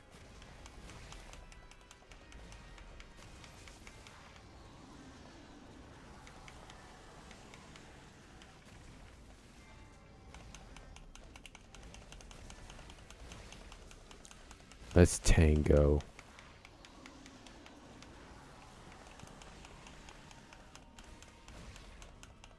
Come on.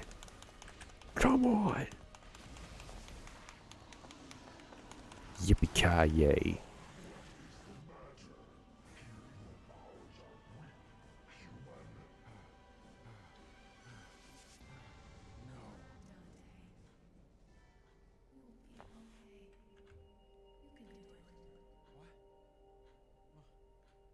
Mother.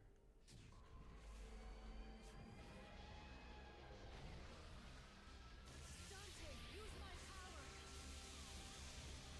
Oh yeah.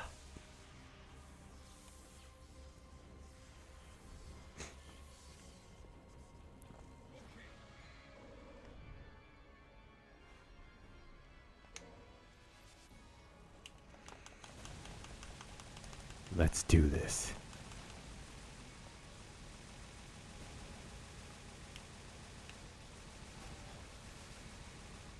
Yippee-ki-yay.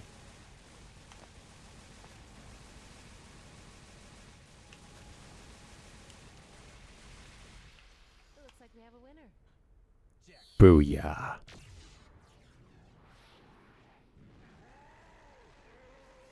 Yippee-ki-yay. Beta hombre.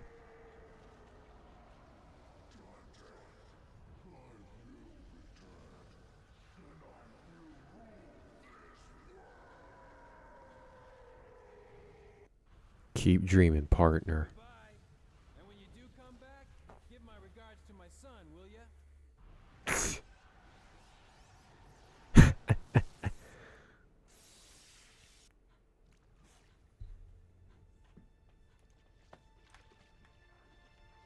Trish.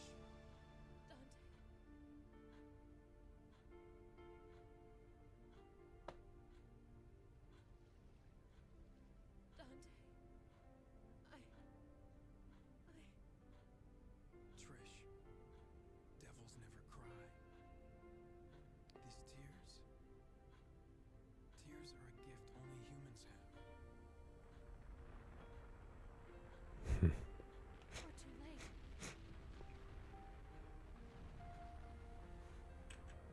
Hmm.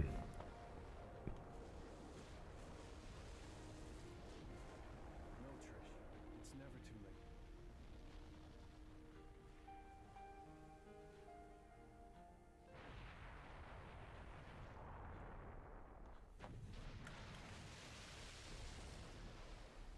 And we humans never give up. Are you ready? Oh, heck yeah.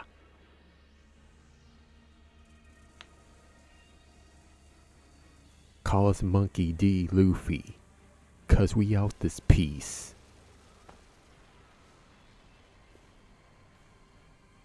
Yippee-ki-yay.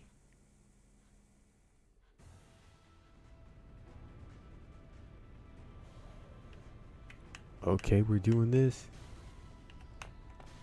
Oh, sorry, I'm not good driving.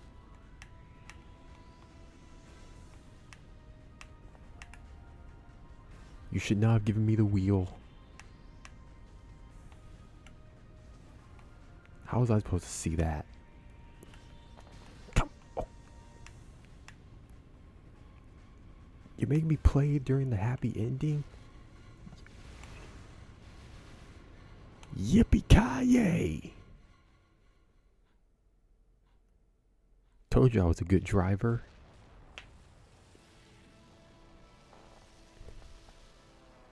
Yeehaw!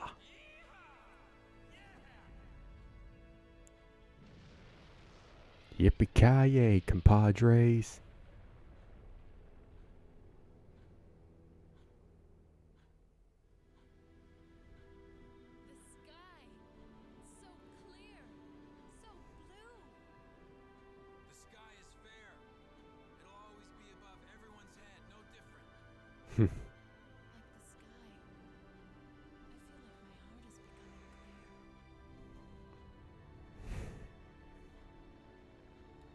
You know some, Dante?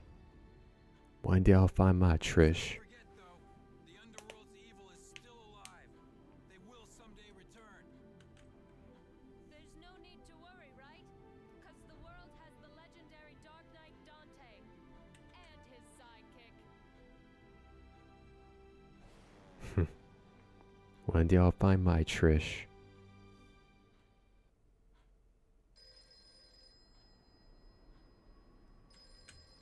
Devil never cry.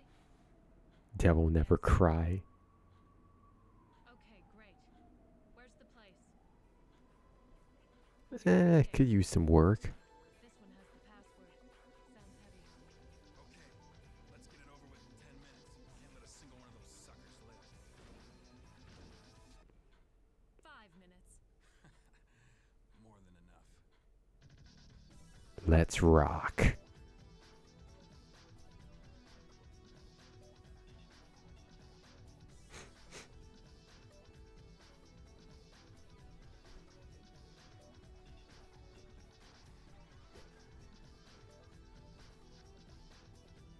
And we did it. Ladies and gentlemen, we did. We defeated Devil May Cry 1.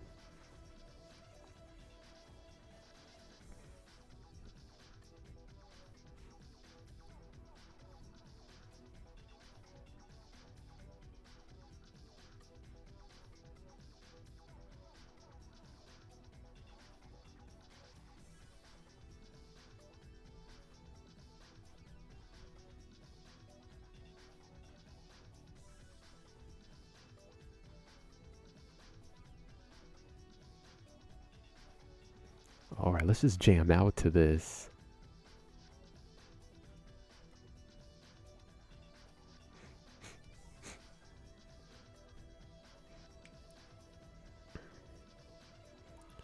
This is what you call a bop.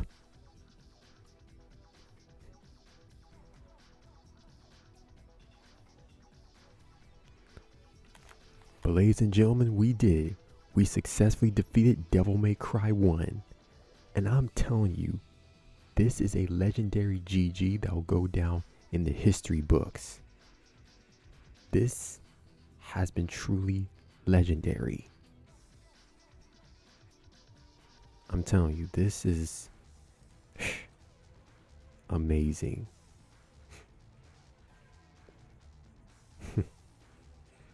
Glad to be on this journey with you, Dante.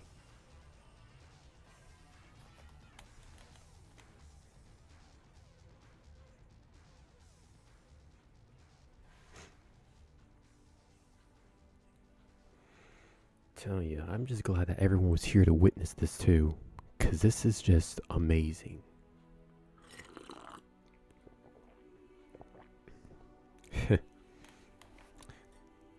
And when you come back, give my regards to my son. Now that is smooth writing. I'm gonna use that one day. Yeah, when you do come back, give my regards to my son. That is such a legendary one-liner.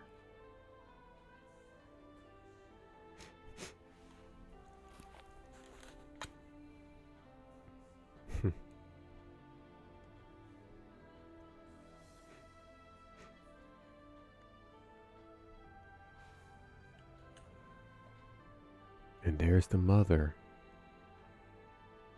Dang. You know what's also crazy? There's actually an anime based off this game series. I think it's only fair we should react to it.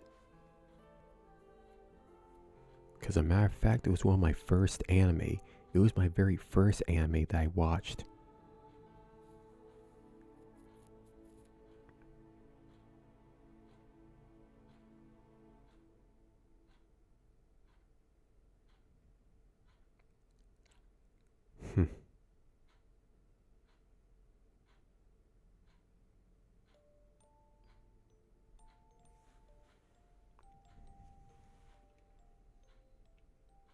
Not bad. So what? Cut me some slack, why don't ya? We survived. That's all that matters. Whew.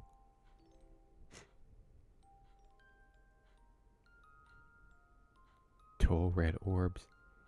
Devil Hunter ranking. Total time 6 hours. So what? Don't worry about it. What matters is that we won. That's all that matters.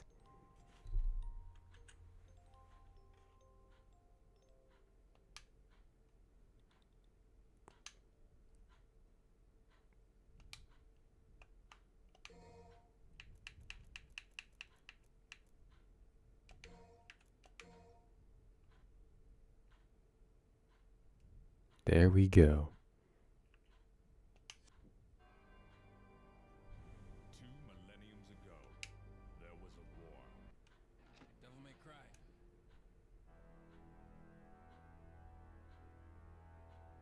20 years ago, Mundus, the Emperor of the Underworld, resurrected. Mundus. Hmm? Yes. His powers were sealed by Sparta. He's attempting to gain control of the human world once again. He has been preparing to open the gate on Malay Island.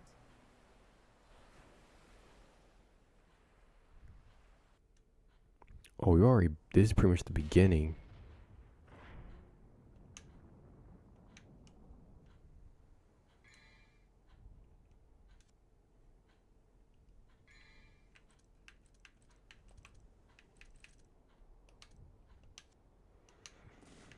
I mean, we pretty much just beat the game.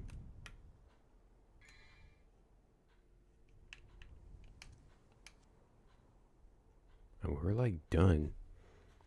Well, I think we can go ahead and call it here. Go ahead and just exit out and call it here for tonight. Let's go ahead and head back to the dojo. I gotta say, I am very proud that we actually finally beat the game Devil May Cry 1. That's a GG. That's an epic dub in the books. And I'm just eternally grateful that we got to sit here and watch all this unfold. Seriously. You know, as a matter of fact, I think we will react to Devil May Cry, the original anime one. Now, it is a little bit mature, so I'm not sure if Twitch will allow it. Some scenes I might have to censor, but we'll see how it goes, because I have seen it before, and I know there is probably one scene that I have to censor, maybe two. But again, we should be A-okay. We should be A-okay. But for the main part, in honor to celebrate this wondrous occasion, let's go ahead and close out the stream with a huge reaction. So then, give me just one moment to set up. Gotta say, again, I am just proud of us warriors. I am proud. This is a legendary dub. A legendary dub indeed, just growing. Growing as content creators, as a content creator, and just really creating history like this. Alright, trying to find a funny, at least something funny to react to.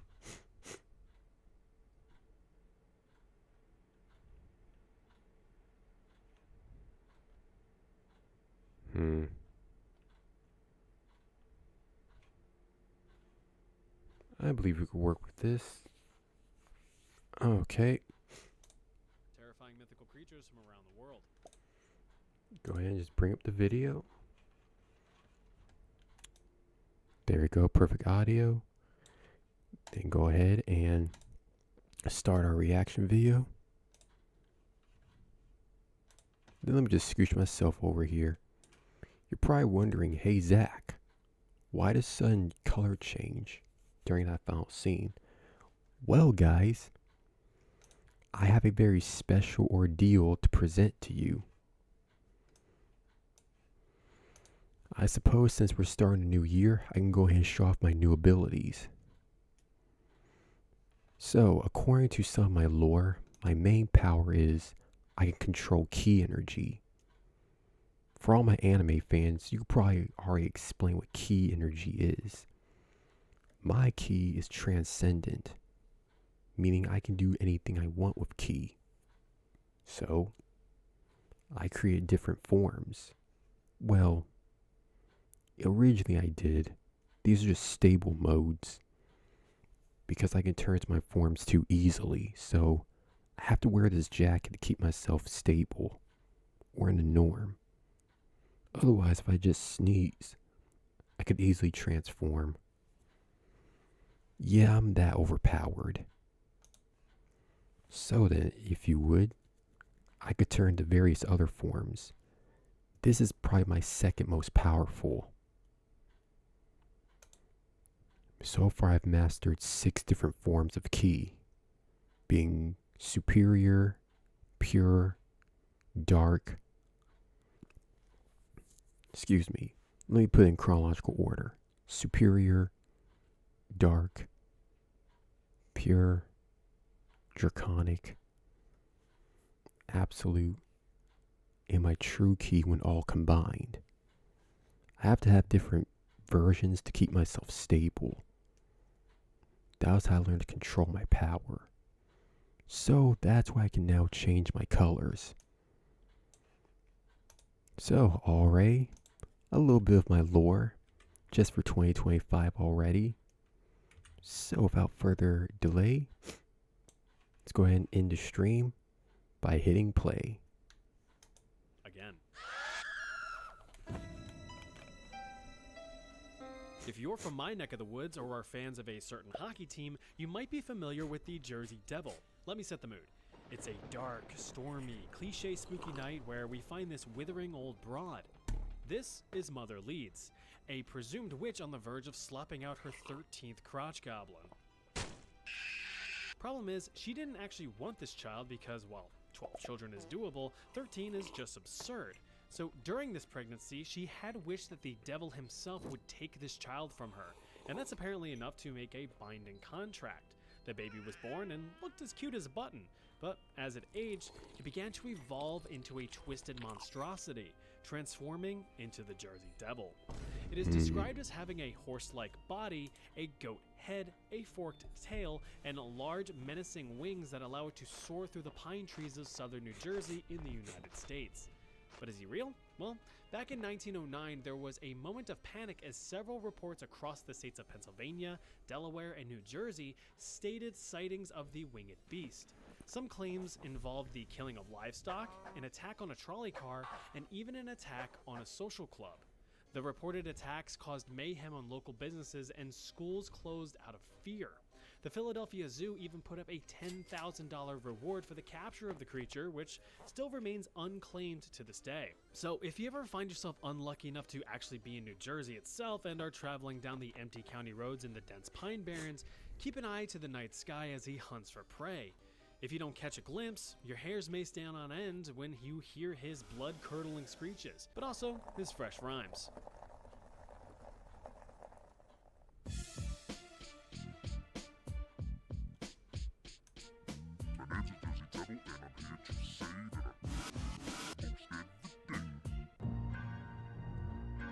Bars. Ever have the insatiable craving for the flesh of a fellow human? Well, you might just be a Wendigo, or you need to seek some professional help. Or both. Just a little ways up into the great white north of Canada is where we find the origins of the Wendigo legend. Stemming from the folklore of the indigenous Algonquin Native American tribe, the Wendigo is said to either be an evil spirit or a creature in its own right. It is described as a thin, emaciated corpse with long, sharp claws on its little fingies. Its skin is sallow and gray, giving it a sallow and gray appearance. It also sports a stylish deer skull and antlers, which is a great distraction from the fact that you have 0.67 seconds left to live now that you've seen one. The Wendigo mercilessly hunts down any prey that gets lost in the woods on dark, cold, wintry nights. It is never satisfied when it feasts and must relentlessly seek out more prey. Every time it does feed, it grows larger in proportion, but always looks like it skipped every gym day possible. A Wendigo can grow as large as 15 feet, which, I mean, at that point you might as well just give up, as they have exceptional hearing and eyesight, so there's no point in hiding. Oh yeah, I said they, because there can be multiple. But if you are feeling like these Wendies need to go, you can test your luck in ripping one's heart out and setting it on fire to banish it to the Shadow Realm forever. Just remember that Well, that's new. I never heard of that one before. there are others waiting nearby.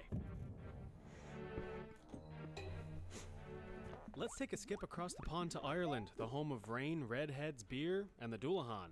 Never heard of the Doulahan? Well, I'm gonna tell you about the Doulahan. He is known as the Harbinger of Death, a foreboding figure that leaves nothing but destruction in his wake.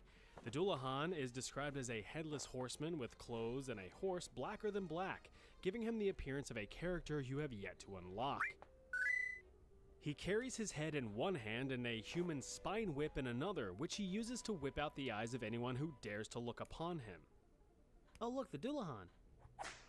Hey, the Doulahan is also a bit of a party pooper, showing up on holidays and festivals to fill his quota of bodies and to step on your cake.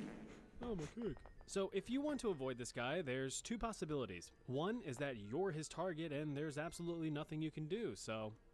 But if you're not his intended victim, be sure you're carrying at least a single gold coin in your pocket or wearing gold jewelry, as the Doulahan hates gold for some reason. You ever see a Doulahan chasing down a blinged out rapper? I didn't think so. So he hates gold. Noted? Highly noted. Write that down, warriors. Write down notes and take notes. This will come in handy later on. Right across the Irish Sea is Scotland. It's like Ireland, but more Scottish, and they've got some pretty interesting creatures in their repertoire. But today, we will be looking at the Ach Ishka. Yeah, doesn't sound how it looks, does it? The Ach Ishka is a malevolent water spirit that takes on the form of a horse, because Ach Ishka literally means water horse in Scottish Gaelic. So what does it look like? Pretty much a wet horse. Some interpretations have it with fins or claws, but a wet horse just seems funnier to me. What isn't funny is why it is so evil. The malevolent mare is said to roam the nearby sea, but can trot around on land, where you may even be able to mount and ride the demonic horse if you've got the stones for it. The problem is, once you've climbed aboard, you become permanently stuck to its back if it smells or even You mean the Kelpie. That's what this is, a Kelpie. sees water, and you know, being a water spirit, that's pretty much a given. Once you've locked onto the saturated steed, it makes a beeline for the sea. It can breathe underwater. You can't. So you can see why you'd be in a bit of a pickle. The Ach Ishka will drag you down to the darkest depths, where you will be ripped from its back and consumed, with only your stinky liver remaining to float to the surface as proof of your demise. Maybe you shouldn't ride on the back of a demonic horse? I don't know. But if you feel like you don't stand a chance, I suppose you could load up a blunderbuss full of silver to convert the horse demon into a pasta sauce. But first, make sure it's not just a normal horse you're aiming at. The Black Plague wasn't fun for anyone. Millions died to an invisible force that ravaged Europe, Asia, and Northern Africa. So, what's the best way to make sense of such an unknown cause of death? Why, make up a horrifying mythical nightmare creature, of course. In Norway, you may hear tales of the Pesta, a decrepit old witch that was the personification of the Black Plague itself. She is described as a dusty old hag dressed in black with the typical dead sunken eyes. You've seen this stuff before. I mean, how scary could it really be? Grandma Plague is always traveling, either on foot, boat, or even flying, with no true destination, but only with the intention of spreading desolation and despair. She can show up to your house at any moment. Grabbing some breakfast? Pesta. Doing laundry? Pesta. Petting your cat? Check again, because you're petting the Pesta, and she loves it. This crusty old bitch comes equipped with either a broom or a rake, which, according to legend, determines the magnitude of death that she will leave behind. So remember this: if you see a rake, a few are left in her wake. If you see a broom, you're all fucked. Unfortunately, since she is the representation of the plague, there is no way to truly defeat her. Your best bet is to maintain your distance from others and practice good hygiene. Either that, or you can give her a quick spray of bleach. Like that? If you've ever glanced at a mirror and taken a look at the gorgeous creature standing before you, then you know what a doppelganger looks like. Or at least you know what your doppelganger looks like, because that's what a doppelganger is. An identical, non-biologically related copy of you. So, sorry twins, you gotta sit this one out. You guys are creepy enough as it is. Originating from German folklore, it's unknown what this creature's true form is, as it instantly mimics the first person it lays eyes on. These mischievous little scamps will try to ruin your reputation by committing evil deeds and tricks while assuming your identity. So it could be a valid excuse to relieve you of responsibilities for your actions. Farted in class? Nah, wasn't me. Terrible credit score? Wrong guy. Mass arson? My hands are clean. Even if you're innocent and all that, what's concerning is that the doppelganger can actually start to influence your own decisions by planting evil thoughts in your head by means of telepathy. So if you're sweating bullets as you're tempted to swipe the officer's service weapon when he stops you for a minor traffic infraction, that's just a doppelganger talking. But you have to resist. Just don't resist the officer or you'll end up looking down a barrel. Hey, you're finally awake. But if you do have to prove your innocence when side by side with your copy, there's a couple features that can tell you two apart. For one, the doppelganger has no shadow, so that's an easy giveaway. It also lacks a reflection, so it could just be a vampire that looks like you, or it's the doppelganger. Either way, that thing isn't you. You're you. Aren't you? And so there you have it. More Heck spooky yeah. scary creatures from around the world. What'd you think? If you haven't already, be sure to check out my other video on the topic here. And if you've already watched that one, be sure to check out my other content here. Either way, I'll see you over there.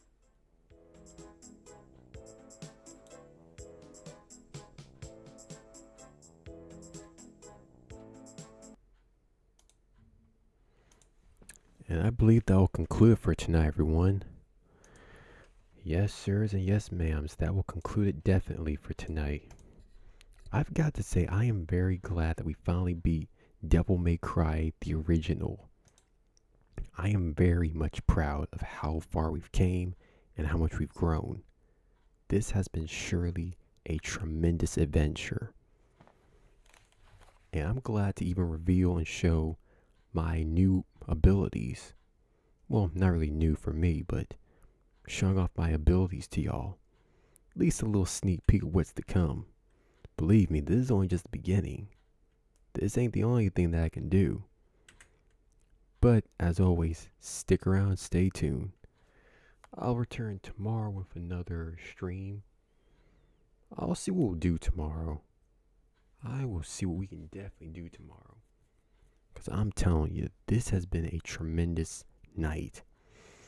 And I'll see what other games we can play. See what we can do tomorrow. I might come back and do Marvel Rivals again.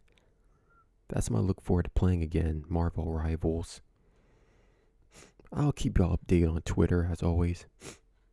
But with this all being concluded, closing out, remember, look out for each other, take care of each other, be the best for each other. And as always, I'll be here, same warrior time, same warrior channel. And most of all, you guys matter. That being concluded, good night everybody. Rest well, and I shall see you tomorrow night. Peace, warriors, and God bless.